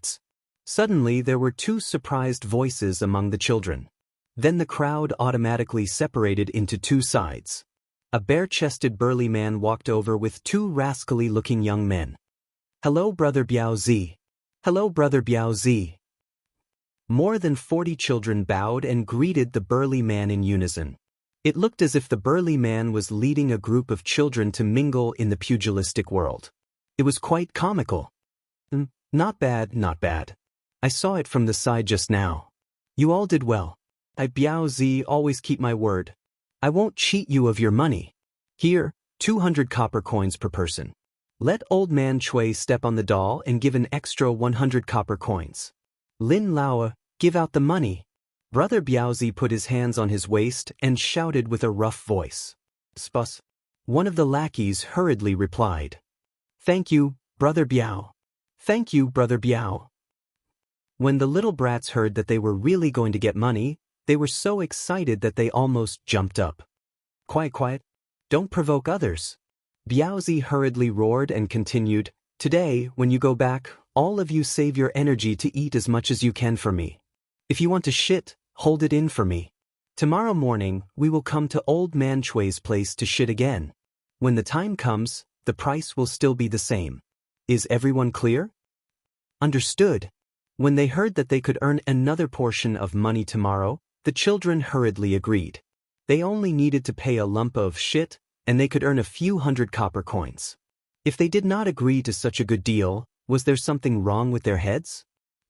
The same thing happened at the other corners of Chang and City at the same time. Zhu Qinglu, Sima Minglang, Gu Fengyan, Shangguan Yufeng, Lu Yinyu, Zheng Zhanli, Xikong Linghao, the 7 directorate professors who had submitted a petition to impeach Li Zishuan with Cui Shanyu, without exception, all of them suffered and glided. The 9 Heavens Gate opens its palace and tens of thousands of countries pay their respects to the crown. Chang and City was located on the banks of the Wei River and the northern foot of the Qinling Mountains. In the planning process of Chang and City, the concept of the unity of man and nature was included. There were no rivers in Chang and City. There were only canals that connected the city and the suburbs, as well as man-made or natural ponds, such as the Zhujiang Pond. Outside of Chang and City, there were 8 rivers: Wei, Jing, Feng, Du, Bai, and Ba River. This was what people often called the 8 rivers around Chang'an. Hence, in terms of transportation, Chang and City was the capital of the empire. Whether it was water or land transportation, it was extremely developed. The Ba River originated from Lantian County, located to the east of Chang'an City. On both sides of the Ba Bridge, there were 5 miles of embankment. Tens of thousands of willows were planted, and tourists walked shoulder to shoulder. It was a spectacular sight. Every spring, when the spring wind blew, the willows would dance in the air, creating a hazy mist. It became a major sight on the Ba Bridge of Chang. There was a pier on the Ba River, as well as a relay station. It was called the Ba Pavilion. Many people would come here to welcome and send off guests, saying their goodbyes and breaking off willow branches as gifts. Li Zishuan had arrived at the Ba River early in the morning. He was speechless at Li Er. Why did he have to make it such that all officials of the 5th rank and above had to come to the Ba River to send off the army? Wasn't it good to just send those of the 5th rank and above? Li Zishuan felt that he was being targeted. Alas, a good 2-day break had gone down just like that. Should he suggest to Li Er one day to bring the 2-day break system to the imperial court? After all, the government workers, in his previous life, also needed to rest on weekends. I haven't seen you in a long time. Old Cheng didn't look for you. Don't you know how to take the time to greet me? Suddenly, a huge force came from his shoulder. If Li Zishuan's lower body was not stable, he would have been slapped into the river. There was no need to look. Only Great Demon King Cheng would do such a thing. Uncle Cheng, you're right. I didn't think it through. I'll invite you and Uncle Qin to my residence for a drink some other day. Li Zishuan was quite helpless towards this crazy and disrespectful Qing Yaojin, so he could only follow his words and say, "Hey, there's no need for another day. You're about to get married. When the time comes, Old Cheng, will go to your house for a big meal. You're not allowed to keep anything to yourself. You have to bring all the good wine and dishes for me." Cheng Yaojin patted Li Zishuan's shoulder and laughed. "Jie, how can you be an elder like this?" Qin Qiong couldn't help but frown. "Hey, second brother Qin, this kid is also one of us. Why do you need to be polite with him? What's that smell? Why is it so smelly?" As Cheng Yaojin spoke, he smelled a foul stench. He sniffed his nose and looked around, trying to find the source of the stench. Li Zishuan also smelled it. His eyes were sharp and saw Cui Shanyu, Zhu Qinglu, Sima Minglang, and the rest walking over. He smiled and tugged at Cheng Yaojin's sleeve. Then, he held his breath and walked forward with cupped fists. "Yo, isn't this Professor Cui, Professor Zhu, and Professor Sima? Good morning to you all." Li Sai, good morning to you too." Cui Shanyu wasn't in a good mood today. He just pretended to cup his fists and greeted them briefly. Then he didn't want to say anything else. The others didn't even say anything. They just cupped their fists. Li Zishuan didn't seem to care, but in his heart, he was cursing these people for stabbing him in the back. He suddenly pinched his nose and shouted exaggeratedly, "Oh, Professor Cui, why are you so smelly? Did you eat shit this morning? Did you eat shit this morning? Eat shit? Eat shit?" Li Zishuan's shout was relatively loud. Cheng Yaojin was closer and heard it the best. Old Cheng widened his eyes in shock. He pinched his nose and pointed at Cui Shanyu and the others. "Bah, what a disgrace to the refined. You guys are the ones who are disgracing the refined. You even ate shit. Ugh. It's too smelly. Old Cheng, can't take it anymore." Chapter 314. Heavens! There's actually someone eating shit? Ugh. It really smells like shit. Preposterous. Today is such an important day. Isn't Cui Shanyu purposely causing trouble? Cheng Yaojin's voice was even louder. All the civil and military officials who had been waiting for Cui Shanyu's arrival heard it. They all widened their eyes and looked at Cui Shanyu and the others in disbelief. Then, they smelled the faintly discernible smell of shit in the air. All the officials nimbly jumped far away, as if they were escaping from the plague. Cui Shanyu and the others immediately formed a circle around them. The commotion here also attracted the attention of the 20,000 Navy soldiers not far away, but because of the strict military rules, they didn't run over to watch the commotion. Even so, they constantly looked over. You, how dare you slander this old man? Cui Shanyu saw that everyone was distancing themselves from them with disdain, and even the few officials who were usually on good terms with him weren't willing to come close to him. In the blink of an eye, their reputation of eating shit was about to be confirmed. Cui Shanyu, who always valued his reputation, couldn't help but be ashamed to death. He pointed his trembling right hand at Li Zishuan and angrily cursed. At this moment, he couldn't care less that Li Zishuan was his superior, and even used the word scoundrel. My fellow colleagues, please don't listen to the nonsense of others. Why would we, scholars, eat such filthy things? This is all a misunderstanding. Yes. We just accidentally stepped on a child's shit on the road, we definitely wouldn't eat such filthy things. Assistant Minister Huang, you have to believe me. Lu Yenyu hurriedly pulled one of his usual good friends and explained. Ugh. Professor Lu, this one will believe you, let go first, I'm not feeling well. Ugh. Assistant Minister Huang hurriedly broke free from Lu Yenyu's hand and ran to the side to vomit. After all, he had just finished breakfast not long ago. The other doctors had basically fallen into the same situation. No matter how they explained, no one was willing to listen. They all fled in all directions. This was because they were all in the same situation as Assistant Minister Huang, having just finished their breakfast. Who would be willing to deal with such an unappetizing matter? Fang Xianling, Du Rui, Jiangsun Wuji, and Wei Jing, these few civil officials, also stood far away and frowned as they looked at the 8 Imperial College professors.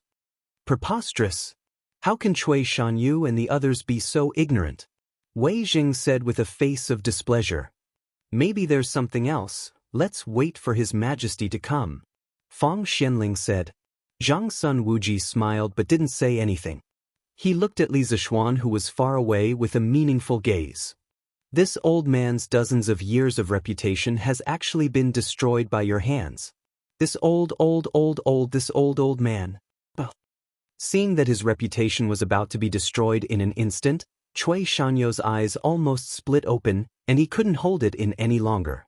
He moved his old arms and legs and charged towards Li Zishuan like a madman. Looking at his posture, he wanted to smash Li Zishuan to death. Li Zishuan was shocked and ran around in the crowd, pathetically, while shouting, Professor Cui, I'm innocent. This brat has never said that you ate shit. I'm just asking if you ate **T. With his skills, even if he stood still and let Cui Shanyu hit him for a year, he would be fine. However, he was afraid that Cui Shanyu would scam him. Seeing that this person was already so old, if something happened to him, wouldn't he be blackmailed for a large sum of medical fees? Bastard! This old man will not live under the same sky as you. When Cui Shanyu heard Li Zishuan say, eat shit, again and again, and that he was as slippery as a loach and couldn't be caught at all, he couldn't hold it in any longer. He staggered 2 steps and spat out a mouthful of blood. Professor Cui! Professor Cui! Are you okay?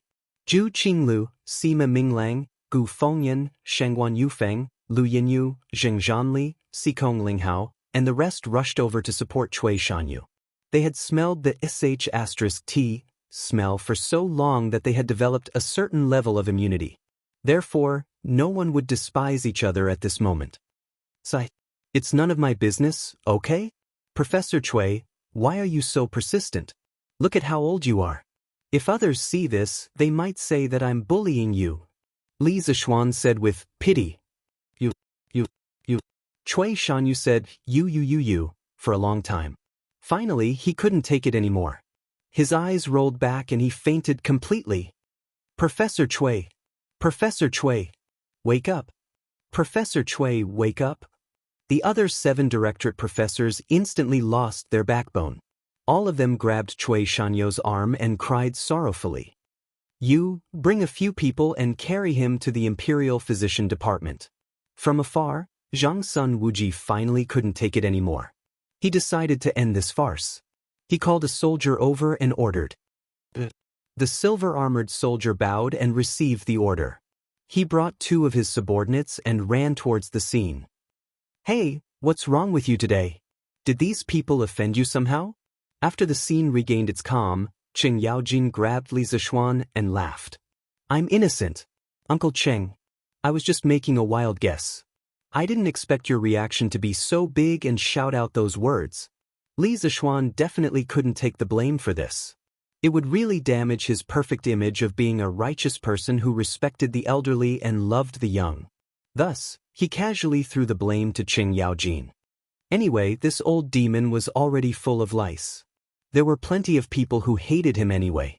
Smack. Qing Yaojin was so angry that his beard blew and his eyes widened. He slapped Li Zishuan's head and scolded, Bullsh T. You were the one who said it. How dare you put the blame on me? You brat, you've grown up? Li Zishuan rubbed his head and muttered to himself, no wonder Cheng Chumo's brain isn't that bright. He must have been beaten up by Qing Yaojin since he was young. It's been a while since we last met, and Xiaoxian has become even more powerful. First, he angered Cui Shanyu until he fainted. Now, he provoked Qing Jijia. Looks like there's going to be another demon king in Tang Dynasty. At this moment, a middle-aged general in full battle armor walked over with a majestic gait. It was Li Xiaogong. Your Highness, how come you're free now? Although Li Zishuan didn't agree with Li Xiaogong's statement that the Great Tang is about to have another demon king in chaos, he was more surprised that Li Xiaogong still had the time to talk to them at this time. Why wouldn't I be free? Look, the army has been reorganized. The civilian caravans and sailors have also gathered. They're just waiting for His Majesty to come. Why can't I be free? Li Xiaogong pointed at the neat and orderly army in the distance and said casually. Li Zishuan praised, Your Highness is indeed strict in managing the army. It's obvious that this is a tiger wolf army. You really know how to talk. Li Xiaogong smiled proudly. This little ability is far inferior to me, old Qing. Didn't you steal it from the pharmacist? Others would give Li Xiaogong some face, but Qing Yaojin wouldn't. When old Qing heard Li Xiaogong bragging and showing off, he couldn't help but mock him. A cough. Jijia. Li Xiaogong almost fainted from anger. However, Qing Yaojin wasn't completely wrong. Li Xiaogong's ability to command the army was mostly learned when he fought side by side with Li Jing in the early years. Therefore, he could only glare at Qing Yaojin. Chapter 315. Brat, I've been thinking about it for the past few days and have decided to send my second son to your place. Otherwise, when I go out to sea, no one will take care of him. That brat will be out of control again and cause trouble everywhere. Qing Yaojin, Qin Qiong, and Li Xiaogong were all generals who had fought together on the battlefield. Normally, they would bicker and joke with each other, and none of them would take it to heart. After Li Xiaogong rebuked Qing Yaojin, he suddenly turned to Li Zishuan and said, Li Zishuan was speechless. What is the meaning of this? Have I become the director of a nursery school? Why do all of them like to chase their sons to my side? Does your Highness mean that you want Huairan to study in the Imperial College? Previously, he had heard from Cheng Chumo that Li Xiaogong had a younger son called Li Huairan, who was only 12 or 13 years old. Oh, do as you see fit. You have so many skills.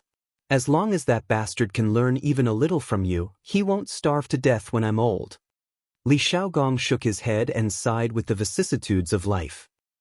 Xiaogong, you're only 36 this year. Isn't it too early to think so much?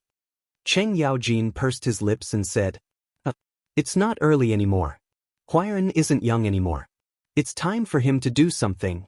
Your Chonyo has already started studying in the School of Mathematics. My Huairan can't fall behind, right? Li Xiaogong smiled and said, That's just right. After Huairan goes to Xiaoxian, my Chonyo will be one step further from the role of shame. Qing Yaojin was thick-skinned. No one knew where he got his confidence from, but he started to brag. You can't say for sure. Brat, after Huairan follows you, you can discipline him as you wish. As long as you don't beat him to death, you can do whatever you want with him. I won't say a word. Chang and city was not so big. Li Zishuan had also heard about the calculator school's shame list. He sneered at Qing Yaojin and then turned to tell Li Zishuan. Li Zishuan wanted to refuse, but before he could say anything, Li Xiaogong retorted, Kid, don't even think about refusing.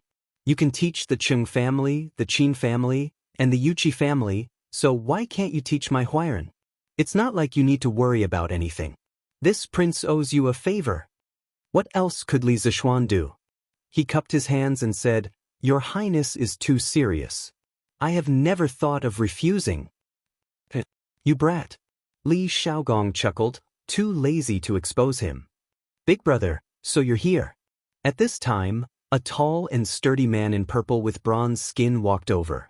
He was about 20 years old, and behind him was a little girl who looked like a porcelain doll. She was about 3 or 4 years old, at most 4 years old. But just by looking at her now, it was very likely that she would grow up to be a beauty. Yo, Qingfan, you're here too. Li Xiaogong smiled. Big brother is leading the army out to sea today. Of course, I have to come and send you off. Uncle Cheng, who is this person? Li Zishuan quietly tugged at Cheng Yaojin's sleeve and asked softly. This is the king of Xianxia. How come you don't even know him? Cheng Yaojin muttered with a strange expression. Li Zishuan was stunned for a moment. He didn't expect that this ordinary-looking man was the king of Xianxia, Li Daozong. At the mention of Li Daozong, people immediately thought, isn't he the prince who framed Shuirenge? But in fact, that was a novel. He didn't frame Shuirenge at all. Li Daozong, who had outstanding military achievements, was vilified for 1,000 years for no reason. Li Daozong's courtesy name was Chengfen. He was Li Er's cousin, and also Li Xiaogong's cousin. He participated in many battles in his life, such as defeating Lu Wuzhou, defeating Wang Shichong, destroying the Eastern Turks, Tuyuhun, and conquering Goguryeo. He made outstanding military achievements for the unification and expansion of the Tang dynasty. In his later years, Li Er evaluated Li Daozong as a famous general on the same level as Li Ji and Shui Wanche. During the period of Wuda Jinjin Temple, only Li Xiaogong and Li Daozong were in the imperial family. Li Daozong's great contributions could be seen from this. As for why he wasn't listed in the Lingyan Pavilion in the end, no one knew. Since this person was Li Daozong, then the identity of the little girl behind him was obvious. Wasn't she the famous Princess Wenqing, Li Xuan? Li Zishuan looked at the quiet little girl who was only as tall as his knee and didn't know whether to laugh or cry. This was because when he had just transmigrated, he more or less had some thoughts about the famous beauties of the Tang dynasty. Princess Wenqing, who had left a thick mark in the history of the Tang dynasty, was naturally among them. But now, what was there to think about? Xuan, come and let Grandpa Qing hug you. Old Qing ignored Li Zishuan, who was in a daze. He squatted down and opened his arms to Li Shuyan as he chuckled. Hello, Grandpa Ting.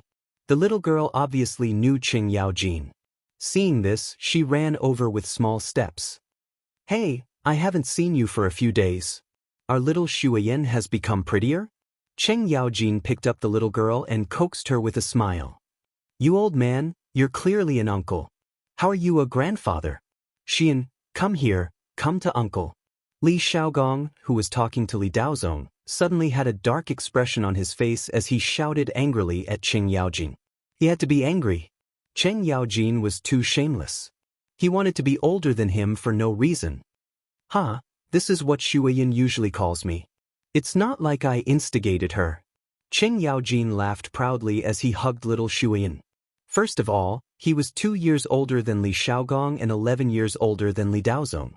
Moreover, old Cheng always liked to grow a large beard on his chin and cheeks, which made him look even older. Therefore, when Li Shuyan first learned to speak, she often called Cheng Yaojin Grandpa Cheng. Now, she couldn't change it. I think you're the one who instigated her. At the mention of this, Li Xiaogong was a little flustered and exasperated. Li Daozong was also a little annoyed. However, in front of these old generals, he was indeed a little too inexperienced and couldn't say anything. A lunatic Cheng is still as shameless as ever. At this moment, Yuqi Jingda and Niu Jinda arrived. Together with Li Ji, Duan Zhishuan, Lu Hongji, Chai Shao, Ho Junji, and Li Jing, all of the upper echelons of Great Tang were here, paying respects to Uncle Yuqi and Uncle Niu. Li Zishuan stepped forward and greeted the two of them with a smile. After all, he was a junior. Bullshit, you're the one who's shameless. Look at how thick your skin is. Hee hee, little Shuin, Isn't Grandpa Qing right? It was as though Qing Yaojin and Yuqi Jingde were enemies in their previous lives. The moment they saw each other, they started bickering. Pooey! Lunatic Qing, do you want to fight again? Ta! Do you think I'm afraid of you? But not today. I, old Qing, will fight you for 300 rounds another day. Qing Yaojin retorted as he played with little Shuayan. His Majesty has arrived. At this moment, a sharp voice sounded, following which, a series of orderly and powerful footsteps could be heard. The noisy civil and military officials, as well as the commoners who were sending their loved ones off, quickly quietened down. Li Zishuan thought, the main show is finally here. Chapter 316. Hearing that Li Er had arrived, Li Shaogong hurriedly ordered a guard to bring Li Shuin to the carriages outside. That was where the family of the Junwang manor was. The Junwang consort had also come to send them off. After giving his orders, he hurried back to the front of the army to wait for Li Er's arrival. Today, Li Er did not ride the imperial chariot, nor did he muster a large force. He rode a strong black horse and wore the Mingguang armor. He only brought a few dozen guards and eunuchs with him. Of course, as the heir to the throne, Li Chengqian also came. Greetings, Your Majesty. Greetings, Your Majesty. Greetings, Your Majesty. After Li Er stood on the temporary inspection platform, the civil and military officials, as well as the 20,000 Navy soldiers, were the first to bow and kowtow. Then, the merchants and commoners behind them, followed by the commoners who were sending the bride off. All of them faced Li Er and bowed. Their voices shook the heavens, each wave louder than the last. At this moment, the world shook. Countless people knelt on the empty ground and around the Ba River. Other than Li Er, no one else stood with their heads held high. There were no 3 cries of "Long live" when meeting the emperor. The 3 cries of "Long live" were first passed down from Wu Zetian's coronation, nor were there any kneeling. In the Tang dynasty, kneeling was not practiced. Unless it was a large-scale sacrifice to the heavens, one would not kneel when meeting the emperor. But Li Zishuan, who was present, was still shaken by these mighty cries. Rise! Li Er was dazed. How long had it been since he had heard the mighty cries of the soldiers in front of the battlefield? How nostalgic! After a moment, he came to his senses and shouted, His Majesty has decreed that everyone rise. His Majesty has decreed that everyone rise. Naturally, there were eunuchs below who passed on Li Er's words. Thank you, Your Majesty. Thank you, Your Majesty. Tens of thousands of people stood up and then stood ramrods straight by the Ba River. Sovereign of the heavenly Tao, Sovereign of the heavenly Tao, let the sun and moon remain the same. Soldiers, today, you will set sail. Unlike the usual battles on the battlefield, you will face countless unknown dangers on the vast sea. You are all good men of my great Tang, and we hope that in 3 months, you will all return alive. Of course, once outside the borders of the Great Tang as soldiers of the Great Tang, you must ensure the safety of the people of the Great Tang traveling with the fleet. The people of the Great Tang are not to be bullied anywhere. If they encounter an enemy, they must be exterminated with all their strength. Did you all hear that? Li Er roared. If you encounter any invading enemies, do your best to destroy them. If you encounter any invading enemies, do your best to destroy them. If you encounter any invading enemies, do your best to destroy them. Hearing this, the soldiers of the 3 armies roared in unison. The glory of the Tang, the glory of the soldiers, was a glory that they had always defended with their lives. Even without Li Er's words, they would have done so. Long live His Majesty! Long live His Majesty! Long live His Majesty! Even though the custom of shouting "Long live His Majesty" 3 times was not yet popular, at this moment, many merchants, peasants, and common people were moved to tears by Li Er's words of love for the people as if they were his own children. An elderly man spontaneously shouted, "Long live His Majesty," and the others excitedly followed suit. In a few moments, the entire murky plain was filled with cries of, "Long live His Majesty." Those who had experienced the turmoil of the world all knew how fortunate it was to have a wise ruler ruling the country. They truly hoped that Li Er could live to 10,000 years old. Li Zishuan was infected by this enthusiastic scene, his heart surging with emotion. He couldn't help but follow the crowd and shout, "Long live His Majesty." He thought to himself, whether or not Li Er was putting on a show, old Li's charisma was truly strong. With just a few words, he was able to stir the soldiers until their blood was boiling. Li Zishuan felt that he could not achieve this ability to inspire the hearts of the people. Li Er took in a deep breath. Of course, he was not putting on a show. He was just saying what he wanted to say. This scene was completely outside of his expectations. Where is Li Xiaogong, director of the Nanyang army? After the cheers dissipated, Li Er looked at the orderly soldiers below and roared. For this expedition, Li Xiaogong had been given the title of Director of the Nanyang Army. He was fully in charge of the 20,000 navy and tens of thousands of peasants. This general is here. Li Xiaogong strode forward and cupped his fists. Are the soldiers of the three armies ready? Your Majesty, the soldiers of the three armies can set off at any time. Li Xiaogong said loudly. Good. Sacrifice. Set off. We wish you all a triumphant return. Li Er pulled out the long sword at his waist and pointed it at the blue sky as he roared majestically. Li Xiaogong waved his hand, and two soldiers ran up to slaughter the cattle and sheep that had been prepared long ago. They began the last ceremony before the expedition. Of course, the Tang cherished cattle.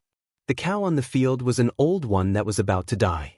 Ever since the Western Zhou dynasty, whenever an army was mobilized, they would hold a large-scale sacrificial ceremony. They would slaughter cattle and sheep to sacrifice to their ancestors and the gods of the land and grain. All the soldiers would line up, and the slaughtered cattle and sheep would circle the left and right of the formation. They would be called martyrs, and announce that those who do not need to live will be killed. The commander would personally pour the blood of the animals on the weapons and call it provocation. He would symbolically pour some of the blood on the flags, drums, gold, and weapons used in battle. The strange thing was that the chariots that had been drenched in the blood had to be placed back in the warehouse to be preserved. After the sacrificial ceremony, the cattle and sheep would be cooked and distributed to the soldiers. This time, the fleet was originally going to trade with a small country in Nanyang, but the entire imperial court was preparing for this southern operation as a war. The necessary departure ceremony had to be carried out, and the soldiers' armor and weapons were also the best. The reason for this was because Li Zishuan had played a huge role in it. He had told Li Xiaogong about the sailing matters, including guarding against pirates and natives, and Li Xiaogong repeated them to Li Er. Li Er felt that it made sense, so he gathered Fang Xianling, Du Ruhui, Zhang Sun Wuji, Li Jing, and the other important officials to discuss. These big shots were all far-sighted people. If Li Zishuan could see it clearly, how could they not see it clearly? Thus, they all seconded the proposal. Just like that, this huge fleet with sharp fangs gradually took shape. Today, they would set sail and enter Nanyang. The ceremony is complete. Set off. Around an hour later, the sacrificial ceremony was finally completed. Every soldier was symbolically given a piece of meat. After Li Xiaogong asked Li Er for instructions, he roared and ordered the army to set off. Walala! The soldiers, merchants, and farmers followed a rehearsed formation and boarded the ships in an orderly manner. The people who were sending off their loved ones all burst into an uproar. Everyone was shouting the names of their loved ones. Father, Mother, and I will wait for you to come back. In front of the crowd, Meng Wenhao's nose twitched. He held back his tears and waved at the fleet. However, his voice was quickly drowned out by the waves of cheers. Chapter 317. After half an hour, all the soldiers, merchants, and commoners had boarded the ships. Thousands of large merchant ships occupied the entire Ba River. It was a vast expanse of boundless expanse. It was very majestic. Dong dong dong dong dong dong dong dong dong dong. On the shore, two strong men began to beat the battle drums. The drum beats became faster and faster, as if every beat was beating on people's hearts. When the soldiers on the ships heard the drum beats, they began to wave their flags. All the merchant ships immediately hung up their sails and set sail. For a moment, the sails covered the sky. Along with the battle drums, the people on the shore inexplicably felt a sense of majesty and desolation. Some old people and women silently put their hands together and prayed that their loved ones would return safely. Sigh. I hope that you will all be safe. I have tried my best. Although he knew that there would be sacrifices at the beginning of every great era, Li Zishuan still hoped that no one would die. The plan to trade grain in the south was proposed by him. If many harmonious and happy families were broken because of this, he would feel uneasy. However, there were always gains and losses. This sea trade trip would definitely produce results that would shock everyone. In the next year's locust plague, many people would starve to death because of it. For the first time, the Tang Empire extended its claws and fangs overseas. Perhaps it would start a mighty era of great voyages. Fortunately, I have transmigrated to the Tang dynasty. In this era, the emperor was wise and the ministers were virtuous. The whole country had a keen and progressive spirit, so it would be easier to facilitate the ocean voyages. However, if I had transmigrated to the Ming dynasty, I would have to find a way to break through the sea ban policy. In the process, I would inevitably have to fight with some people who already benefited from it. Li Zishuan silently rejoiced that he had transmigrated to this open and high-spirited era. Otherwise, if he, who had no political experience, had to fight with a group of old foxes in the officialdom, wouldn't he be done for? Why don't I see Cui Xianxia? Didn't I ask him to come to the morning court today? After the departure ceremony, Li Er brought the civil and military officials back to the palace and started the morning court session. After an hour, there were no more ministers who had anything to report. At this moment, Li Er glanced at Zhu Qinglu, Lu Yinyu, Zheng Zhanli, and the others. He suddenly remembered that Cui Xianxia had submitted a secret memorial to impeach Li Zishuan yesterday. Hence, he asked softly, "What's the matter?" Li Zishuan had woken up too early in the morning and was dozing off with his back leaning against a huge wooden pillar. When he heard Li Er's question, his spirit was roused and he woke up. He thought to himself that the good show had finally begun. He just didn't know if these people could still sue without Cui Xianxia. "Your Majesty, Professor Cui vomited blood and fainted after being angered by Li Sai. He is now being treated by the Imperial Physician Department. Your Majesty, please uphold justice for Professor Cui." Lu Yinyu cried out in grief and walked to the front of the officials. He said with some sadness. What was funny was that wherever he passed, everyone was smelled and took 2 steps back. Li Er saw it clearly from above and was puzzled. Suddenly, a foul smell hit him in the face. Li Er quickly covered his nose and said unhappily, "What did Minister Lu eat this morning? Why is it so smelly? Ugh." Lu Yinyu, who was playing the sympathy card in front of Li Er, suddenly felt his mind go blank when he heard this. He thought of what had happened since this morning and couldn't help but feel sad. He felt that the whole world was full of malice. "Your Majesty, this old minister went out this morning and accidentally stepped on a child's feces. In order to participate in the departure ceremony, this old minister only washed it hastily. This caused a breach of etiquette in front of you. Your Majesty, please forgive me." After being stunned for a while, Lu Yinyu could only admit defeat and beg for forgiveness with a bitter face. "Oh, forget it. Considering your loyalty, I won't pursue the matter." Although Li Er was unhappy, he couldn't punish someone for such a small matter. He waved his hand and said magnanimously, "Thank you, Your Majesty." You said that Cui Xianxia was angered by Li Zishuan to vomit blood. What happened? Quickly tell me." Li Er looked indifferently at Li Zishuan, who was leaning on the coiling dragon pillar, and asked indifferently. He was a little annoyed and secretly blamed Li Zishuan for causing trouble for no reason.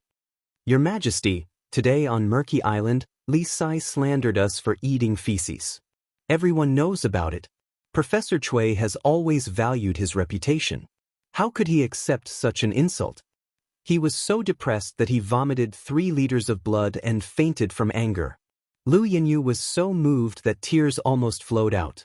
After dawdling for so long, Li Er finally asked the main question. Thus, he stepped forward excitedly and bent down to complain to Li Er. However, this almost suffocated Li Er to death. Li Zishuan, who was behind him, widened his eyes and secretly scolded Lu Yanyu for being so shameless. What did he mean by vomiting 3 liters of blood? Why don't you King try vomiting 3 liters of blood? Let's see if you can still live? As expected, a scholar didn't use a knife to kill people. He only relied on his mouth. Your Majesty, I'm innocent. This humble subject smelled a stench when Dr. Chui spoke this morning. I only asked him if he ate shit in the morning. This humble subject definitely did not announce to outsiders that he ate shit. This humble subject can testify to this point, both civil and military officials present. Instead of waiting to be wronged, it was better to take the initiative to explain. In any case, Li Zishuan could not be blamed for what happened this morning. If there was anyone to blame, it was Old Man Chui who stabbed him in the back. Moreover, his psychological endurance was too weak. Your Majesty, this old subject can testify. Li Sai's words are true. Cheng Yaojin immediately stood up and supported Li Zishuan. On the way to the palace, Li Zishuan had already told Cheng Yaojin and the others about his impeachment by Chui Shanyu and the others. Of course, old Cheng would stand on Li Zishuan's side. Moreover, he had also played a part in making Chui Shanyu faint in the morning. Hearing Li Zishuan and Cheng Yaojin's words, Li Er nodded indifferently. He looked at Lu Yanyu and asked, Minister Lu, is what Li Sai said true? Lu Yanyu was dumbfounded. If he objected again, he would be lying to the emperor. After all, there were many people present at that time, and they were all on good terms with Li Zishuan. Your Majesty, although what Li Sai said is true, Professor Chui fainted from anger because of Li Sai. Moreover, when we went out today, we found a large amount of children's feces at our doorsteps. This subject believes that this might have something to do with Li Sai. At this moment, another feces man stepped out from the crowd and cupped his hands at Li Er. It was Zheng Zhanli, the doctor of the Four Gates Academy. Oh, there's such a thing? Li Zishuan, did you do this? A glint flashed across Li Er's eyes as he looked at Li Zishuan and asked. In fact, he guessed that this immoral thing was most likely done by Li Zishuan. After all, he had just shown the impeachment of Chui Shanyu and the others to Li Zishuan yesterday. This brat is really vengeful. Li Er scolded in his heart. Chapter 318. Your Majesty, this has nothing to do with me. Professor Zheng, you have to have evidence before you speak. I have no grudges with you, so how could I do something so despicable? This doesn't make sense at all. Li Zishuan cried out his grievances. In any case, none of the courtiers knew that Chui Shanyu had impeached him in private. Furthermore, no one knew that Li Er had talked to him yesterday and practiced in advance. As long as he grasped these 2 points, he would be able to clear his suspicions. Of course, Li Er must have known about it, but old Li would not expose him. Yes, why would Li Sai do something like this for no reason? Zheng Zhanli is slandering us. Say, do you think this is just an excuse they made up? Actually, they really did eat it this morning. Li Zishuan's words were reasonable, and he was born with good looks, so it was easy for people to like him. As long as there was no conflict of interest with him, most people would believe what he said. Hearing the discussions of the courtiers, Zheng Zhanli almost vomited blood. He could almost hear his own heart breaking. What the F***ck, where was the trust between people? Why did no one believe him when he spoke the truth? Li Zishuan's move was ruthless. Zheng Zhanli could not think of any excuse to refute, so he could only swallow this loss silently. Your Majesty, no matter what, Chui Shanyu lost consciousness because of Li Sai. Your Majesty should give Chui Shanyu an explanation. At this moment, a middle-aged man in purple official robes walked out and bowed to Li Er. Hey, Uncle Cheng, who is this? Li Zishuan tugged at Cheng Yaojin and asked softly. It's the Chamberlain of Dependencies, Chui Shanfu, King Hypocrite. Cheng Yaojin pursed his lips. Chui Shanfu? Li Zishuan's heart skipped a beat. Could this Chui Shanfu be related to Chui Shanyu in some way? Zhao Song, send someone to the Imperial Physician Department to ask about Chui Shanyu. Li Er thought for a moment and ordered. Yes, Your Majesty. Zhao Song accepted the order and left. Li Er then looked at Cui Shanfu and said, Minister Cui's words are not without reason. How about this? Li Sai's words were rude and caused Professor Cui to fall to the bed in anger. His salary will be deducted for 3 months. What do you think? Isn't this a little heavy? Yeah, Li Sai didn't do anything. As soon as Li Er finished speaking, some of the ministers who didn't know the truth all felt that Li Er's punishment was too heavy. Cui Shanfu, Jing Zhanli, and Lu Yinyu, who were at the front, heard the discussions around them and their faces were as black as the bottom of a pot. Your Majesty is wise. Cui Shanfu had been immersed in the officialdom for many years. He knew that if this matter continued, there would be no result.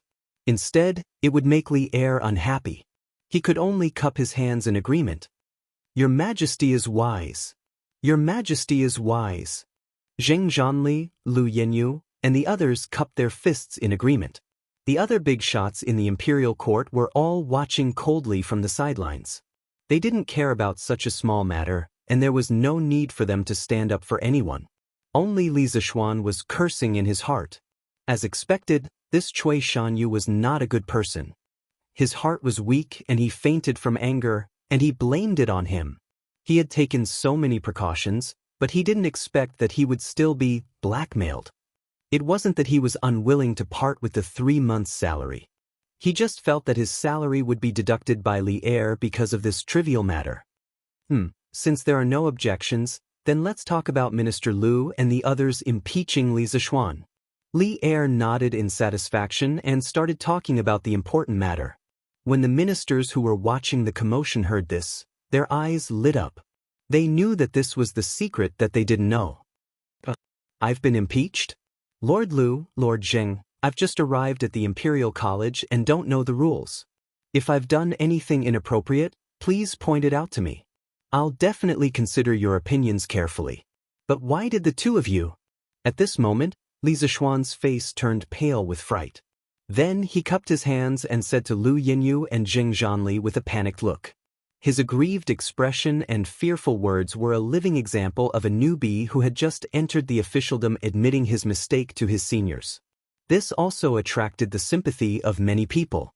They thought that Lu Yinyu, Jing Zhanli, and the others were using their seniority to bully the newbies in the Imperial College.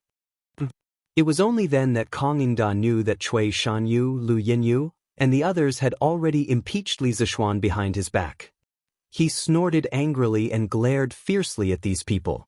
Lu Yinyu was a little flustered when he felt the malicious gazes around him. He wasn't the one who started the impeachment this time.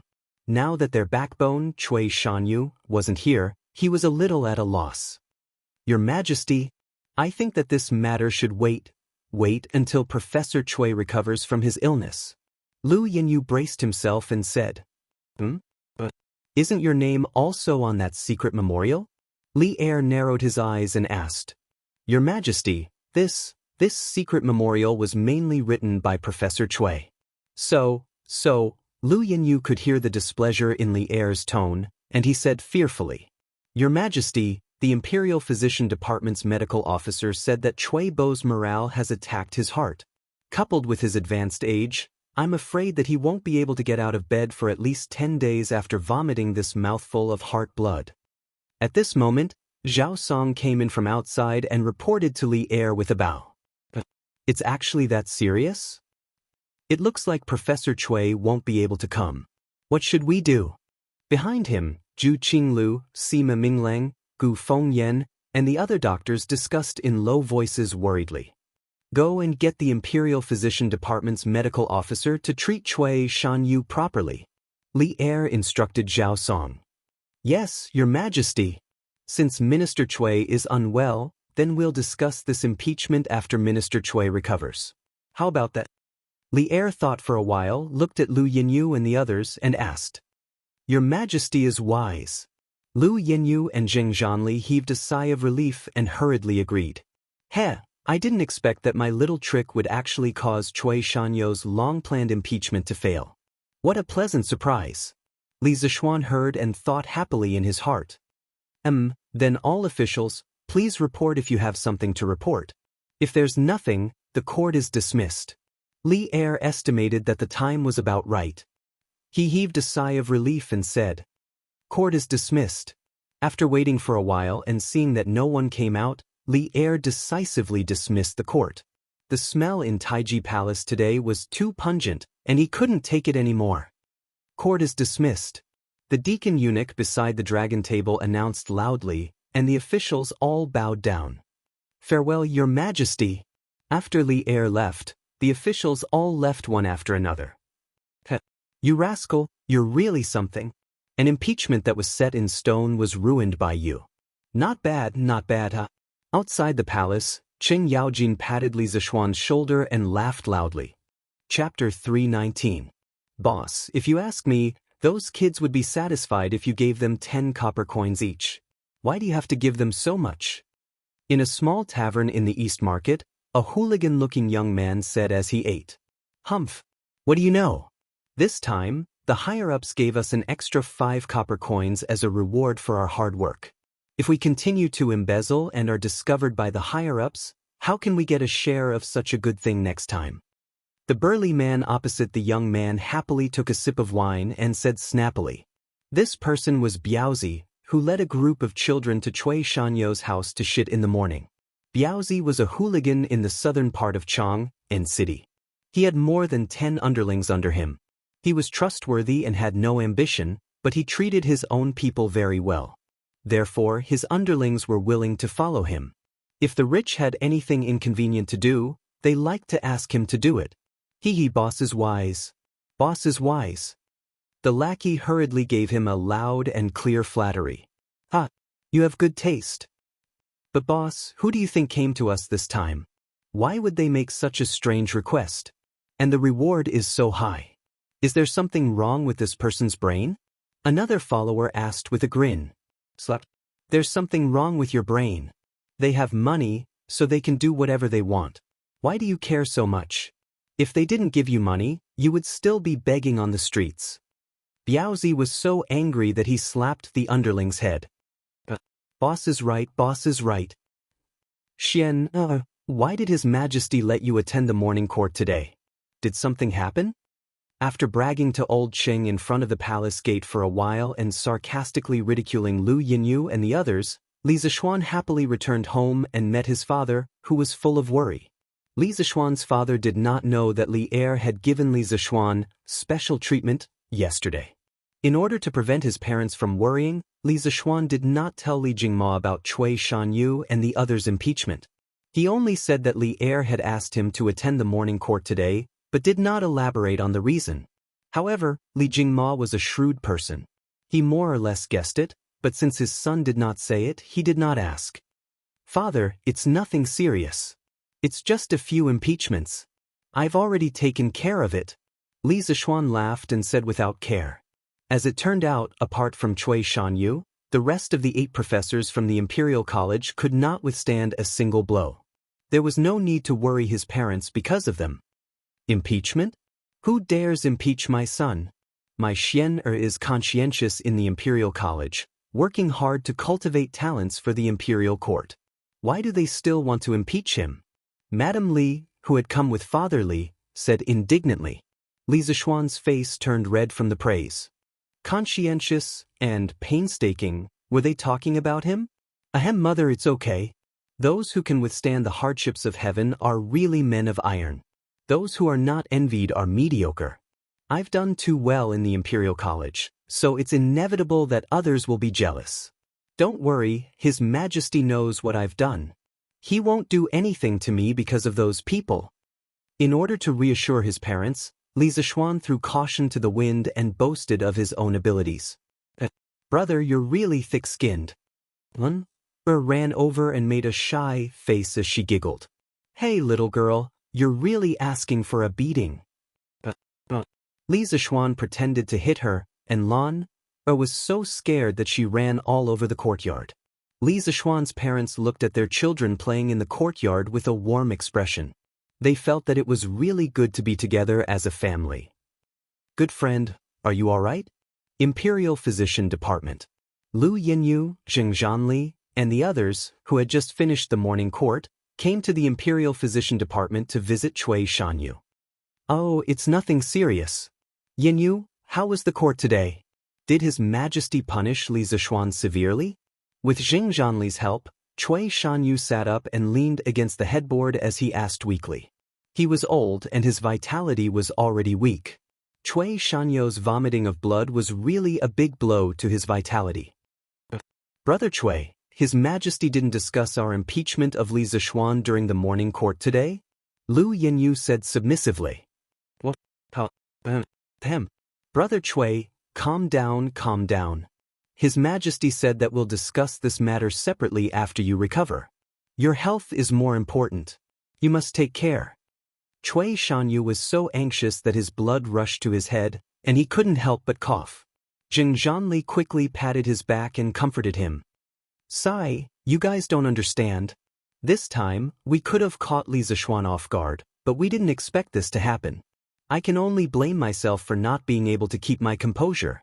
Sai, as the saying goes, the first drum builds the spirit, the second will weaken, and the third will be exhausted. After this incident, Li Zixuan will be prepared. Next time, even if I fight him personally, I'm afraid that I won't be his match. Cui Shanyu said with a worried face. The others also understood that Cui Shanyu was telling the truth, and they couldn't help but feel frustrated. They secretly regretted not standing up for Cui Shanyu in the court. The room fell into silence. Fine. Yenyu, tell me in detail what happened in the imperial court today. Cui Shanyu sighed and accepted his fate. Then I'll tell you in detail. Hee, little Xian, I heard that you made Cui Bo of the Imperial Academy vomit blood today. Tell me about it. Sir, tell me quickly. Now many people in Chang and City are saying that a few doctors in the Imperial Academy ate sh*t. Is it true? In the afternoon, Cheng Chumo, who was bored at home, and Li Yu, who came out to collect literature and find inspiration, came to the Li Mansion to look for Li Zixuan to play. In fact, they came to listen to Li Zixuan, the person involved, talk about the interesting incident that happened on Murky Lake in the morning. In the morning, there were so many people present, and the news of the doctors of the Imperial Academy *t had spread like wildfire. However, listening to others say it was more interesting than hearing it from Li Zixuan, the person involved. This matter has spread like wildfire? Li Zixuan raised his eyebrows in surprise. He really didn't know about this. It's been spreading for a long time.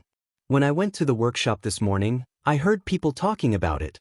Li Yu smiled sweetly. Hey, my father said that this matter must be caused by you, little Xian. Tell me honestly, how did you do it? Old Cheng want to try it in the future? Cheng Chumo narrowed his eyes and smiled evilly. Get lost. How can you say something like that? This matter has nothing to do with me at all. Li Zixuan kicked Cheng Chumo and said, If you say it has nothing to do with you, then it has nothing to do with you. Hurry up and tell us. Cheng Chumo said with a smile.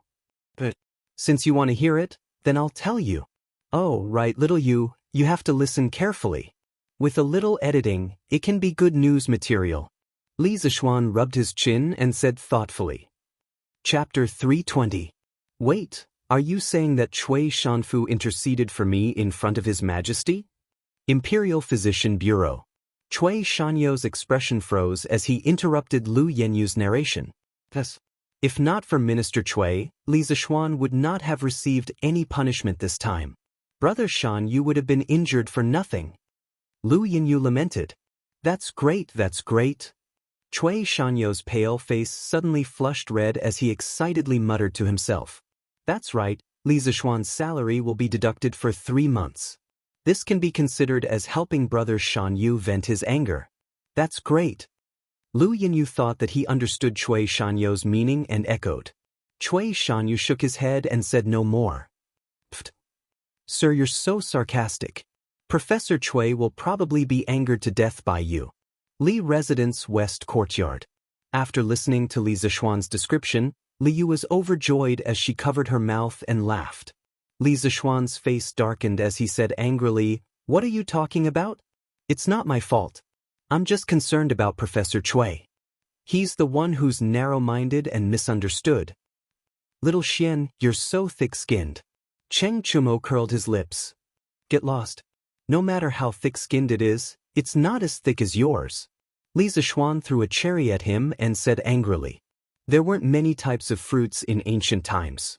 Li Zishuan ate whatever he could get his hands on in the hot weather. It was worth mentioning that cherries were already available in the Western Zhou dynasty, but they were only high-grade offerings for the imperial family and the emperor to worship the ancestral temple. Cherries were known as the #1 fruit. It was said that orioles loved to peck on these fruits, hence the name Yingtao. In ancient times, cherries were often used by the emperor to reward important officials. Wang Wei, Han Yu, Zhang Ji, Bai Ji, and the others were overjoyed and grateful after eating them.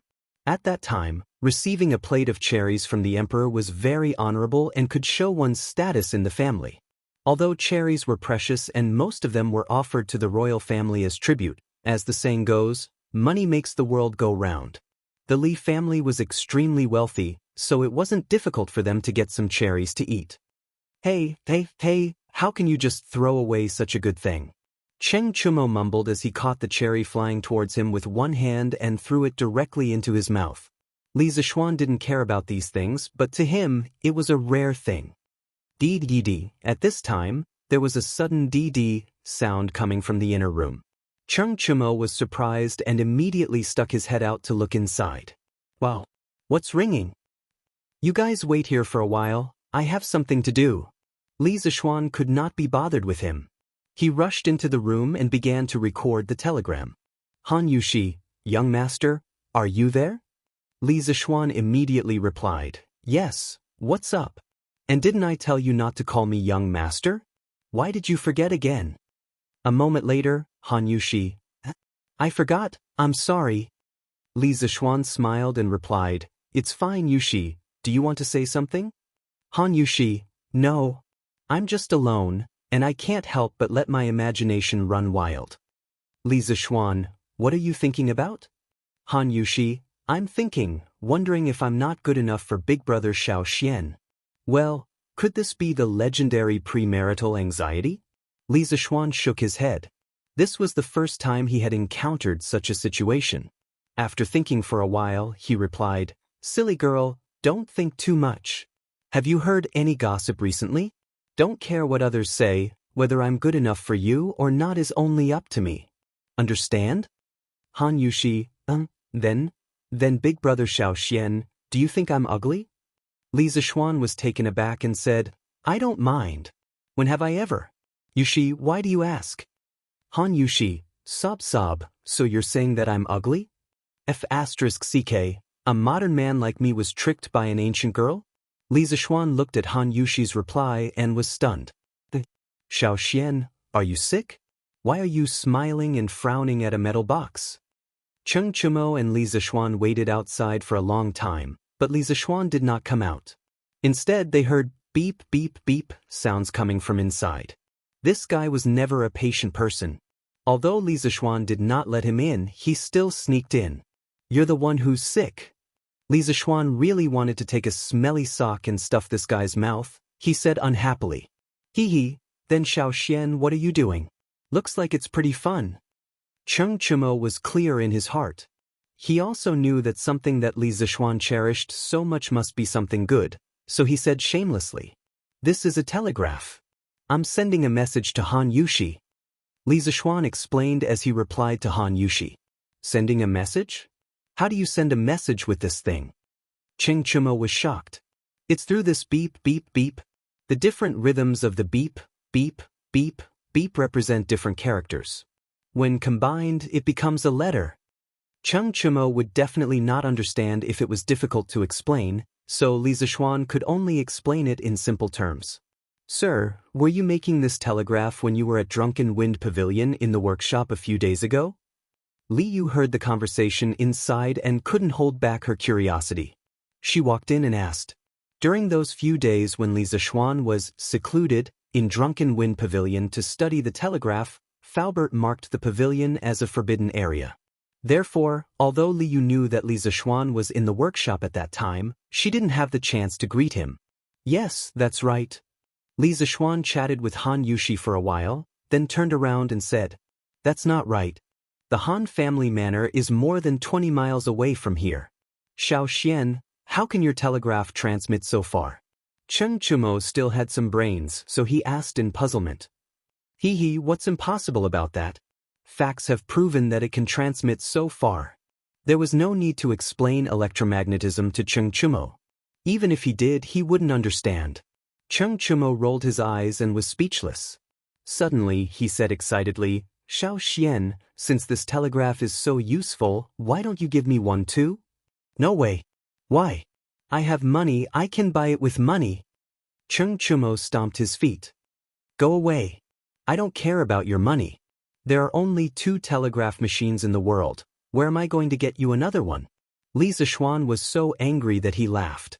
This guy actually had the nerve to show off his wealth in front of him. Then you can make me another one. Cheng Chumo said unyieldingly. No, why do you have to have a telegraph machine? Who do you want to send messages to? Li Zixuan said impatiently. You, of course. With this, I won't have to come all the way here if I have something to do. What do you think? Cheng Chumo said matter-of-factly. Scram. F*CKU. I'm not gay. Chapter 321. Sir, if this telegraph machine is modified, can it also be used in newspapers?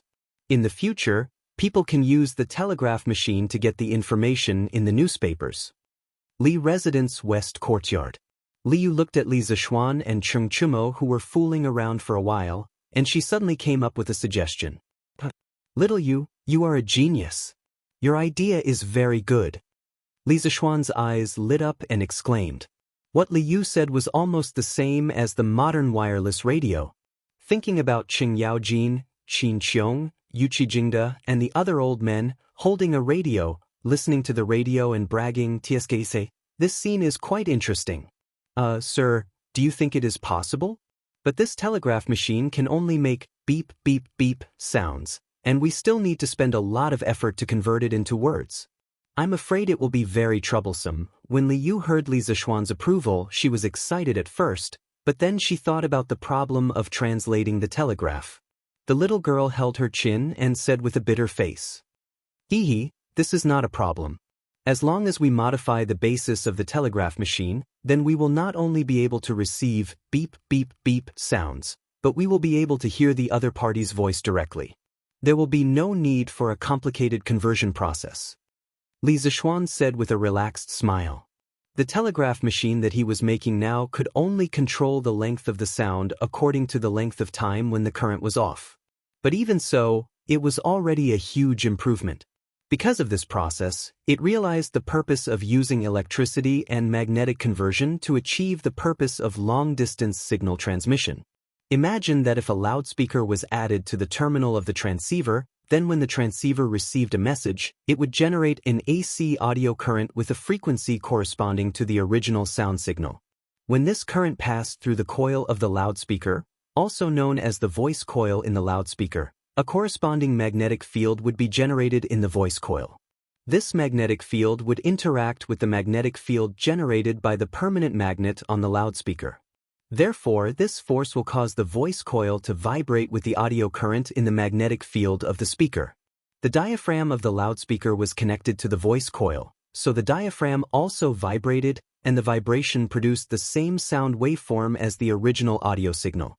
This also realized the process of converting sound to current, and then from current to sound. Holy shit! This is awesome! This is awesome! With this thing, wouldn't he be able to transmit his voice from 1,000 miles away? Damn, this is almost the same as the magical equipment used by the immortals. Cheng Chumo shouted excitedly, and his mouth was also full of dirty words. He was only short of shouting 666666666, which made Li Zixuan quite speechless. If he didn't know better, he would have thought that this guy was from the modern era. You've seen an immortal before? Or have you used an immortal artifact? Li Zixuan rolled his eyes and said grumpily. Just because I haven't seen it doesn't mean I haven't heard of it. Little Xian, isn't it in the journey to the west that you told us earlier? Hurry up and make a telegraph machine that can transmit messages like you said just now. When the time comes, let me play with it. Cheng Chumo rubbed his hands and chuckled.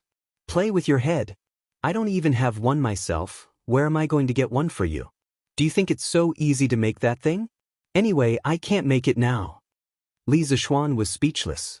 It wasn't difficult to make a loudspeaker. As for the materials, it could be obtained with some effort. When he was in elementary school, he had made a simple loudspeaker himself. The raw materials used were very common, such as paper cups, copper wire, glue, small magnets, double-sided tape, scale ruler, scissors, etc. The manufacturing process was also relatively simple. The real difficulty of making a loudspeaker was the modulation and demodulation of the sound. Without this step, the loudspeaker could only produce irregular sounds, and it couldn't revert to a human's voice. It was still a piece of trash. However, the modulation and demodulation required the assistance of some external circuits. In this era, there were no resistors, capacitors, diodes, or triodes. Li Zishuan could only express his helplessness. Tang Dynasty's scientific foundation was still too weak, and there were too few talents in this field. Sigh, if only I could groom a group of talents in the field of electricity. I don't expect them to invent a computer or television, just a radio would suffice. When the time comes, I can fork out money to build a Tang Dynasty People's radio station and groom a group of broadcasting talents. That way, I would be able to listen to the radio at home. That way, my life in Tang Dynasty wouldn't be too boring. Li Zishuan sighed in his heart. All along, the source of motivation for him to invent new things was just so that he wouldn't be too bored in the ancient era. As for strengthening the country, it wasn't within his scope of consideration. In his view, the current Tang Dynasty was already powerful enough, and there was no need for any additional technology. On the other hand, the entertainment in the Tang Dynasty was too lacking, and he needed to lead the way. Mister, is this very difficult? Is it because you can't make it? Li Yu understood the meaning behind Li Zishuan's words and asked in disappointment. It's quite difficult. Li Zishuan clasped his hands behind his back and sighed. But that doesn't mean we can't do it. The main problem is that there are too few talents in this field in Tang Dynasty. Nowadays, all the scholars are studying the 4 books and 5 classics. Who would be willing to delve into this field? If I were to rely on myself, I'm afraid that it would be difficult to make it. Actually, the main problem was that this fellow was too lazy. If he were to harden his heart and go into seclusion for 2 months, coupled with his perverse mental strength, he might be able to solve the current technical problems. However, the problem was that he couldn't harden his heart. If he couldn't live a carefree life as a rich second generation, why should he work so hard on the front line of research? Previously, when Li Zishuan went into seclusion to build the telegraph machine in Drunken Wind Pavilion, he deeply felt how difficult it was to manufacture things without the foundation of modern industry. Now, he had a rough idea in his mind. That was, when the time was right, he would teach a group of disciples, specifically teaching them engineering and basic scientific concepts. He would let them explore and research on their own. He would be able to invent various scientific concepts under specific circumstances and make great discoveries. Wouldn't it be great to be an old grandpa who knew everything silently in the eyes of the world?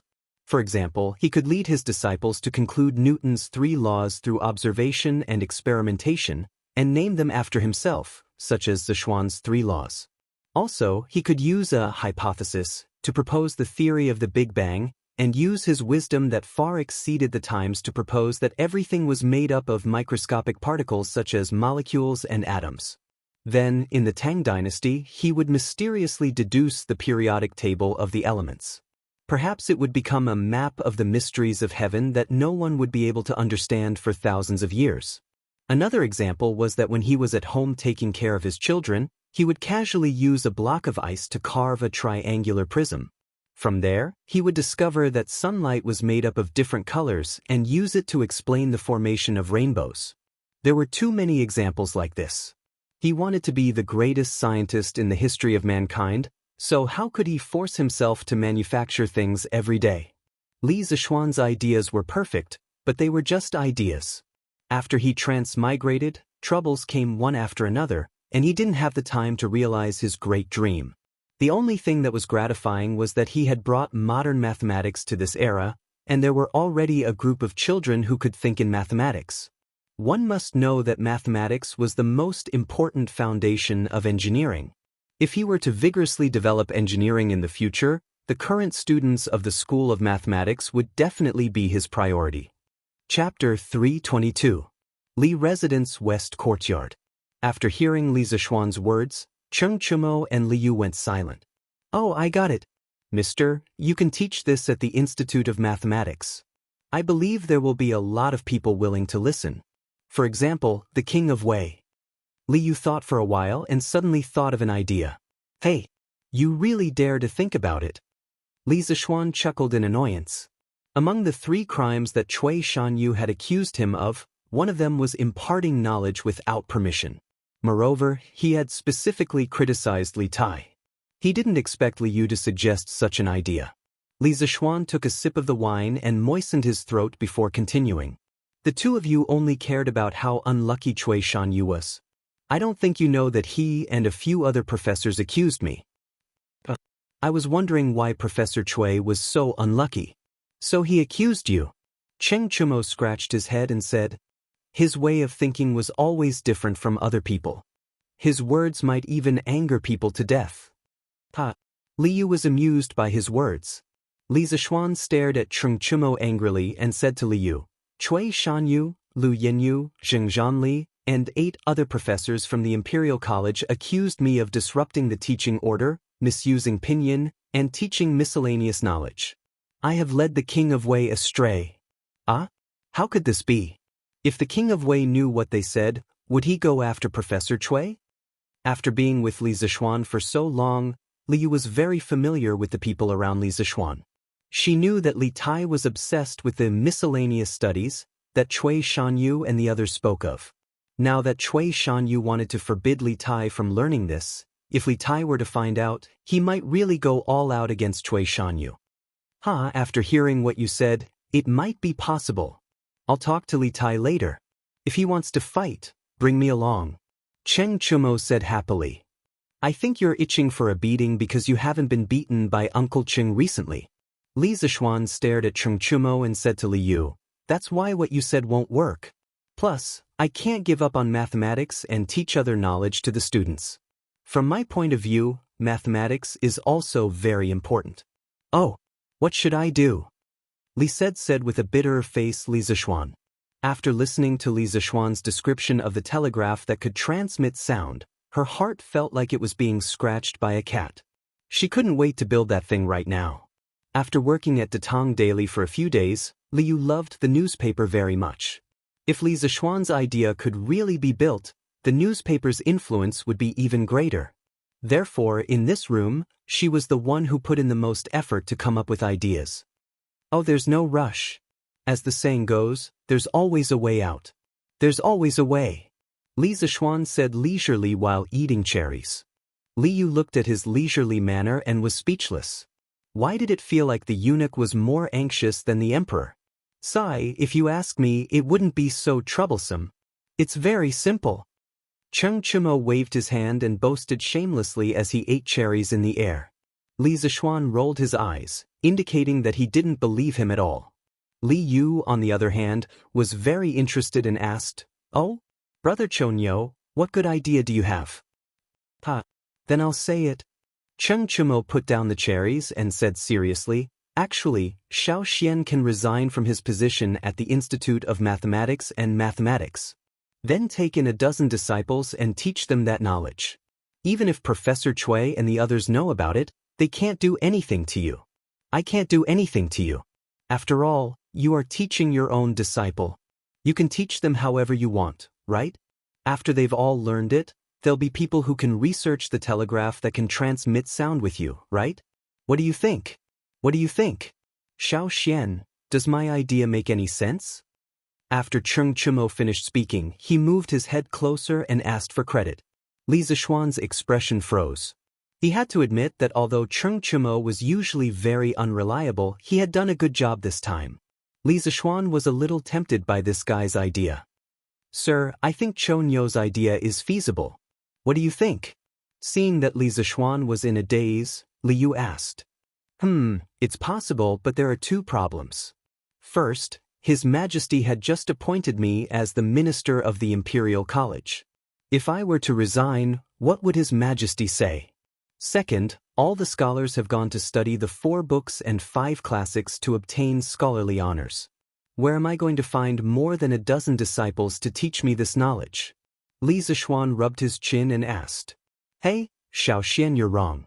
I don't have a solution to your first problem, but there's no need for you to ask your second problem. Although most of the scholars are studying the 4 books and 5 classics to obtain scholarly honors, the imperial court's admission rate is 1 in 100.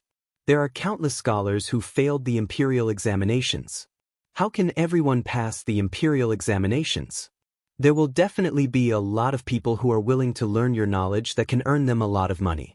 I don't know about other people, but in our Institute of Mathematics and Mathematics, the King of Wei and I will definitely be willing to learn from you. Cheng Chumo seemed to be possessed by Zhuge Liang today. His analysis of the problem was clear and logical, but his last sentence exposed his true nature. Screw you. Why don't you pass your mathematics exam first? It's not like my knowledge can't be sold. Can anyone learn from me? If I remember correctly, you didn't pass this month's exam, right? Li Zishuan felt that what Cao Cao said made sense, but his mouth did not let him off. Cao, you still have the nerve to say that? If it wasn't because you didn't care about our brotherhood and didn't want to give me an extra point, I would have passed. Cheng Chumo got angry when he mentioned this. He stood up and scolded Li Zishuan. Li Zishuan said, that's because you didn't live up to expectations. Who else can you blame? Teacher, then will this method work? Li Yu saw that the two of them were about to start bickering again. She quickly interrupted and brought the topic back to the main topic. Yes, it should work. Let me think about it carefully. Li Zishuan said seriously. Little Yu, don't worry. Since I can think of this, I will definitely be able to make it. Don't be anxious. Li Zishuan changed the topic and laughed. He was not stupid. He knew that Li Yu was very interested in the radio. That was why he teased her. Maybe he could let this little girl be a host in the radio station in the future. But as for the method of talent development after this discussion, he was enlightened. It's just that there are some details that he still needs to think about. I'm not anxious. Teacher, you can continue with your work. I'll go back to the workshop first. Li Yu was a little embarrassed that her thoughts were exposed. She immediately ran away. Don't forget about the news material that you are here to record today. Got it. Chapter 323. Early in the morning, everything was quiet. A ray of light appeared on the eastern horizon and carefully soaked the light blue sky. A new day was gradually moving in from afar. Li Zishuan, who had just finished his breakfast, sat in the carriage with Iron Egg and went to the Imperial College to attend school together. Selling newspapers. The freshly printed Tang Daily News. Today's headline. Shocking news. A dignified Imperial College professor actually ate sh*t? Is there a hidden story behind this? On the way, as expected, they heard the voice of a newsboy selling newspapers. However, the words of today's newspaper seller were a little eye-catching. San Bao, help me buy a newspaper. Li Zishuan held back his laughter and ordered. Although he knew that Little Fishy would write about Cui Shanyu and the others eating sh*t yesterday, he was still very curious about what Little Fishy would write. Okay, young master. Please wait a moment. After a while, San Bao came back with a newspaper. Young master, your newspaper. San Bao handed the newspaper into the carriage. Then he sat back in the driver's seat and continued to drive the carriage. Li Zishuan took the newspaper and jumped to today's headline. As expected, a very eye-catching headline greeted his eyes. Shocking news. A dignified Imperial College professor actually ate sh*t? Is there a hidden story behind this? TSK, Little Fishy's articles are getting more and more professional. When Li Zishuan saw the headline, he felt as if he had returned to the modern era. He smiled knowingly. Iron Egg had also heard the advertisement from the newsboy outside. He had been itching for the contents of the newspaper. When he saw Li Zishuan pick up the newspaper, he also came over to take a look. More than 1,000 years ago, the king of Wu attacked the Yu kingdom and was defeated by the Yu kingdom. He died and Fu Chai succeeded the throne. After that, the king of Yu, Go Jian, heard that the Wu kingdom wanted to build a navy. Go Jian ignored Fan Li's objection and attacked the Wu kingdom. In the end, he was surrounded and defeated. Fu Chai captured Go Jian and Fan Li secretly plotted to pretend to surrender. What's going on? Wasn't it going to write about Cui Shanyu eating H*T? Why did he write about the king of Yu, Go Jian? What is little fishy trying to do? Li Zishuan looked at the beginning of the news and was a little confused. He wondered if there was a problem with the printing department. Looking at Iron Egg, who was also in a state of confusion, Li Zishuan calmed down and continued reading. When Go Jian was captured, in order to gain Fu Chai's trust, he did everything he could to curry favor with him. One day, when Fu Chai was sick, he needed to check his bowel movements. In order to diagnose Fu Chai's illness, Go Jian personally tasted Fu Chai's bowel movements. Fu Chai was very touched. He finally let down his guard against Go Jian and let him go. After 3 years of humiliation, Go Jian returned to his country and worked hard to build up his country. With the help of the Yu people, he was able to build up his courage. He wanted to strengthen Yu country.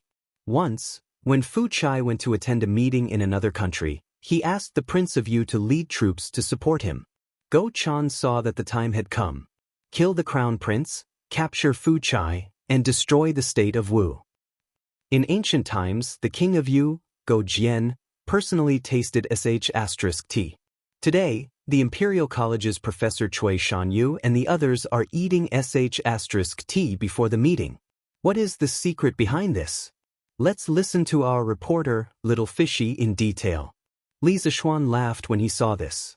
He did not expect Li Yu to be able to quote from the classics. It was really 666,666.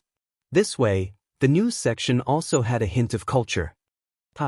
Here, Iron Egg, take your time to read it. I will take a break. Li Zishuan was too lazy to read the rest of the story. He just did not know if Cui Shanyu and the others would come after him after reading today's news. Yes, master. Iron Egg took the newspaper and went to another sofa to read it alone. Iron Egg, follow Sanbao and paste this on the wooden board. In front of the mathematics school, Li Zishuan took out a piece of red paper and a piece of black paper and gave them to Iron Egg. Today, he purposely arrived 30 minutes early so that he could paste the honor roll and shame roll before the students arrived. Yes, master. Iron Egg took the paper silently. He was still worried that he did not get first place in the monthly test. Tisk, not bad. One is on the red list, and the other is on the black list. The contrast is very clear. After 15 minutes, Li Zishuan looked at the honor roll and shame roll and said with satisfaction, Young master, why does Sanbao feel that the black list is very ugly? Why is there a flower on the red list and the black list is teeth? Sanbao scratched his head and said hesitantly. He seemed to have encountered something difficult and could not say it out loud. It's a pile of shit, right? Li Zishuan said it for Sanbao. He asked Ma Zhou to make the red list and black list. Other than being good at calligraphy, Ma Zhou was also good at painting. That pile of shit was really vivid. Li Zishuan designed it not only to warn the students on the shame roll, but also to make fun of them. Yes. Sanbao said awkwardly. So what if it's a pile of shit? Haven't you heard that the king of Yu ate shit? These people dare to be in the last 5. They should be prepared to be in the company of shit. Li Zishuan snorted and left in a huff. Isn't that Mr.'s carriage? Why are you here so early today? Sun Zifen said in surprise. Hey, Zifen, look. The empty honor roll and shame roll plaques have something pasted on them today. Yu Dongkai pulled Sun Zifen's sleeve and exclaimed. Damn, don't tell me the monthly test results are out? Sun Zifan's face was full of panic, his legs were somewhat soft. This guy was scared. The last time his father beat him up, it was still deeply imprinted in his heart. Damn. It shouldn't be that bad, right? Little brother, I think I did pretty well this time. Yu Dongkai heard and felt a little guilty. He prayed in his heart that he would not be so unlucky. Why are you thinking so much? Why don't we go and take a look? I don't believe that I will be in the shame roll, Kong Chuansuan said from behind. With his head held high, he headed straight for the honor roll and the shame roll. He was extremely confident. Damn, you're awesome. Dong Kai, let's go take a look. Sun Zifan gave a thumbs up to Kong Chuansuan's back, then dragged Yu Dong Kai over as well. But when they got close, they saw Kong Chuansuan's dazed expression, as if he had eaten feces. Sun Zifan was stunned. What's going on? Is there something wrong with the roll? He looked at it in disbelief. Of course, he was looking at the shame roll. He saw a big pile of feces at the top of the black roll, and below it was written, first from the bottom, Kong Chuansuan. Haha, I'm dying of laughter. I'm dying of laughter. Sun Zifan could not hold it in anymore and laughed out loud.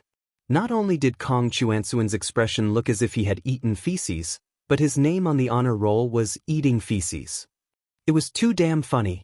He did not know where his confidence came from, but he was the first to rush over to see the roll. Kong Chuansuan, why is your name under that pile of feces? It's like eating feces. The roll of shame that Mr. created is really fun. Yu Dong Kai glanced at it and did not see his name on it. He could not help but heave a sigh of relief. Then he realized the joke and laughed gloatingly. Although he only scored 18 points this time, there were still people who scored worse than him. Hence, he was lucky enough to escape and was ranked 6th from the bottom. Get lost. I'll fight it out with you. Kong Chuansuan was almost angered to death. He roared and was about to fight with his life. Chapter 324. Tiske, you guys are really embarrassing. 5th from the bottom. You guys can't even compare to me, old Cheng. Now you guys are going to eat sh*t? Cheng Chumo leisurely walked to the entrance of the mathematics school. He already knew his score, so he wasn't worried that he would be on the roll of shame. He held 2 yellow persimmons in his hand and said to the dejected students below the roll of shame, "Cough, cough, it's time to eat persimmons." Needless to say, there were definitely persimmons in the Tang dynasty. In the Book of Songs, written around 1100 BC, there were already records of persimmons in the area chapter, and in the Book of Rites chapter, persimmons were also listed as a precious food. Chao, Cheng Chumo, you want to fight again? Tan Yu, Wenba, Wang Meng, Gao Han, follow me and beat him to death. Kong Chuansuan was already angered by Sun Zifan and Yu Dong Kai. Now that he heard Cheng Chumo's sarcasm, he couldn't hold it in anymore. He immediately rolled up his sleeves and was about to fight. Yes, beat this idiot to death. Everyone's results are about the same. Why isn't he on the roll of shame? Yes, there's a conspiracy.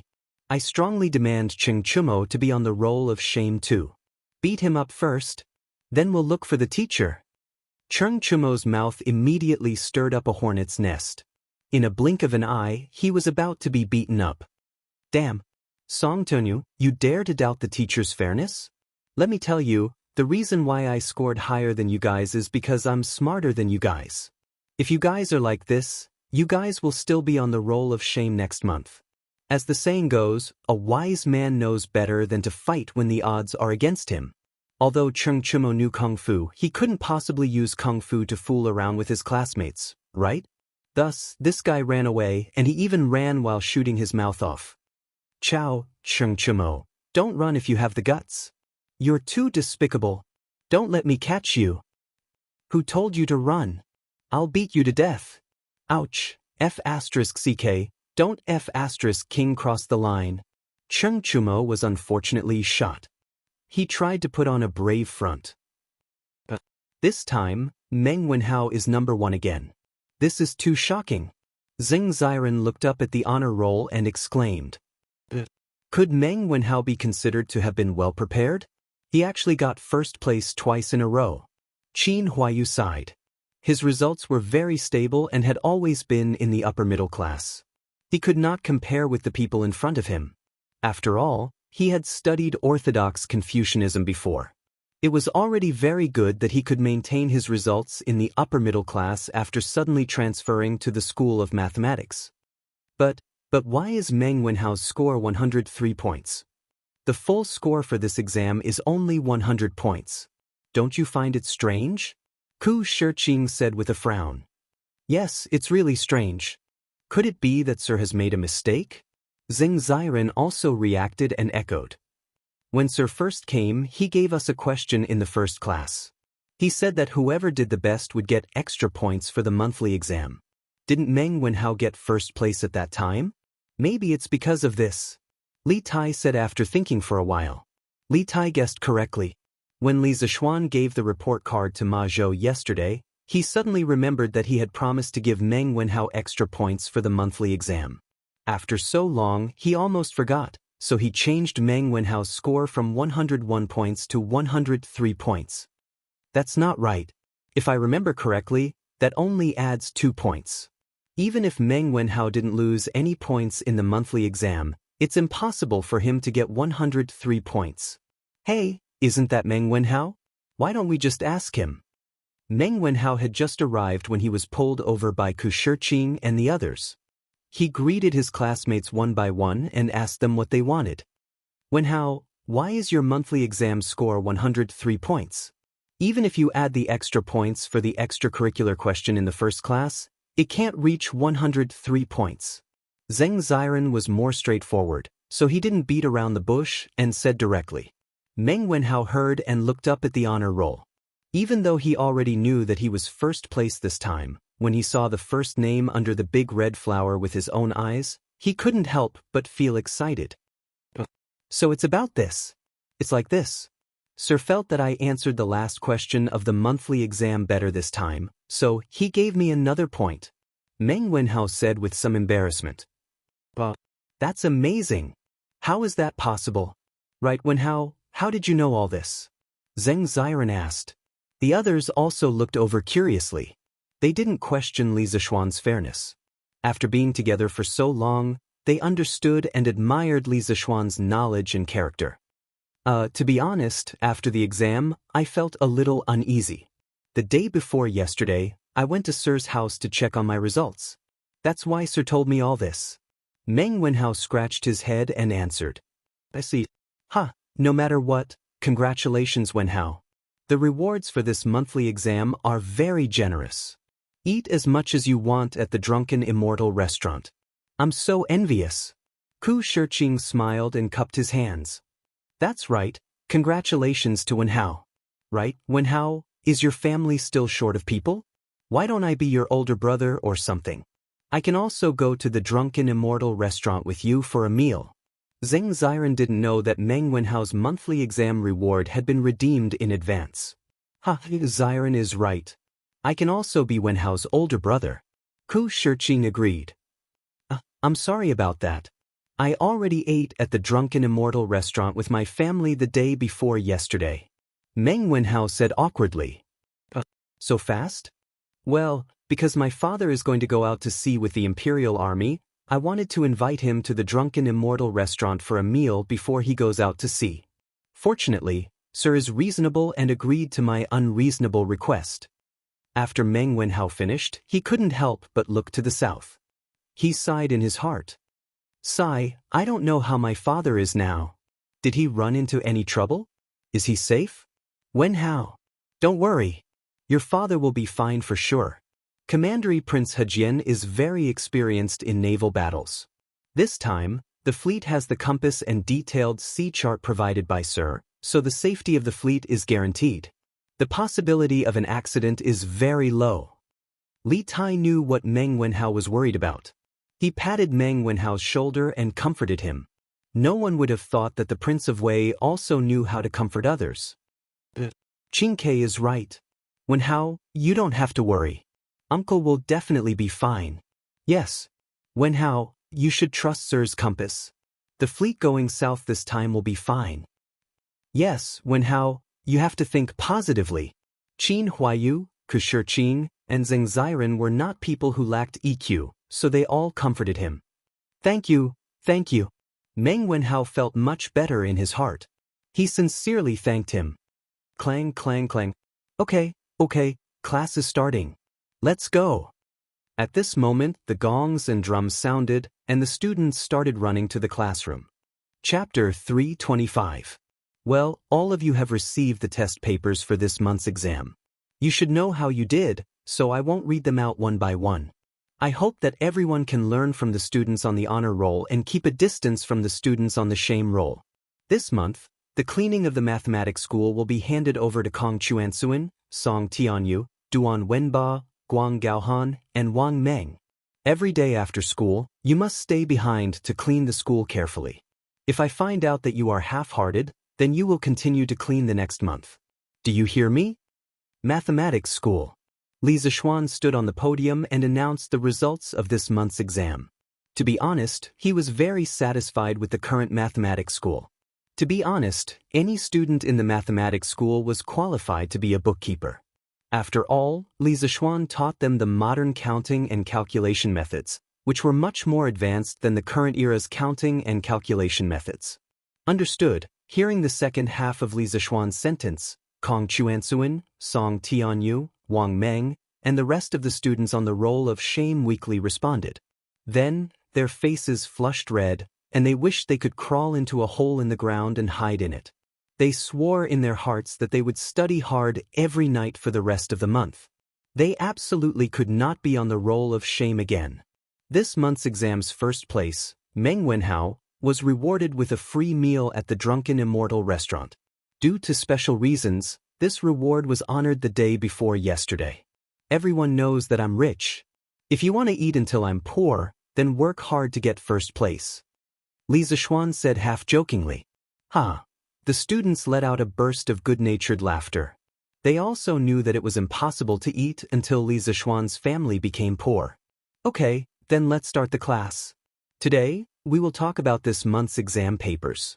Puchi, Li Zishuan was halfway through his speech when a strange Puchi sound came from the back of the school. Everyone couldn't help but turn their heads to look. Damn, Cheng Chumo, you are so disgusting. You actually shit in front of everyone in class. Ugh, I can't take it anymore. Sun Zifan was the first to find the source of the sound. He saw an unknown yellow object on Cheng Chumo's chair. Thinking about the strange Puchi sound, Sun Zifan immediately concluded that Cheng Chumo was defecating in front of everyone. Damn, it stinks. Cheng Chumo, you're too disgusting. Ugh. Cheng Chumo, you're disgusting, I can't take it. Hearing Sun Zifan scolding, the students in the school exploded. Regardless of whether they smelled the stench or not, they all began to criticize Cheng Chumo. Some of the students who were close to Cheng Chumo looked in the direction of Sun Zifan's finger and saw the yellow object. They quickly covered their mouths and noses and fled in all directions. Even Iron Egg and Qin Huayu, who were usually very close to Cheng Chumo, also frowned and left their seats. Damn, Sun Zifan, you brat, you dare to slander me. This is not shit, it's the persimmon that I brought today that fell on the chair and broke. Cheng Chumo stood up and angrily explained. I definitely can't take the blame for this. If other people knew that he shit in front of everyone in class, then how can I, Cheng Chumo, have the face to mingle in Chang and City's circle of playboys in the future? Bullshit, that is obviously shit. Cheng Chumo, you still want to lie? Sun Zifan pinched his nose and retorted. That clearly looks like shit, Cheng Chumo, you can stop quibblings. Ugh, so disgusting. You must have eaten something dirty in the morning, and then had a stomachache just now, so your shit jumped out. Ugh. Dong Kai, don't say any more, it disgusts me to death. Cheng Chumo's explanation was obviously feeble and weak, and the surrounding students expressed their disbelief. Damn, it's really a persimmon, not shit. If you don't believe me, then I'll eat it for you to see. Cheng Chumo was anxious. In order to prove his innocence, this guy didn't care about anything else. He picked up the yellow object on the chair and stuffed it into his mouth. Ugh. Damn. Not only did you shit in front of everyone, you actually ate shit in front of everyone. Cheng Chumo, I misjudged you. From now on, Sun Zifan, will not recognize you as a brother. Sun Zifan was stunned for a moment, and then quickly retched. From the beginning, he thought that the yellow object was shit. At this time, when he saw Cheng Chumo eating that thing in front of everyone, the visual impact was quite strong, and of course he couldn't stand it. Ugh. God. I heard that 8 doctors in our Imperial College ate shit before the morning assembly yesterday. I didn't expect that a student would eat shit today. What's wrong with our Imperial College? Some students saw this scene and immediately associated it with today's headlines on Datang Daily. Ugh. I can't stand it. Sir, please do something about it. Faced with this situation, Cheng Chumo was a little dumbfounded. He explained while eating, "Damn. Sun Zifan, don't talk nonsense. This is really a persimmon. If you don't believe me, come and taste it. It's sweet. Why don't you think about it? How can I, old Sheng, eat shit? Look, I, old Sheng, brought 2 persimmons this morning. One is broken, and the other is still fine. Take a look." Cheng Chumo said, and took out an intact persimmon from the desk drawer and showed it to everyone. Is that thing really a persimmon and not shit? It should be.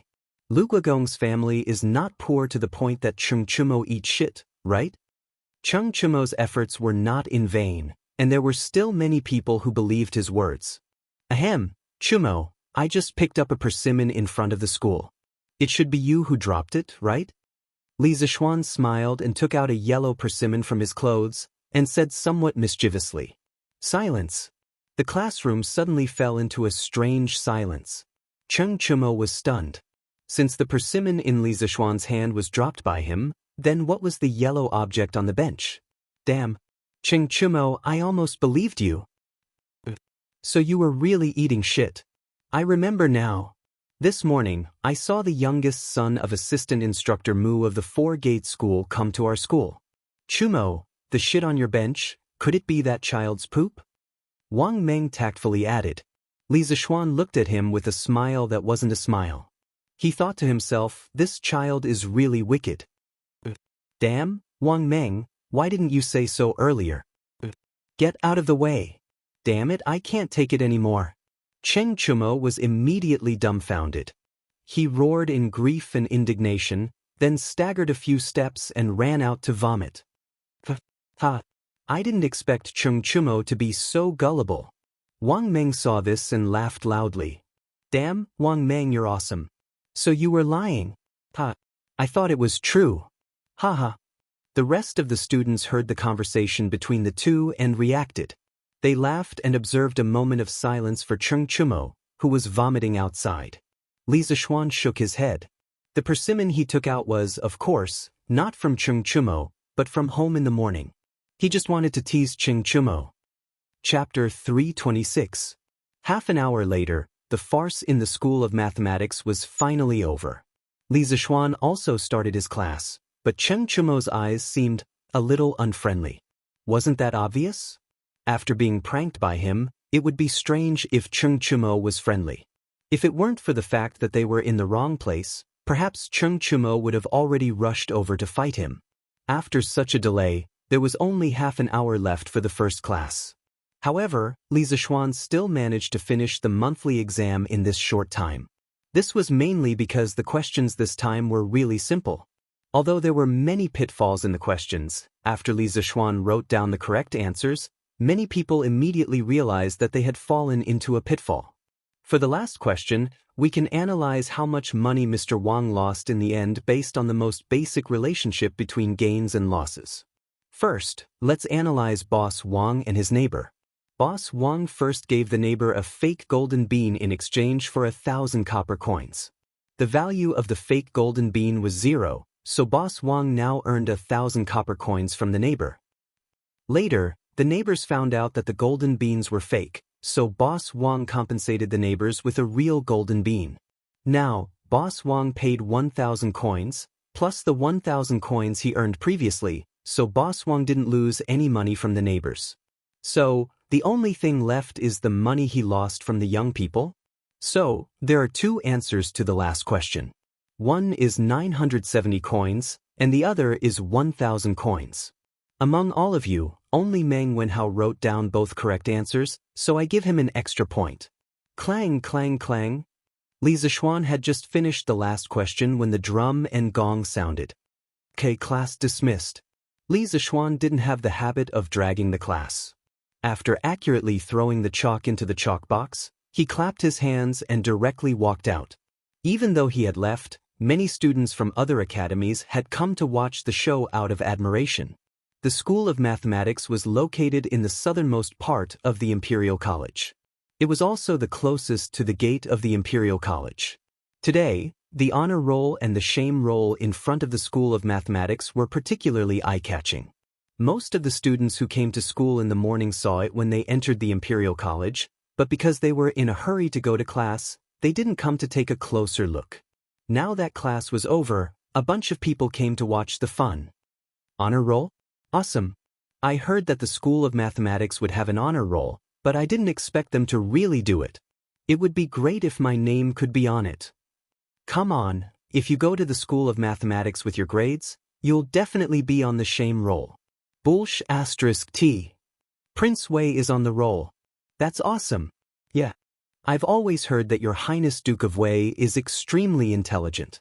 I didn't expect Your Highness to still be so impressive after going to the School of Mathematics. Exactly. Who is this Meng Wenhao? How come I've never heard of him? How did he got first? That is, Meng was Meng's was Meng Meng's Meng. Meng was Meng was Meng? You how Meng? You how you? That Meng huh? Is that true? Xianxia, you must have remembered wrongly. When have I ever mocked others? Below the honor roll, a group of students pointed at the names on it and discussed. They could only express their admiration for the genius on it. In less than a month, the School of Mathematics went from the bottom of the 6 imperial colleges to the center of everyone's attention. Li Sai is awesome. Yuan Shuo and Chu Yanfu came later and could only watch from the periphery of the crowd. Yeah. But Li Sai's knowledge is also outstanding. Otherwise, the School of Mathematics wouldn't have stood out so quickly. I heard that Prince Wei was attracted to the School of Mathematics by Li Sai's self-created new mathematics. Chu Yanfu sighed as he looked up at the honor roll with his hands behind his back. Yanfu, are you thinking of going to the School of Mathematics too? Yuan Shuo joked. Chu Yanfu shook his head and sighed. I just don't want to stay in the Imperial College anymore. Yuan Shuo, you should know about Professor Chui's matter, right? Yuan Shuo was stunned and nodded. Yanfu, are you talking about today's headlines on Datong Daily? Chu Yanfu replied, yeah. But that's not all. It said that Professor Chui and the others secretly impeached Li Sai for disrupting the teaching order, abusing pinyin, and privately imparting miscellaneous knowledge. Li Sai's contributions to the Institute of Mathematics and the Imperial College are obvious to all.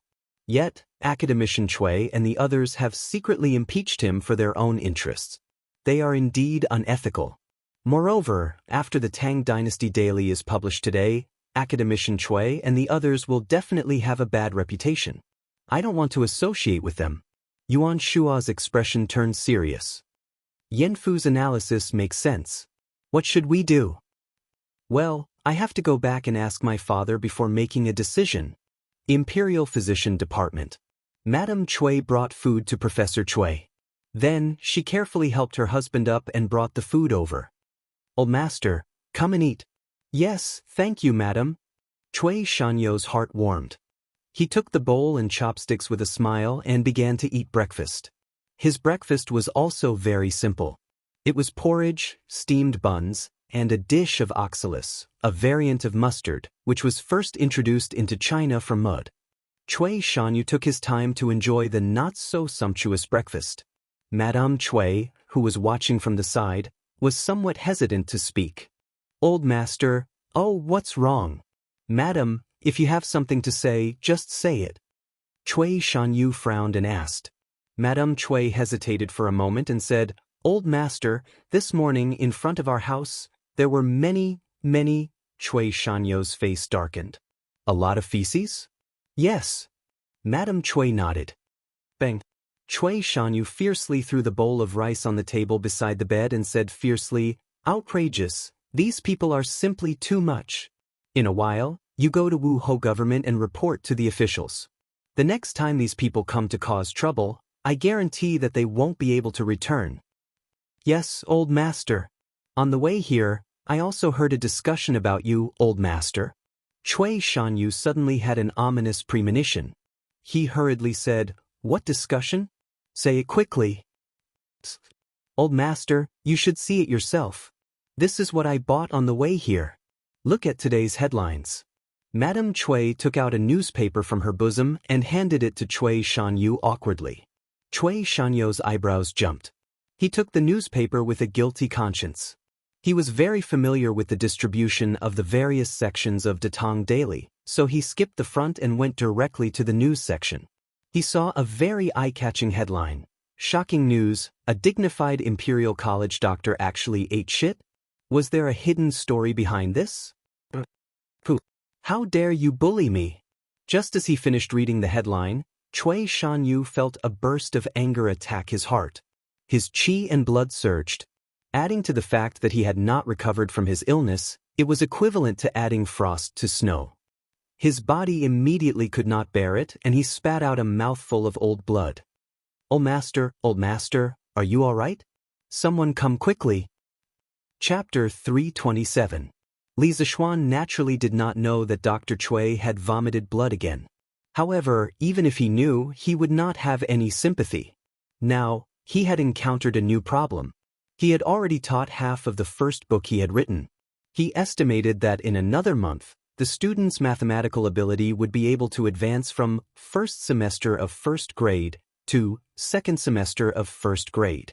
In less than a month, he had finished half a semester's worth of courses. Perhaps some people would think that this progress was too fast? Actually, it wasn't fast because the students in the School of Mathematics only took one class every day. Of course, it couldn't be compared to modern teaching progress. Then the question was, after a while, would Li Zishuan need to write another mathematics textbook for the second semester of the first grade? Although the ancient school system couldn't be compared to the modern school system of kindergarten, primary school, junior high school, and university, it still formed a relatively complete school system during the Western Zhou dynasty.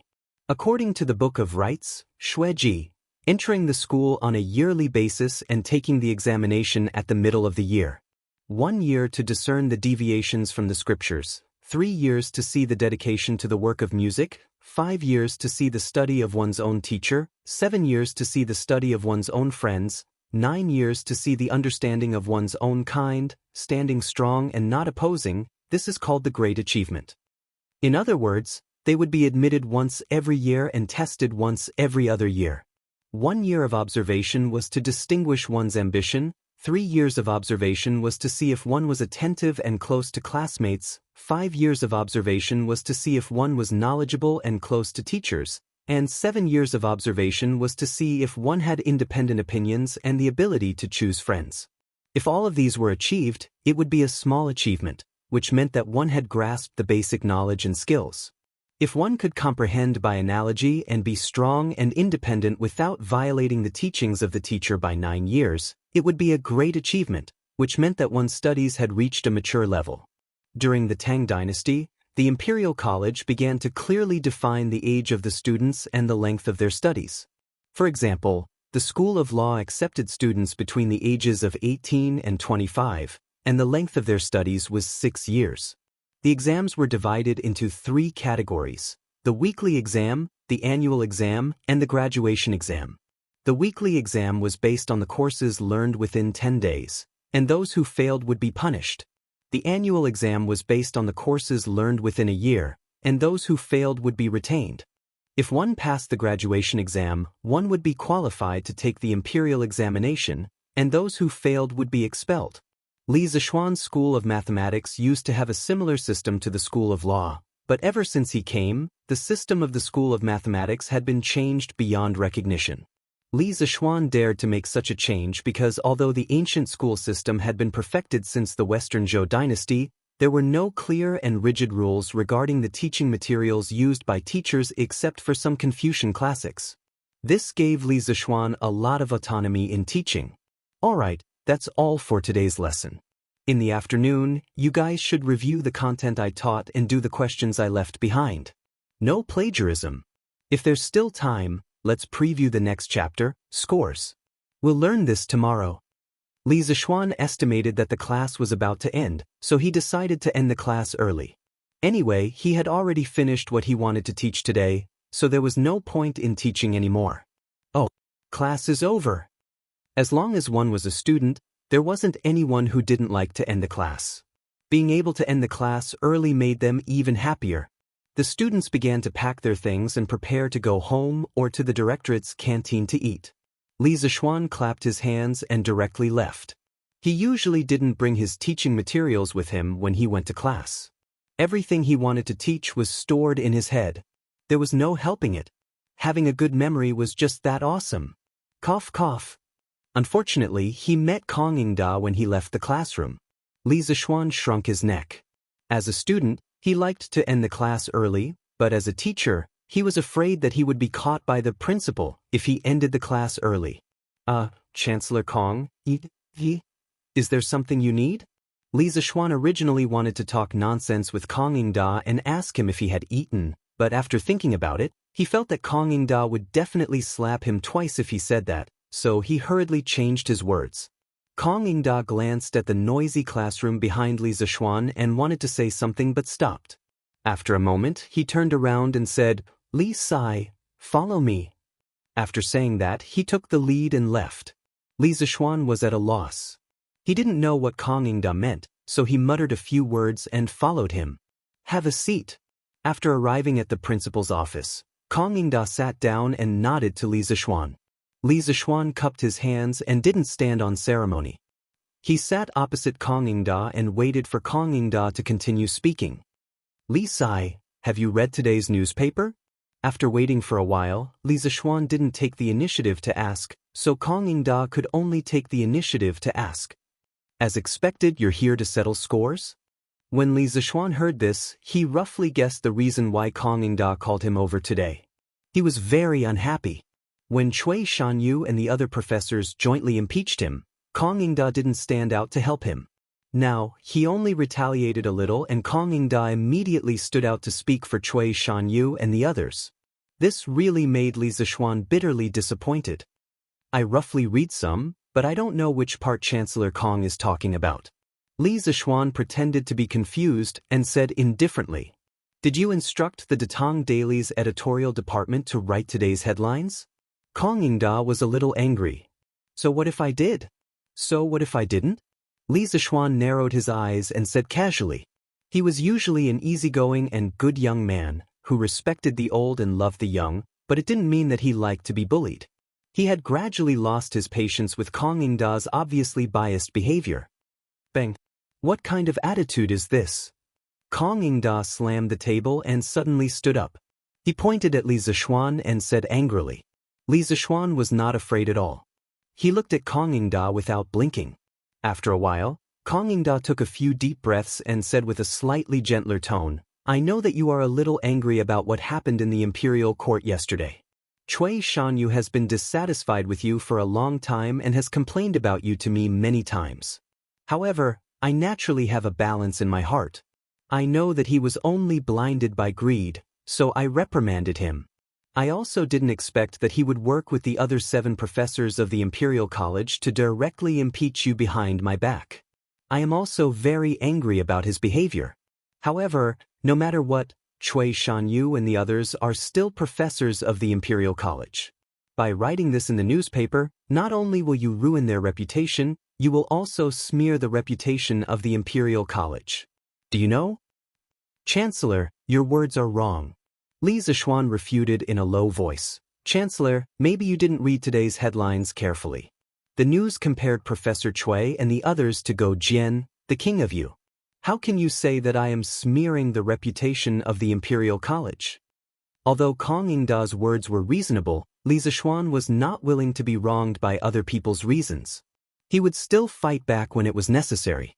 If one could only endure passively without fighting back, what was the difference between him and a salted fish? Of course, the reason why he could fight back so reasonably was all thanks to Li Yu's writing technique.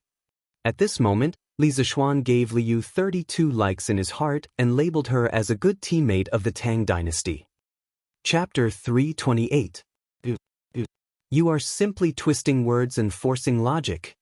Hearing Li Zishuan's fallacious reasoning, Kong Yingda was so angry that his face turned red as he shouted angrily.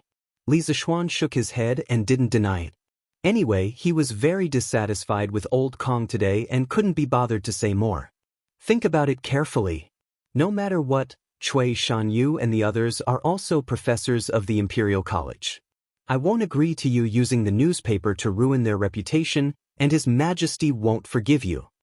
Kong Ingda looked at Li Zishuan's stubborn look and said angrily, Chancellor, you are wrong to say that. This headline is just speculation. It didn't clearly conclude that Professor Cui and the others ate shit. Even the Imperial censor has the right to listen to the news. Can't ordinary people express their own speculation? Seeing that Kong Ingda's words were getting more and more serious and was about to go to the top, Li Zishuan opened his mouth to explain. Previously, he was so angry at Cui Shanyo's impeachment that he let Li Yu put this matter on the newspaper. Now that he thought about it, his actions were indeed thoughtless and might arouse Li Er's suspicion. Fortunately, Li Yu's article was written in a more tactful way and could be used to avoid the edge. Don't play this game with me. You have to think of a way to salvage this matter.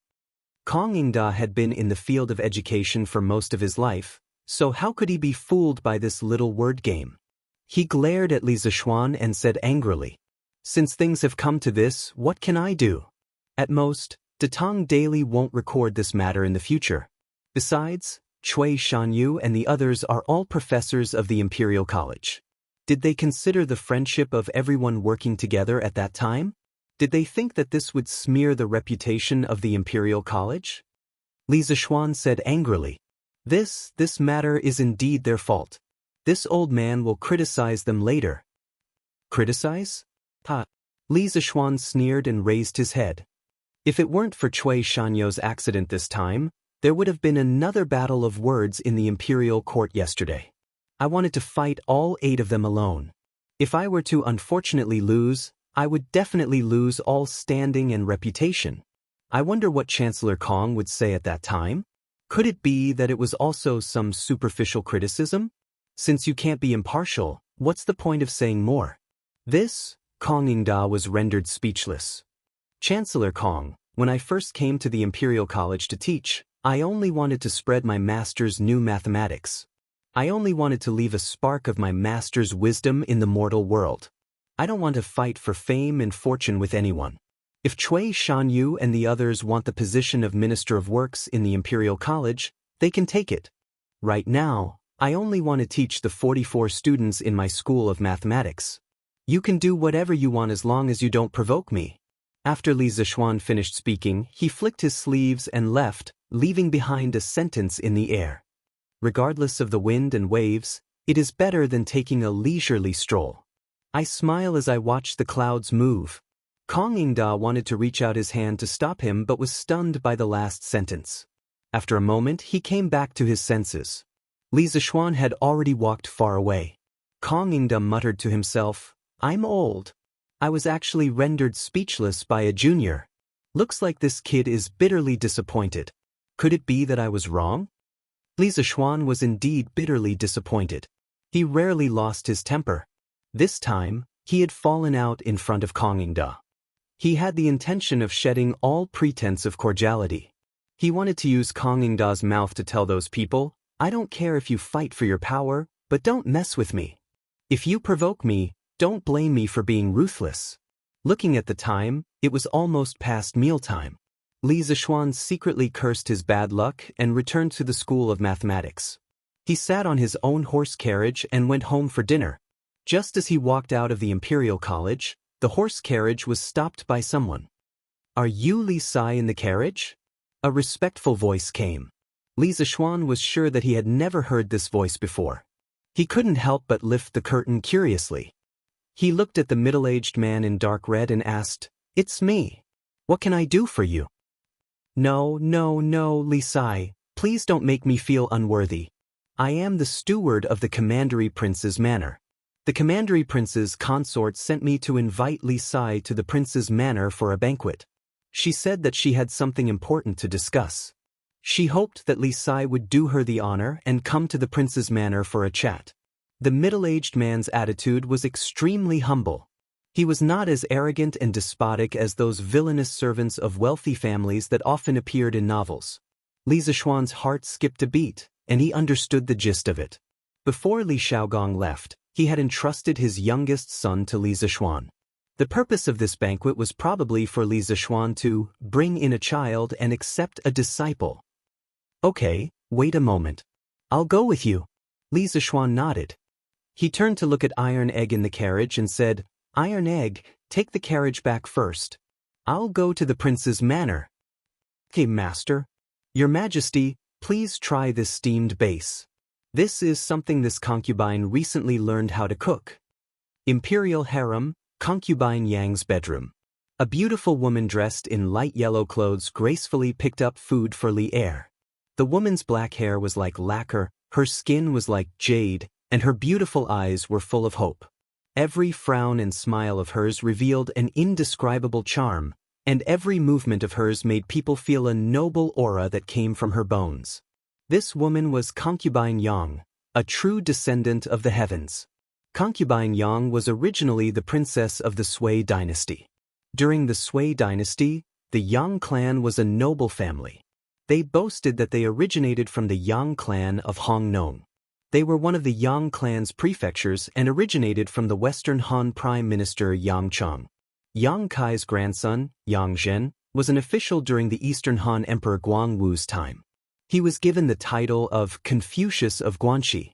The establishment of the Sui dynasty made the Yang clan even more prominent.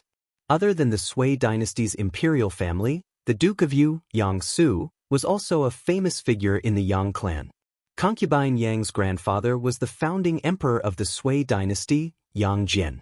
In 581 AD, on the second month of the Jiazi, Emperor Jing of Zhou announced that Yang Jian was abdicated. Yang Jian accepted the mandate of heaven and entered the palace in his regular clothes. The emperor was located in the Lingguang Hall and named the country Great Sui.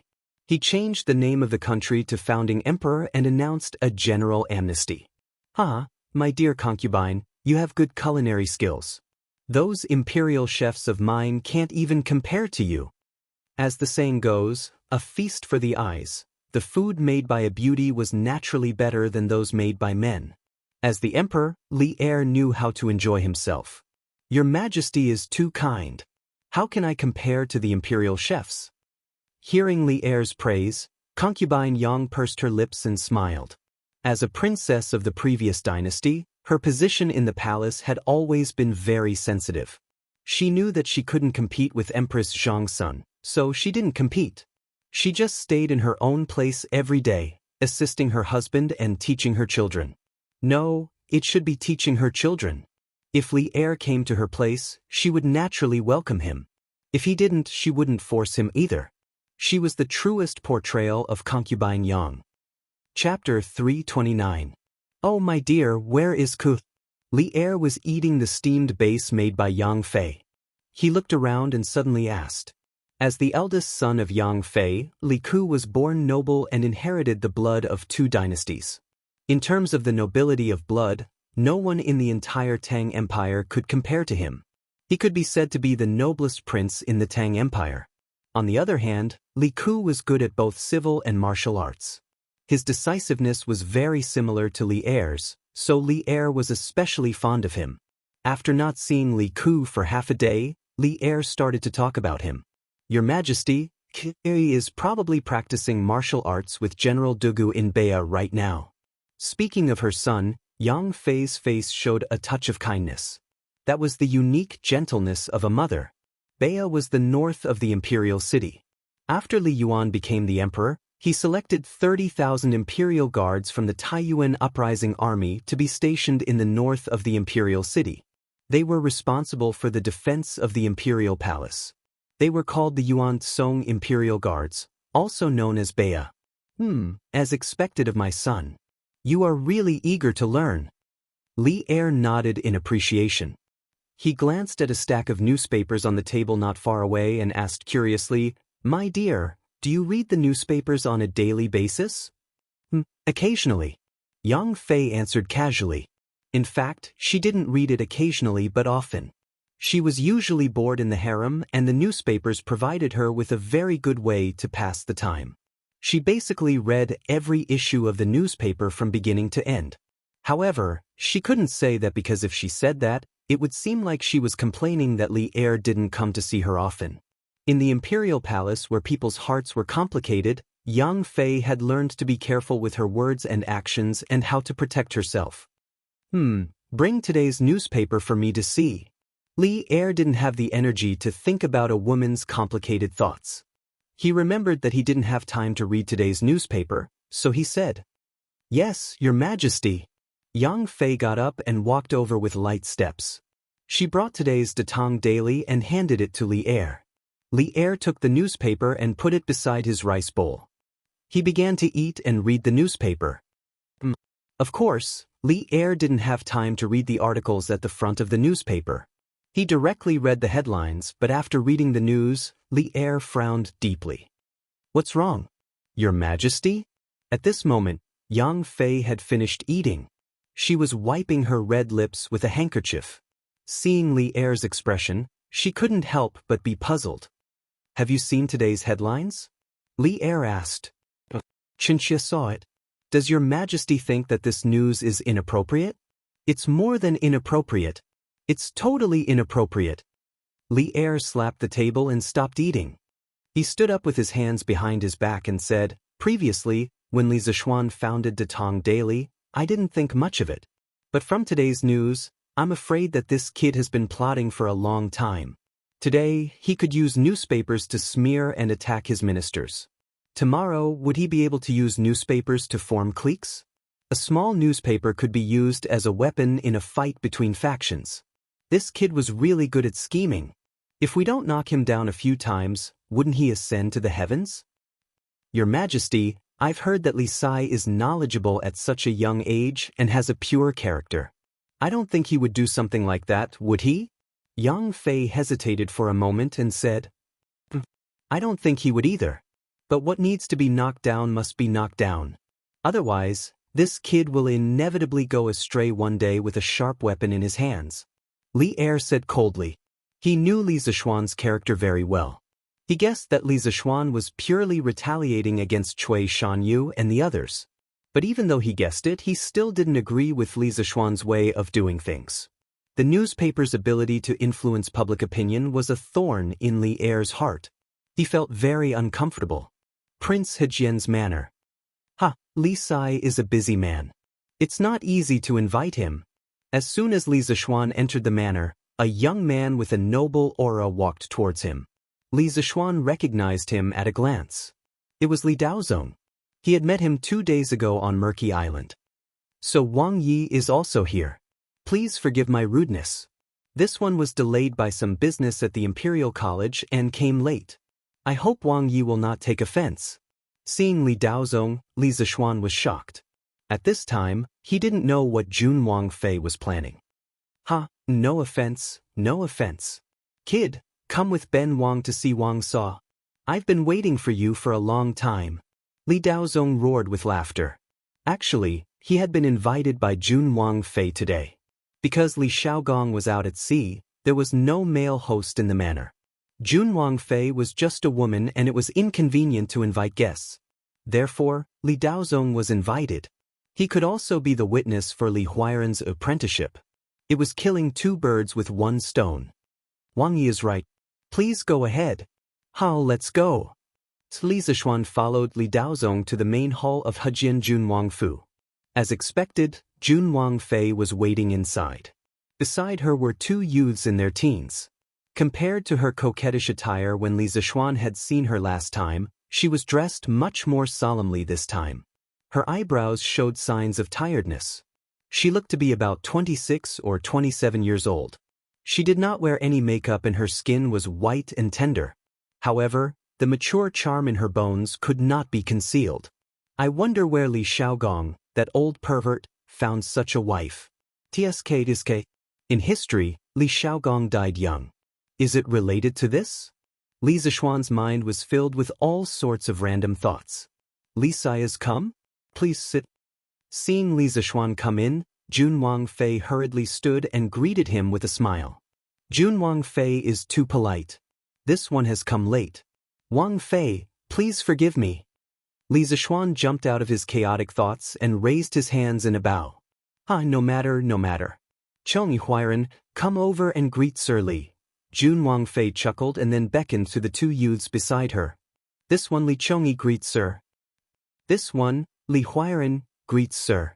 Regardless of whether these two were usually mischievous, under the threat of Jun Wangfei's gaze, they showed the appearance of obedient children and went forward to bow to Li Zishuan. Shitzi, there is no need to be so courteous. Please rise.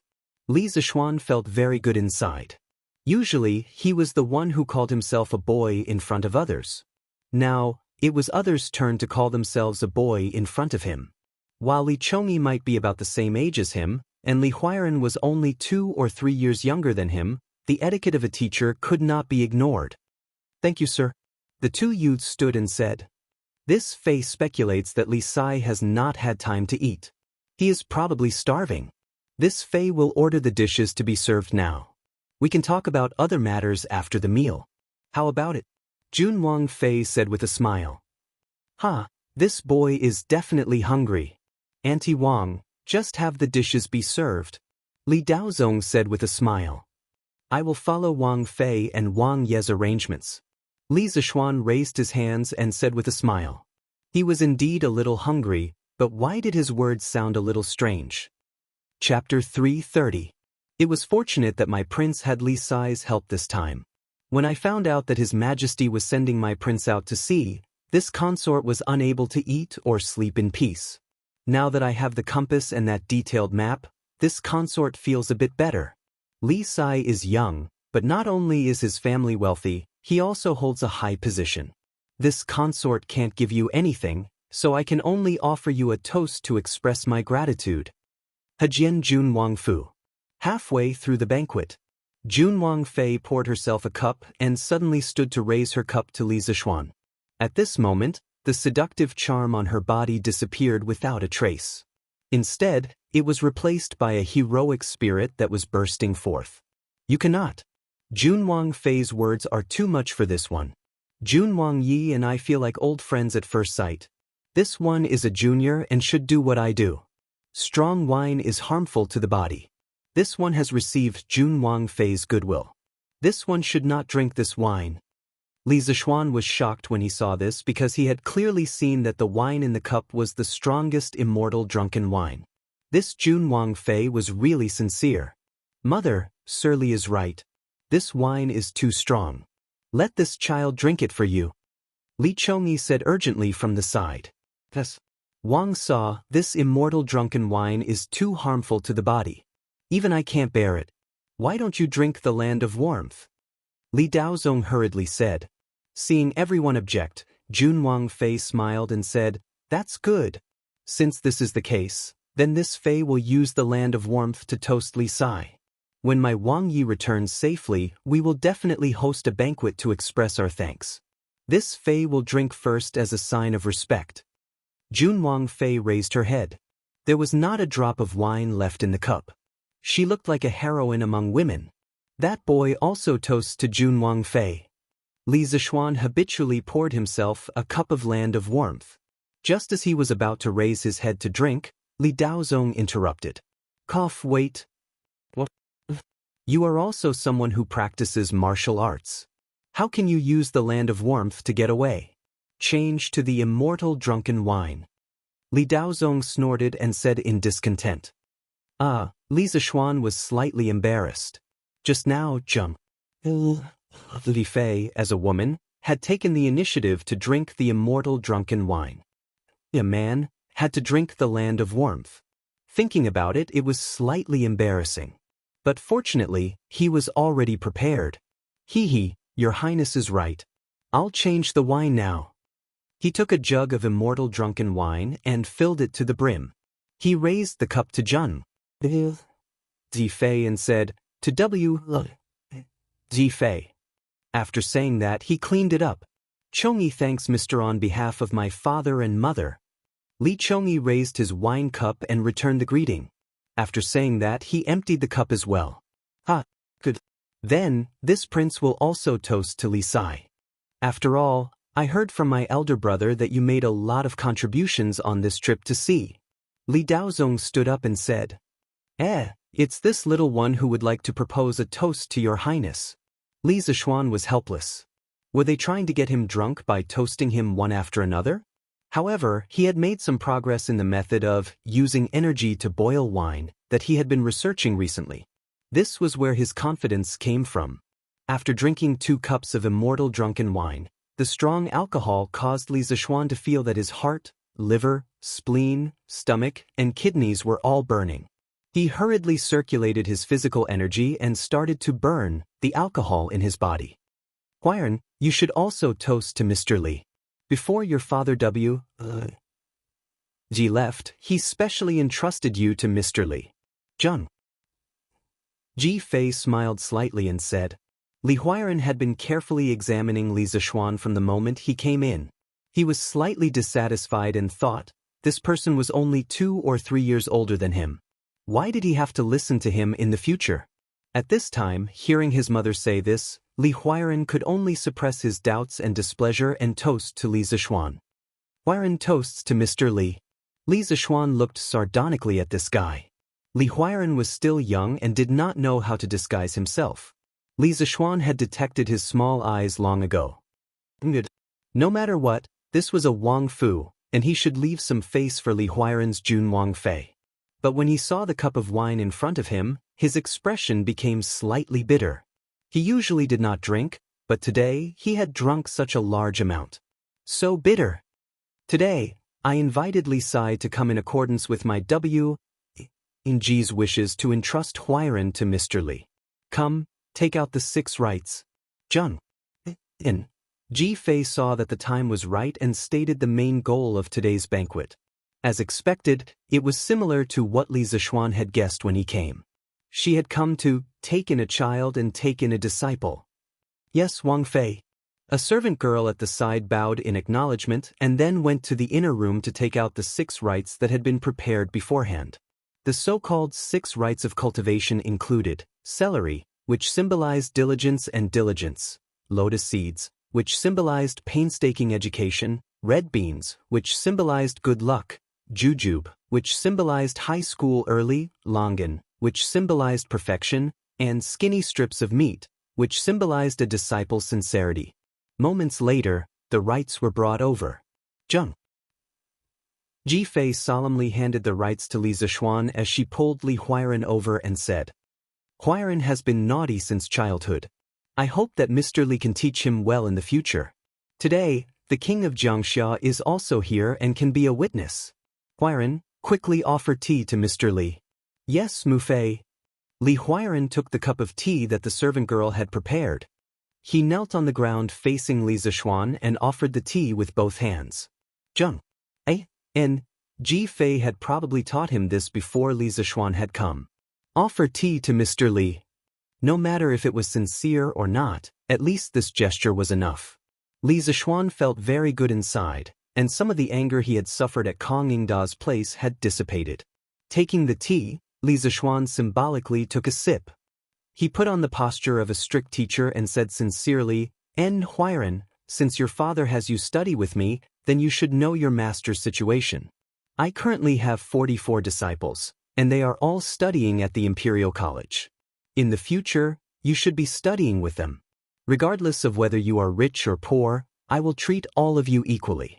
There aren't many rules in my line of work.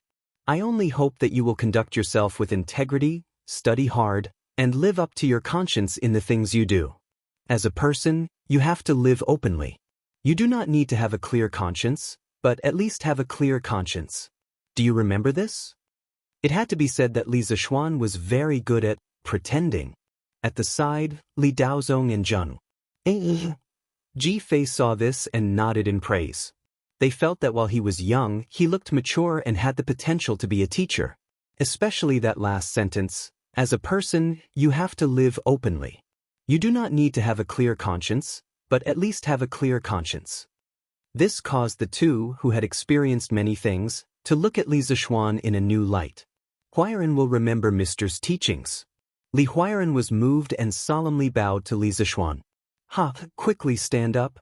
Li Zishuan channeled his qi into his palm and lifted Li Huairan up. From an outsider's point of view, he had not touched Li Huairan at all. They would probably think that Li Huiren had gotten up on his own. Only Li Huiren, who was present at the scene, knew what was going on. He was so shocked by Li Zishuan's move that his eyes widened and he was momentarily speechless. Ha! Good. Today, Huiren has found a good teacher. It is time for a toast. Come, boy, have a good drink with Ben Wang. Li Daozong slapped the table and roared with laughter. Li Zishuan was speechless. He said to have a good drink, but if they really drank, it would definitely be more than 1 cup. I dare not to obey. This boy toasts Wang Yi and Zheng Fei. Li Zishuan wasn't afraid at all. Li Daozong's martial arts realm was far inferior to Li Xiaogong's. In fact, Li Xiaogong was even slightly inferior to Li Zishuan. Therefore, if Li Zishuan were to cheat, it would be hard to say who would win in the end. Chapter 331. Strange Interest Pavilion Workshop. Pang Sigi, this is the military order that General Yuqi gave you. Brother Chicken had just finished his lunch and was holding his big belly as he enjoyed the cool breeze under the willow tree in the workshop's courtyard. He was now half an employee of the Li Group, and the workshop covered his food and accommodation. Back then, in order to make the workshop's employees work seriously, Li Zishuan specially sent the workshop's kitchen staff to the Drunken Immortal restaurant for training for a period of time. In addition, Li Zishuan was willing to allocate money to the kitchen staff. Therefore, the food in the workshop was even better than some restaurants in Chang'an City. Just as Brother Chicken was about to fall asleep, a soldier suddenly rushed over with a warrant in his hand, bowed, and reported. Brother Chicken's spirit was aroused. He opened his half-closed eyes and jumped up. He took the military order and opened it to see what was written on it. The family servants of the Imperial College's professors, Cui Shanyu, Lu Yinyu, Zheng Zhanli, and the other 8 professors, recently came to the Right Marquis Mansion to report a case. They claim that there has been a lot of children's feces in front of their house recently. The 8 professors unanimously believe that someone is causing trouble and hope that the Right Marquis Mansion can send Wu Marquis to arrest the culprit. This general will send you to investigate this case. Within 3 days, you must give this general a result. A case actually came. Sai, Xiongde, Xiong'er, call 5 brothers and prepare to investigate the case. After Brother Chicken finished reading the military order, he somewhat reluctantly shouted at the 2 soldiers who were also napping not far away. To be honest, after being idle for so long, not only did Brother Chicken's belly get fat, his spirit also became somewhat lazy. If it wasn't for Yuqi Jingde personally giving him the military order today, he really wanted to live his life comfortably like this for the rest of his life. Coming. When the 2 soldiers heard the sound, they quickly trotted over. The 2 of them had shifty looks and looked like a pair of brothers. Oh no, if they stood together with Brother Chicken, they would be 3 brothers. Boss, if we leave, what about the workshop and Strange Interest Culture's safety? Xiong'er looked at the place where he was resting with some reluctance and mumbled. Damn. You're so smart. Do you think I don't know what you're thinking? Brother Chicken slapped Xiong'er in the face and glared at Xiong'er, saying, Go, quickly call someone for me. Laozi will go to the backyard and inform old Ma. Spus. Xiong'er rubbed his head. He wasn't angry and laughed. Godfather Ma. Brother Chicken eagerly went to the editorial department of Datong Daily in the backyard, found Ma Zhou, and greeted him with a smile. Is something the matter with Pang Sigi? Ma Zhou was sorting out the news materials collected from all over Chang. Hearing Pang Feiji's words, he stopped writing and looked at Pang Feiji.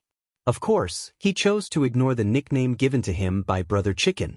Otherwise, if he were to investigate further, wouldn't he be sulking every day?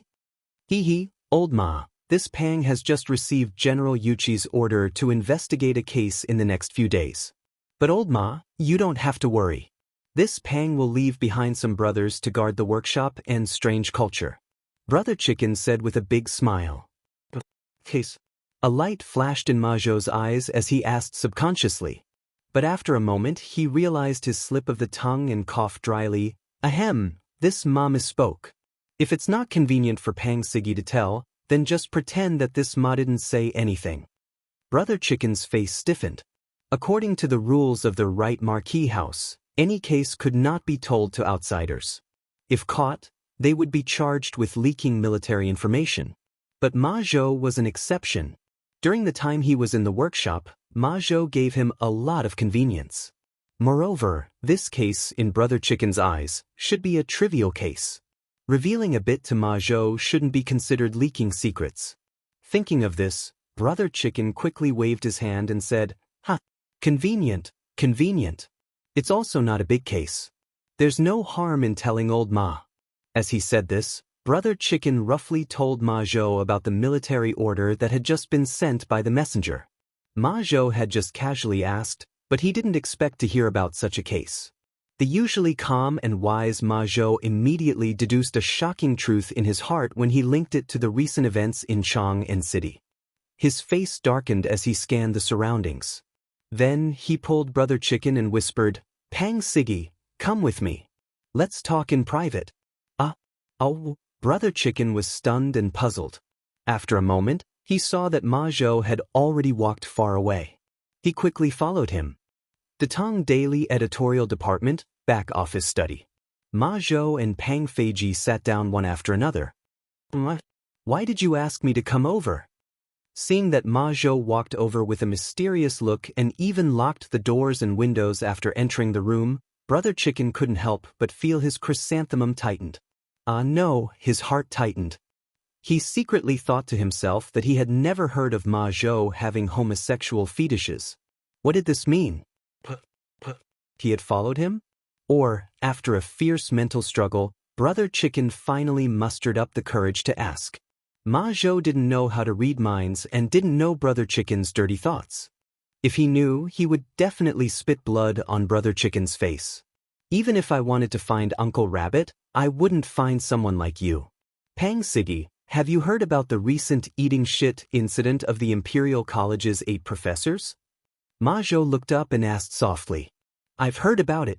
This incident has spread like wildfire in the city. I didn't think that these professors would act sanctimonious on the surface, but in fact, cough cough. Then Pang Siggy, have you ever thought about why General Yuchi would give this case to you alone since there are dozens of Siggy in the Right Marquis household?" Ma Zhou didn't care about Brother Chicken's nonsense. He directly interrupted and asked in a serious voice. "Is there any other explanation?" Brother Chicken finally understood that Ma Zhou didn't call him over to mess with him. However, after hearing Ma Zhou's profound words, he was suddenly dumbfounded and asked blankly. Ma Zhou rolled his eyes. Why was this guy's brain so slow?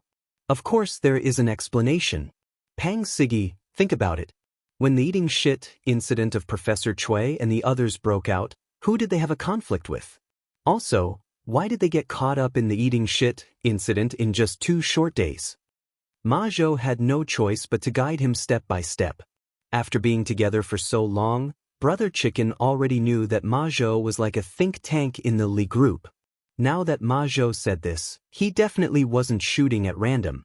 He frowned and pondered seriously for a moment. Then he suddenly said, "I understand now.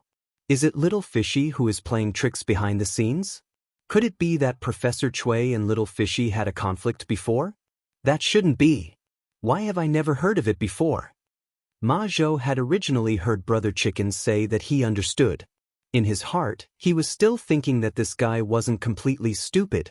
In the end, when he heard his last sentence, Ma Zhou was so angry that he almost vomited blood. He really wanted to smash Brother Chicken's head to see if it was filled with a lump of iron. Chapter 332. What I want to say is that the matter with Chui Shanyu and the others should be related to Lord Zhu. In the study, Ma Zhou resisted the urge to slap Pang Feiji to death and directly made things clear. Otherwise, with this guy's IQ, he would not be able to guess correctly even if the sky turned dark. How could Lord Zhu go to someone else's door and shit so much? Brother Chicken seemed to have discovered something incredible and was stupefied as he muttered. Get lost. What kind of status does Lord Zhu have? Why would he personally do such a thing? The refined Ma Zhou was angered by Brother Chicken's repeated words and could not help but curse. Oh, I understand. It was also the first time Brother Chicken saw Ma Zhou angry. He could not help but shrink his neck and quickly said, "Master Ma, what you mean is that Lord Zhu sent people to do these cases?" Hearing Brother Chicken say, "I understand," Ma Zhou could not help but tremble. He was really worried that this joker would say some bizarre answer. Fortunately, Brother Chicken's thoughts did not go astray and he guessed the correct answer. Yes, although this is only my guess, it should not be far from the truth. Cui Shanyu and the others jointly impeached Lord Zhu. Lord Zhu is young and impetuous after all. He was not willing to be wronged for no reason, so he sent people to punish Cui Shanyu and the others. As for today's headline on Datong Daily, I did not agree to publish it, but Lord Zhu insisted on doing it, so I could only risk my life to accompany him. Therefore, all the signs indicate that Cui Shanyu and the others' reputation today is very likely to be caused by Lord Zhu. Moreover, I think that General Yuchi may have also guessed this point, so he sent you to take charge of this case. On one hand, it is to give the 8 professors an explanation on the surface. On the other hand, it is probably to make things convenient for Lord Zhu. Ma Zhou's eyes shone with a wise and far-sighted divine light. He no longer tried to guide Chicken Bro in order and directly told him all his guesses. The main reason was that Ma Zhou had completely lost patience with Chicken Bro's IQ. Oh, so it's like this? Then why didn't General Yuchi tell me directly? Nonsense. How could he say such things out loud? Wouldn't that give people something to hold against us? Oh, I understand. Thank you for your guidance, old Ma. Hearing Ma Zhou say this, only then did Brother Chicken completely understand the ins and outs of this matter, as well as Yuchi Jingda's deep intentions. He couldn't help but rejoice that he had come to the rear yamen to find Ma Zhou. Otherwise, if he had stupidly gone to investigate, it would have been fine if he hadn't found anything, but if he had found the truth, not only would he have offended Li Zishuan even more seriously, he would have angered Yuchi Jingda. As a subordinate, it was taboo for him to not be able to grasp his superior's thoughts. "Hi, you're welcome. Pang Sigi, go and investigate the case." Ma Zhou waved his hand. He didn't want to see Brother Chicken anymore. Then old Ma, I'll take my leave first. Brother Chicken stood up excitedly and cupped his hands to bid farewell. "Your Highness, Junwang Fei, please wait. This one can go home on his own." In front of the Hejian Junwang Manor, Junwang Fei, Li Chongyi, and Li Huairan sent Li Zishuan to the door. If one looked carefully, one would find that Li Zishuan was missing from the crowd, and Li Zishuan's face was actually slightly red. The reason was quite interesting. During the banquet, Li Zishuan had secretly used his vital energy to burn the alcohol. Not long after, Li Daozong had discovered it. Although Li Daozong's state was not as high as Li Zishuan's, he had reached the middle stage of transforming qi. Therefore, he also started to use a similar method to force the alcohol and competed with Li Zishuan in drinking. After a while, the two of them fought until the sky turned dark. Junwang Fei and Li Chongyi's eyes were opened. Not only had they heard of the reputation of immortal drunken wine, but they had also drunk it personally. Moreover, when Li Shaogong drank immortal drunken wine in the past, he wasn't this fierce. After a great battle, Li Zishuan used his slight advantage in power to win slightly. Even if he could use his vital energy to burn the alcohol, he could not endure drinking like this. As for Li Daozong, of course, he could not handle the alcohol and fell asleep. Why don't we have Huairan go with Li Sai? It's a good opportunity for him to learn from Li Sai. Junwang Fei looked at her youngest son and said to Li Zishuan, "Oh, that works. Junwang Fei, please wait. This one bids farewell." Being blown by the wind outside, Li Zishuan's mind cleared slightly. He raised his hands in a bow and bid farewell. "Huairan, go with Li Sai. In the future, my son will study with Li Sai. Do not be naughty anymore." Junwang Fei patted Li Huairan's head and said gently. No mother was willing to send their son to a place far from them, but Junwang Fei was a woman who understood the greater good. While she was reluctant, she knew that she had to be more far-sighted at this time. This child knows the severity of the matter. "Mother, please do not worry." Li Huairan felt a bit of sadness, like a young eagle leaving its nest, but more than that, he looked forward to life outside. He had lived in the Junwang Fu in these years. While he would occasionally go out to play with some wastrels, he still lived behind his parents' backs. "Alright, my son, go quickly." Sitting in the grand carriage that the Junwang Fu had prepared for him, Li Zixuan and Li Huairen chatted for a while before sitting down to meditate. He did not like having too much alcohol in his body. Li Huairen was far away and could feel the terrifying heat that Li Zixuan gave off. He couldn't help but become more curious about Li Zixuan. Sir Li seems to be a martial expert. I wonder how his power compares to Father King? Oh, he definitely cannot compare to Father King. He is so young. As the son of the Junwang Hejian, Li Huairen had a very deep understanding of Li Xiaogong's martial abilities. However, Li Zixuan was so young, yet he was able to have such extraordinary skills. This had already shocked him. Thinking back to the scene of Li Zixuan using Xianxia to lift him up in the air, Li Huairen was now more and more curious about this teacher of his. Second young master, Li Sai has arrived at the Imperial College. Half an hour later, the carriage stopped and the coachman reported respectfully. Huairen, you go to the Imperial College first. Sir Su will arrange for you to enter the college. You should know many people in the School of Mathematics, so I won't bring you in." Li Zixuan opened his eyes and said, "Yes, sir. I used to play with Prince Wei, Huayu, and Chonyo. Sir, you can go about your business." Li Huairen saluted, then jumped off the carriage and walked toward the Imperial College. "Send me to Yongla Lane," Li Zixuan said softly. He was almost sober, so he could only ask the Junwang Fu's carriage to send him back. Alright. Chapter 333. You drank? Back home, Li Zixuan wanted to rest in the west courtyard, but he bumped into his mother in the front yard. Although there wasn't much alcohol left in his body, the portion of alcohol that was forced out of his body had stained his clothes. Mrs. Li smelled a strong smell of alcohol from far away and couldn't help but be shocked. Ever since Li Zixuan returned from Mount Longhu, Li Jingma and Mrs. Li knew that their son didn't touch alcohol. At most, he would drink soft drinks that wouldn't get him drunk. How could they not be shocked when they saw their son in a drunken state? "Mother, I'm fine. A servant accidentally spilled the wine on me just now in the prince's mansion. I'm not drunk," Li Zixuan explained with a smile. Mrs. Li saw that her son's words were clear and his thoughts weren't in a mess. She sighed in relief and smiled. That's good. Go to your thing. Your father and I have to arrange for people to buy some things for your wedding in the afternoon. In a few days our will be married."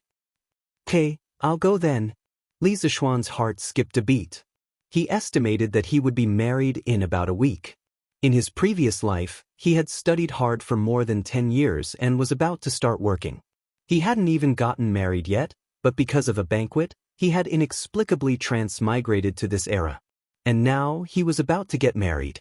Li Zixuan's heart was filled with complicated emotions. "Young master, madam, someone from the palace is here." San Bao hurried over and reported with a bow. "Quickly invite the angel in," Mrs. Li exclaimed. Go entertain the angel first. I'll call your father." "Mother, there's no need. His Majesty should have sent someone to call me. I'll go alone. You and father can go do your things." Li Zixuan knew what was going on. He shook his head and said, "Then, His Majesty won't cause trouble for you, right?" "Mother, he won't. I'll be fine. Go quickly. I'll have to go to the palace later." Li Zixuan smiled and replied, Then I'll go first." "Lord Ju, His Majesty has decreed for you to enter the palace immediately for an audience." Not long after, a servant carrying a horsetail whisk walked in and said to Li Zixuan, "Sir, you've been waiting for a long time." "Yes, little eunuch, please wait for a moment. I'll go with you." Li Zixuan was not surprised.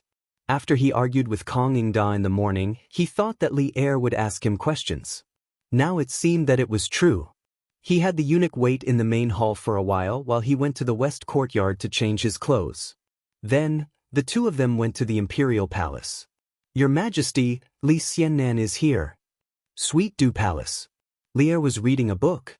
Hearing this, he spat out a word expressionlessly, "Announce." Summon Li Xiannan for an audience. Greetings, Your Majesty. When Li Zishuan heard the eunuch calling for him, he walked in with small steps and bowed to Li Er. This was not the first time he came to Sweet Dew Palace. As the saying goes, unfamiliar the first time, familiar the second time. Silence. The palace fell into silence. Li Er did not say anything. Li Zishuan did not have anything to say. Li Zishuan knew that old Li was angry with him today. He was probably putting pressure on him on purpose. However, Li Zishuan didn't feel guilty. Although he had gone a little overboard with the newspaper incident, he had still skirted the boundaries and didn't cross the red line. As for secretly hiring a child to poop in front of Cui Shanyu and the others, he had done it very discreetly and definitely wouldn't leave any evidence behind. Therefore, Li Er had no reason to do anything to him because of this. At most, he would just quit the Imperial College. Anyway, when he stayed in the Imperial College, other than teaching students, he had never thought of fighting for power. In this life, it was fine as long as he was happy. After being reborn and having been an official for so long, Li Zishuan was very clear in his heart. Cough, do you know why I called you here today?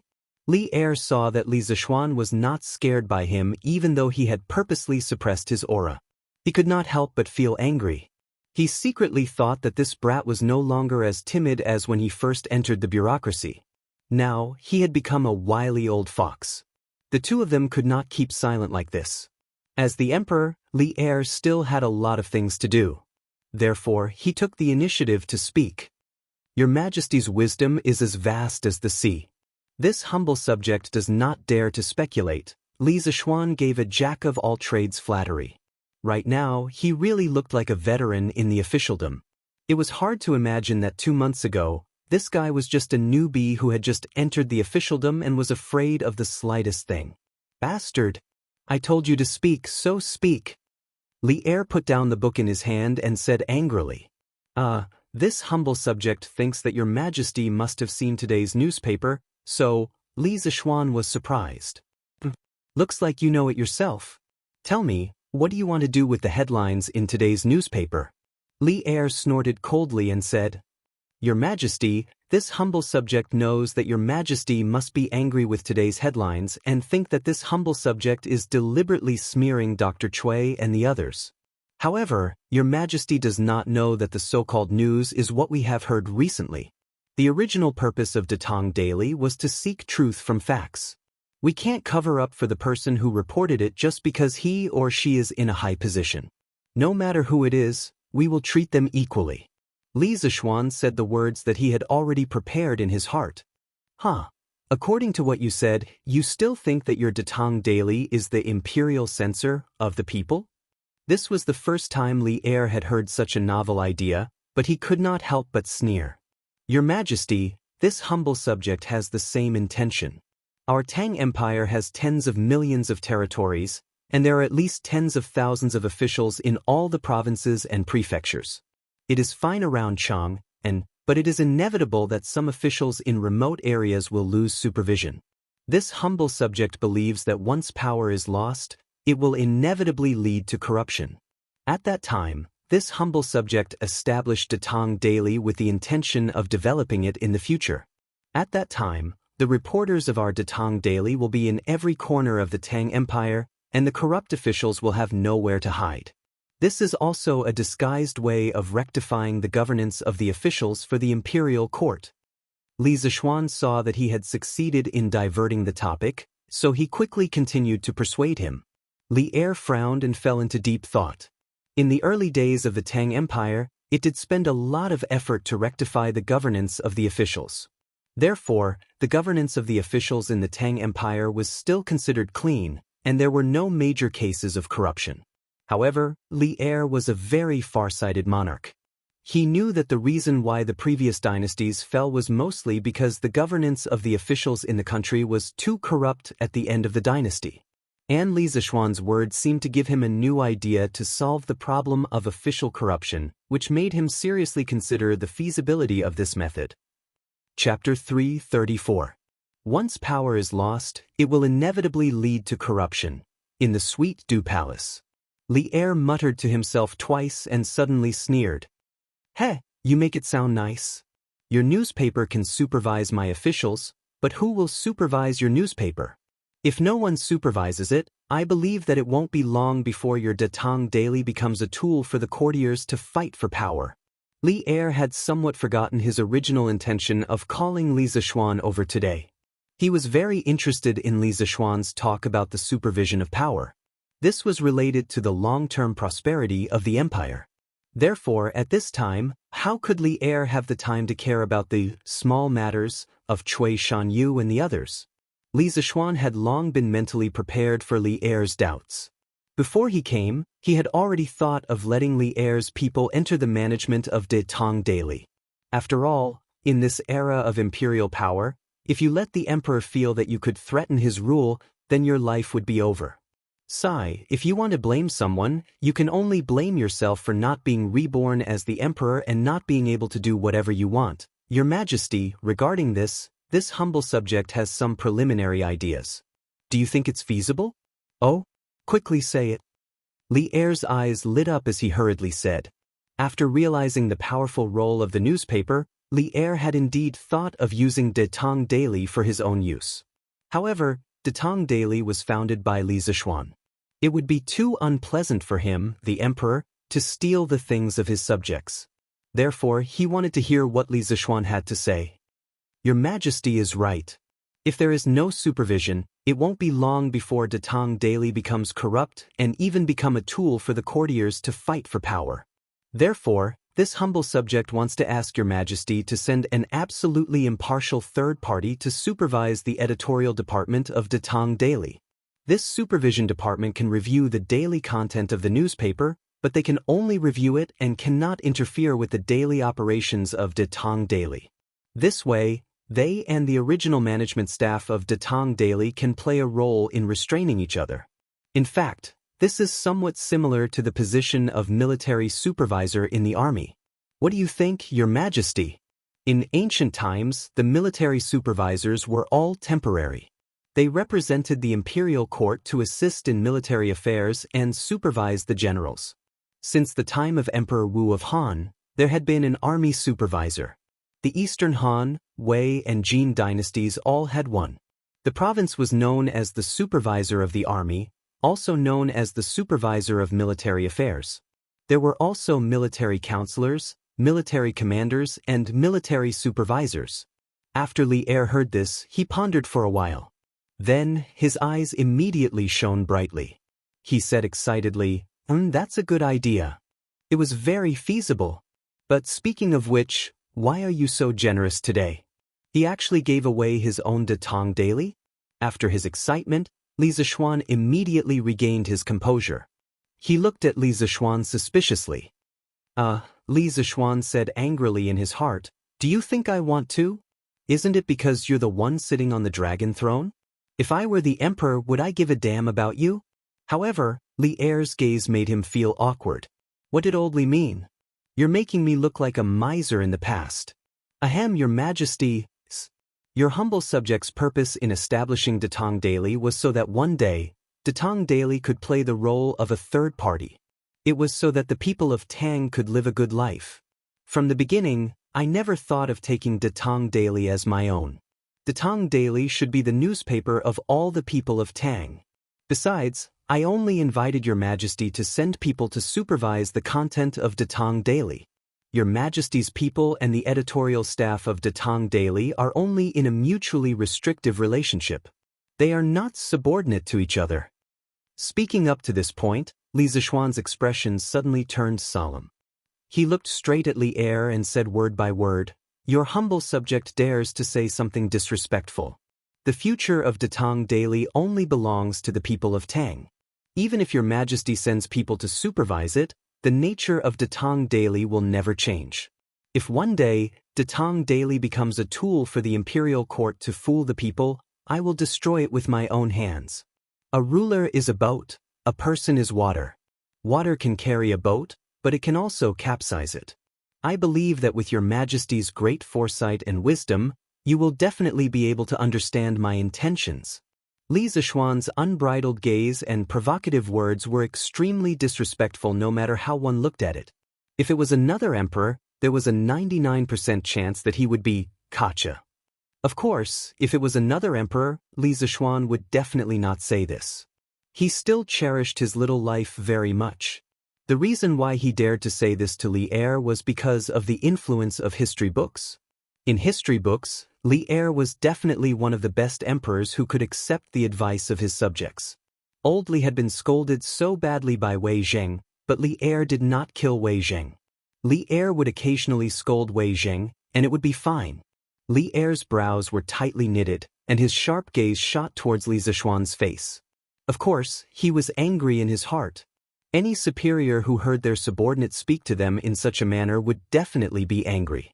However, Li Er, who had been tempered by Wei Zheng, was still able to control his emotions very well.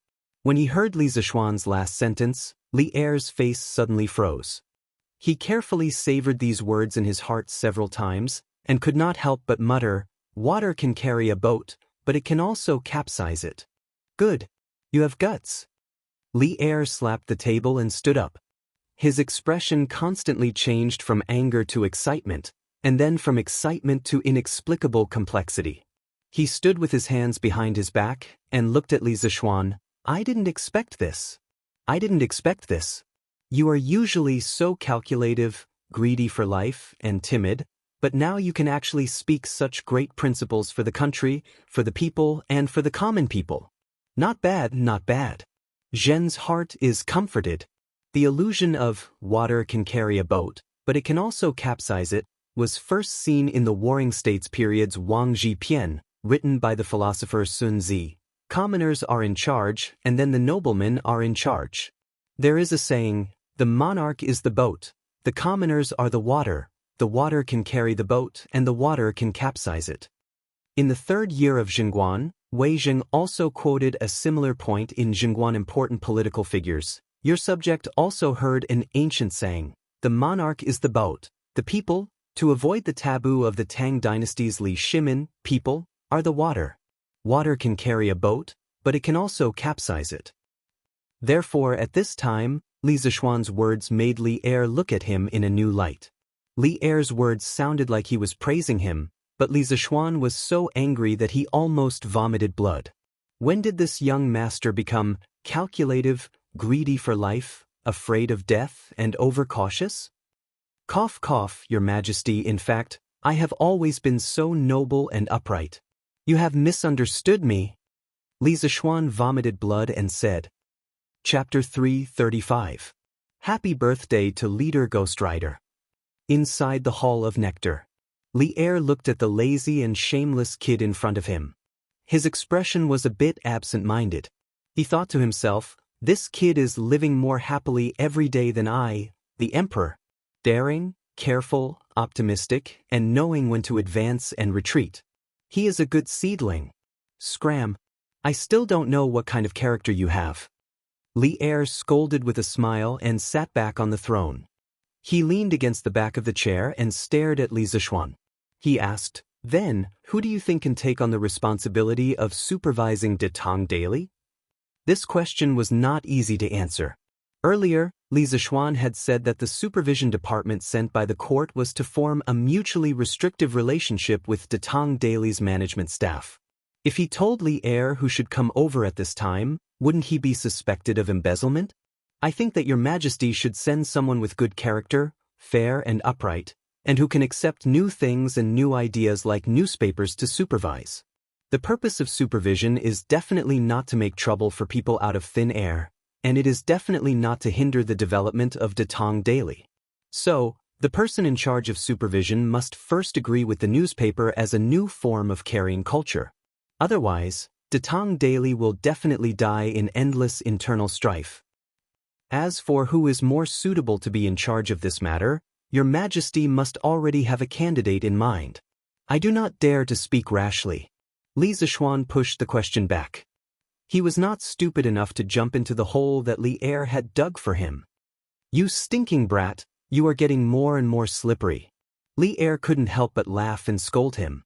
Then he thought seriously and said, You were right. The purpose of supervision is not to hinder the development of De Tong Daily. I never planned on letting De Tong Daily perish. How about this? Let Xianxia take on the responsibility of supervision. What do you think? What could it be? It was too damn good. Hearing this, Li Zishuan was delighted. To be able to get this result was already beyond his expectations. With his relationship with Li Qingqian, letting him be the army supervisor of Datong Daily, TSK, wouldn't that be, cough, this is a matter of great importance. Your Majesty can make the final decision. I have no objections. Li Zishuan said shamelessly. Even though he was a prostitute, he still wanted to pretend to be innocent. The corner of Li Er's mouth twitched. Damn it, you've already made so many requests just now, and now you still have the face to say that it's all up to me with no objections. Can you be a little more shameless? Then it's settled. Li Er made the final decision and slapped the table. He had made this decision after careful consideration. On the one hand, Li Zishuan had taken the initiative to ask the imperial court to send someone to monitor Datong Daily. This greatly exceeded Li Er's expectations. Although he had no intention of interfering with the internal affairs of Datong Daily, since Li Zishuan had brought it up, Li Er would definitely not reject this opportunity. The newspaper's powerful ability to control public opinion moved him very much. With the newspaper, Li Er felt that he would have a greater chance of success in weakening the aristocratic families. As the saying goes, return a favor for a peach. Since Li Zishuan was so tactful, Li Er naturally had to make things easier for him. On the other hand, what Li Zishuan had said just now was very reasonable. If he sent a conservative and corrupt scholar to monitor Datong Daily, then Datong Daily would probably be finished in no time. Li Er definitely did not want to see this result. Li Qingqian and Li Zishuan had a good personal relationship, and they were relatively open-minded. They would not affect the daily operations of Datong Daily. Moreover, Li Qingqian was the empire's crown prince, so Li Er did not have to worry about his position. This could be said to be killing two birds with one stone. Your Majesty is wise. Li Zishuan flattered with satisfaction. Datong Daily was founded by him. In the end, he could not bear to see Datong Daily being destroyed because of Li Er's incompetence. Li Qingqian's participation would minimize the impact on Datong Daily. You brat! Li Er pointed at Li Zishuan and scolded meaningfully with a smile. You brat, have you become timid again? Where did your courage go? Li Zishuan secretly curled his lips and thought, I can't beat you now, so of course I have to admit defeat. Only those who have strength can act pretentiously. If I still act pretentiously without strength, then I'll be a fool. Wait until I'm fully developed in the future, then I'll come back and act pretentiously in front of you. Pa! Li Er slapped the dragon table and said in a bad mood, Don't think that I don't know what you're thinking. I'm not Han Gaozu. I'm not afraid of my officials' achievements overshadowing my lord. In terms of contributions, who in the Tang Empire has more contributions than me? Li Er was a little talkative today. Perhaps he really treated Li Zishuan as a junior. His expression was a little complicated as he reminisced. When I was 19, I followed my father to rebel against the Sui dynasty from Jinyang. I commanded the 3 right armies and directly attacked Cheng. After that, I led an army of 100,000 to attack the eastern capital Luoyang and defeated the Sui general Duanda. The next year, I defeated Xueju, defeated Song Jingang, Lu Wuzhou, destroyed Wang Shichong of Hunan and Dou Jianda of Hebei. I heavily injured Lu Haida and Su Yuanlang of Shandong. Within a year, I destroyed the rest of the powers in the Tang Empire. In terms of military contributions, who can compare to me? After I ascended the throne, the medicine master and the others have been living in seclusion and have even withdrawn from the court. I know that they are worried that I'll be like Han Gaozu and turn against them once the world is settled. They are worried that they will be like Han Xian, Peng Yu, and Ing Bu, and end up being killed because of their contributions. Laughable. Extremely laughable. You all look down on me too much. The entire world is mine. Why would I care about your little contributions?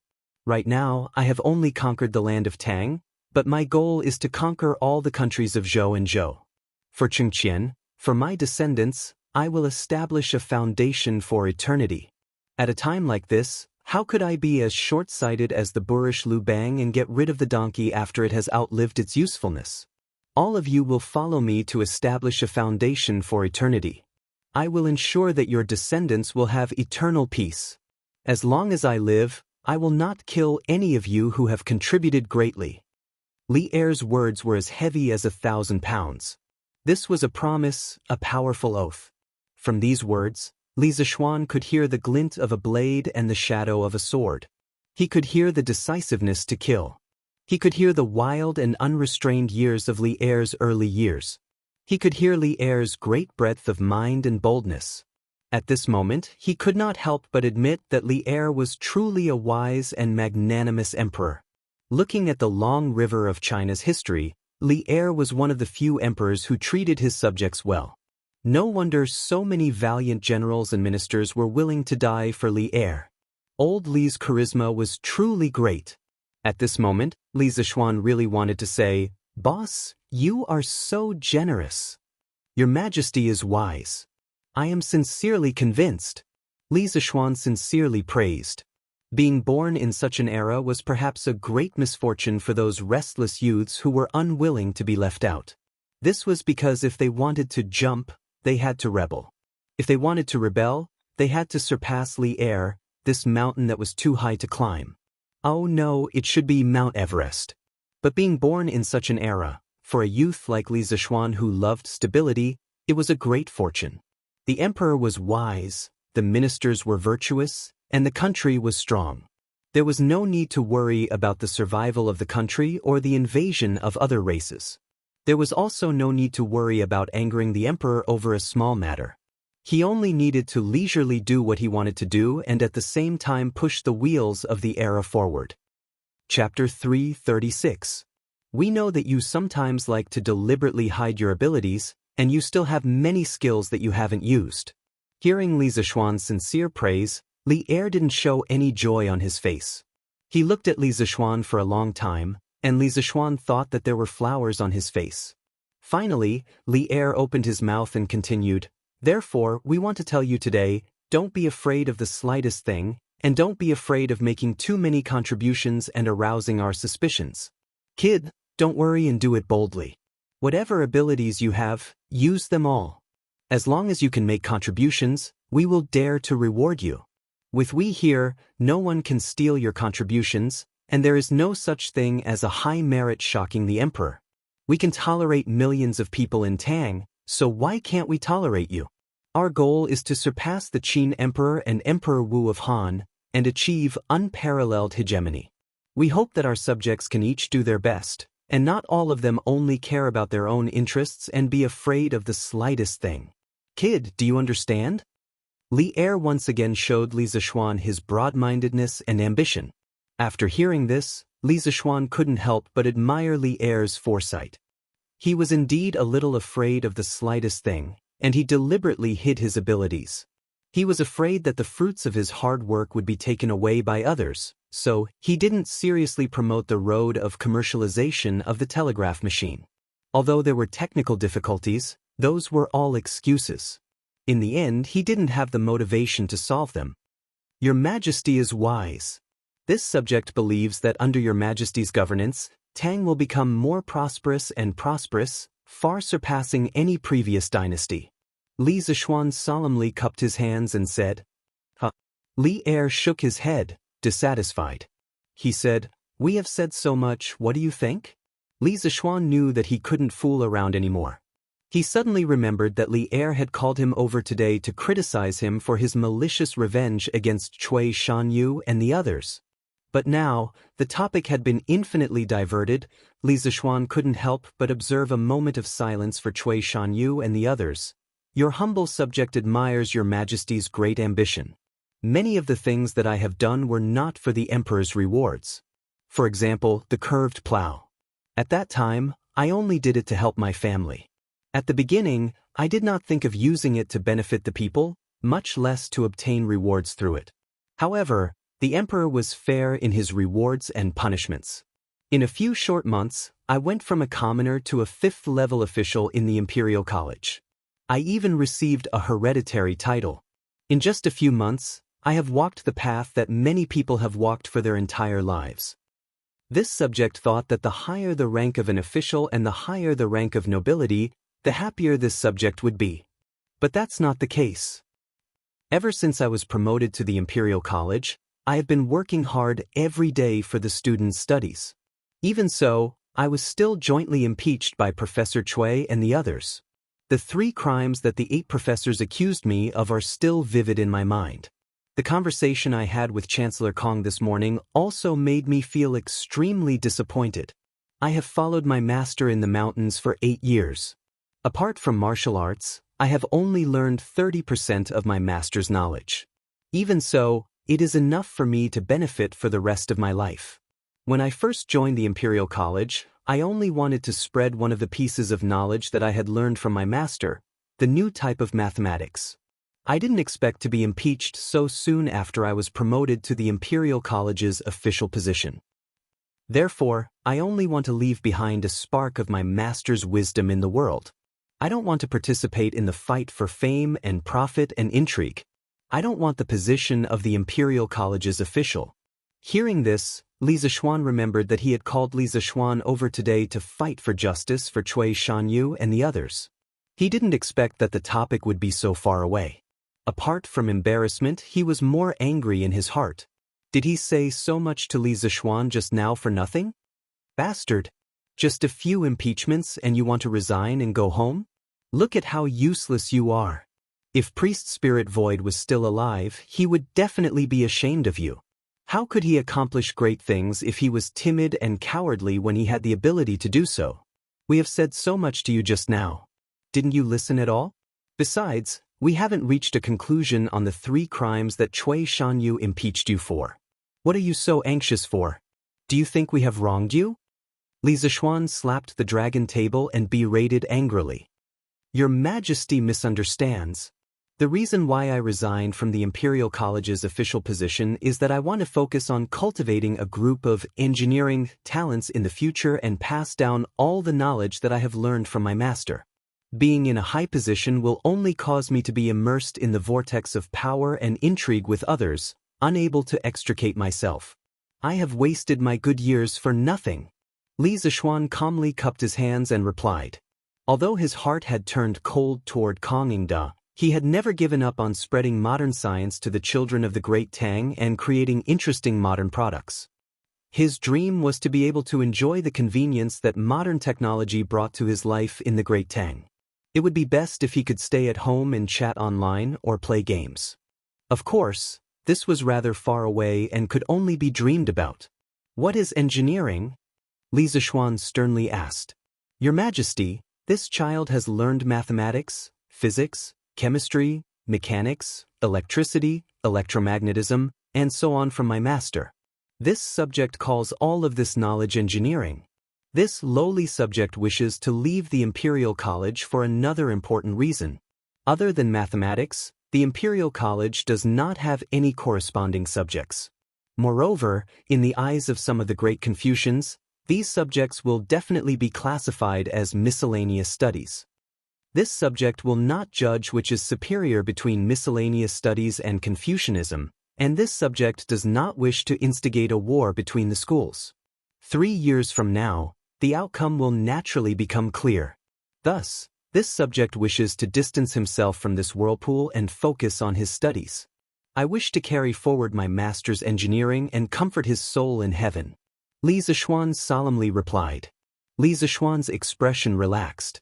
He nodded and asked, What is the use of this engineering you speak of? Li Zixuan thought for a moment before replying.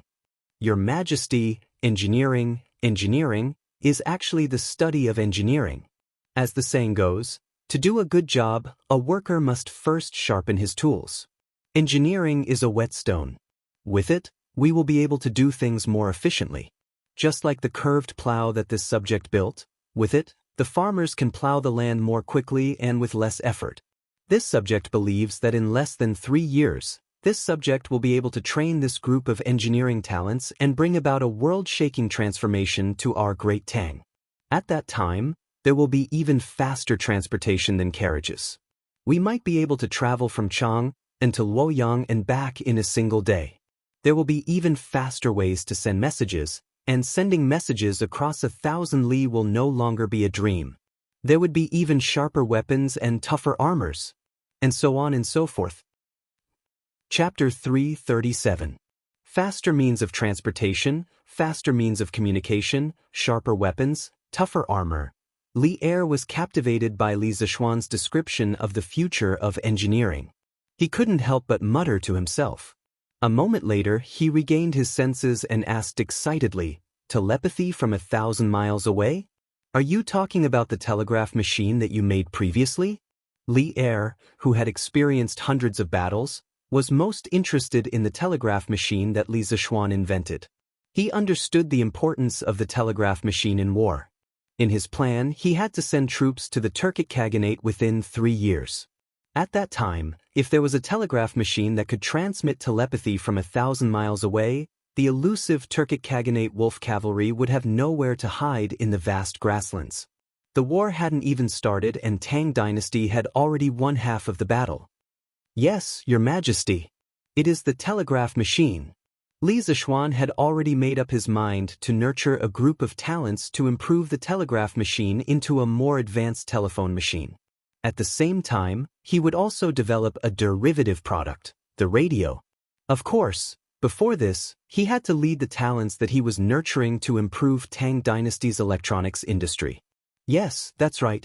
Li Zishuan wanted to bring Tang Dynasty into the era of electricity. As for the steam engine, he didn't need it now. He would talk about it when he needed it. "Brat, didn't you say that there were still some technical problems that needed to be overcome before the telegraph machine could be used?" Li Er said unhappily. He felt that he had been tricked by this daring little bastard in front of him.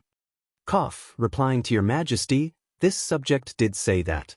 However, this subject also explained that the reason why the telegraph machine couldn't be used was because Tang Dynasty didn't have enough talents in this field.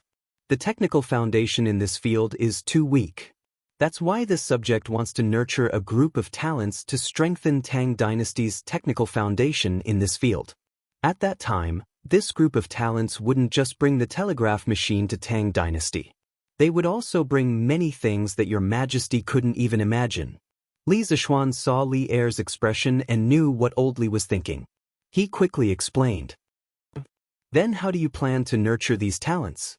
Tell me about it." Upon hearing this, Li Zishuan was moved. He looked at Li Zishuan and asked, "Your Majesty, I intend to build an academy and establish a school for the people.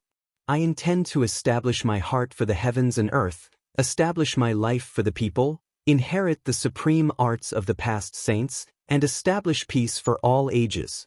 This subject wants the seeds of engineering to set the entire Great Tang ablaze. Li Zishuan straightened his back and said heroically, "Establishing a heart for the heavens and earth, establishing a life for the people, inheriting the lost arts for the past saints, establishing peace for all ages. Hee, you brat, you really talk big." Li Er was shocked by Li Zishuan's bold words, but after a while, he mocked. "The various systems of my Great Tang's Imperial College have already been perfected. Brat, you don't want to stay in the Imperial College and insist on running off to run your own school. Aren't you just making things difficult for yourself?" The private academies in the Tang Dynasty were not developed. There were very few of them, and they did not have a perfect teaching system. They were not like the famous private academies in the Song Dynasty. "Your Majesty, this subject wants to build a new type of academy. The perfect system of the Imperial College will only be shackles and fetters to this subject.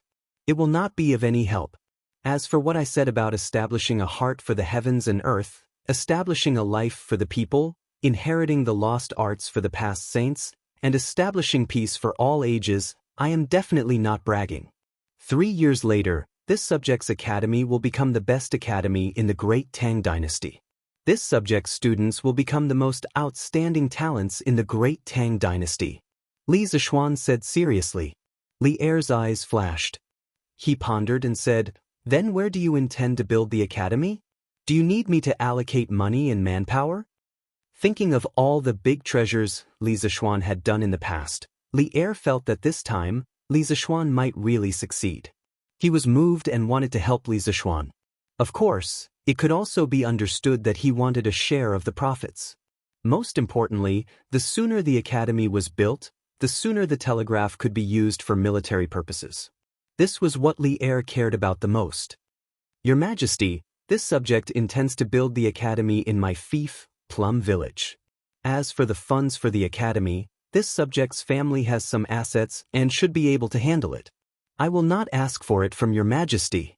After all, the national treasury does not have much money, and the other ministers will not agree to use the national treasury's money for this subject's school. As for the teachers of the academy, this subject will look for a group of candidates. I hope that Your Majesty can make it convenient for you. Li Zishuan understood what Li Er meant. However, this time, he did not intend to give up power. At most, he would let Li Er be the honorary principal. He was determined to be the principal of this academy. As for why he wanted to build the academy in Plum Village, it was because Plum Village was his fief. The second reason was because Plum Village was surrounded by mountains and rivers. The environment was very beautiful, like a paradise. The last time he went to Plum Village, the scenery there had left a deep impression on him. Overall, Plum Village was the most suitable place to build the academy. From Cui Shanyo's impeachment incident, Li Zishuan understood a principle. Without strength, there was no right to speak. It was easy to become a sacrifice in a struggle. Although he had a noble title and an official position, once it involved power struggles, others would still bully him. In the end, it was because he did not have strength. Why would others not dare to bully him? Why would they not dare to bully Yuqi? Li Zishuan did not want to bully others.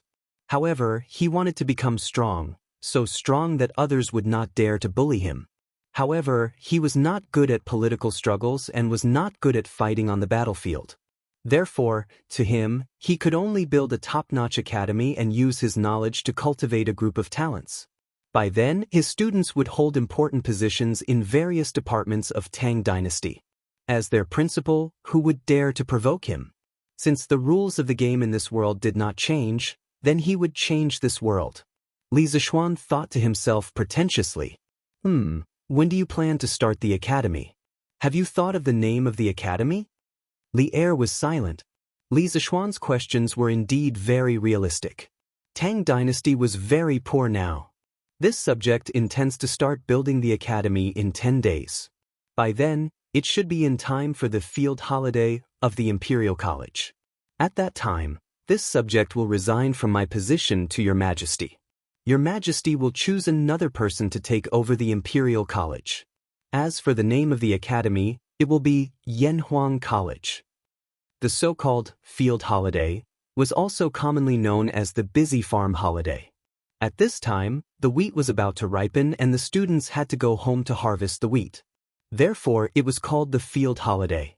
The field holiday was roughly equivalent to the modern summer vacation. The holiday was about a month long. If the students were far away from home and the travel time was longer, they could apply to the academy for an extension of the holiday. However, this month's holiday was a net holiday and did not include the time spent on the journey. Li Zishuan wanted to make use of this free time to build the academy. When the autumn semester started, he would directly start recruiting students. Yanhuang College.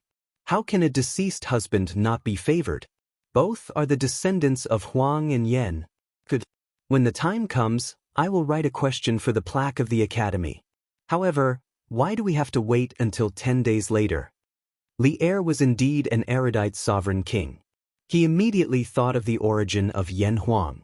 He muttered to himself in a low voice and asked,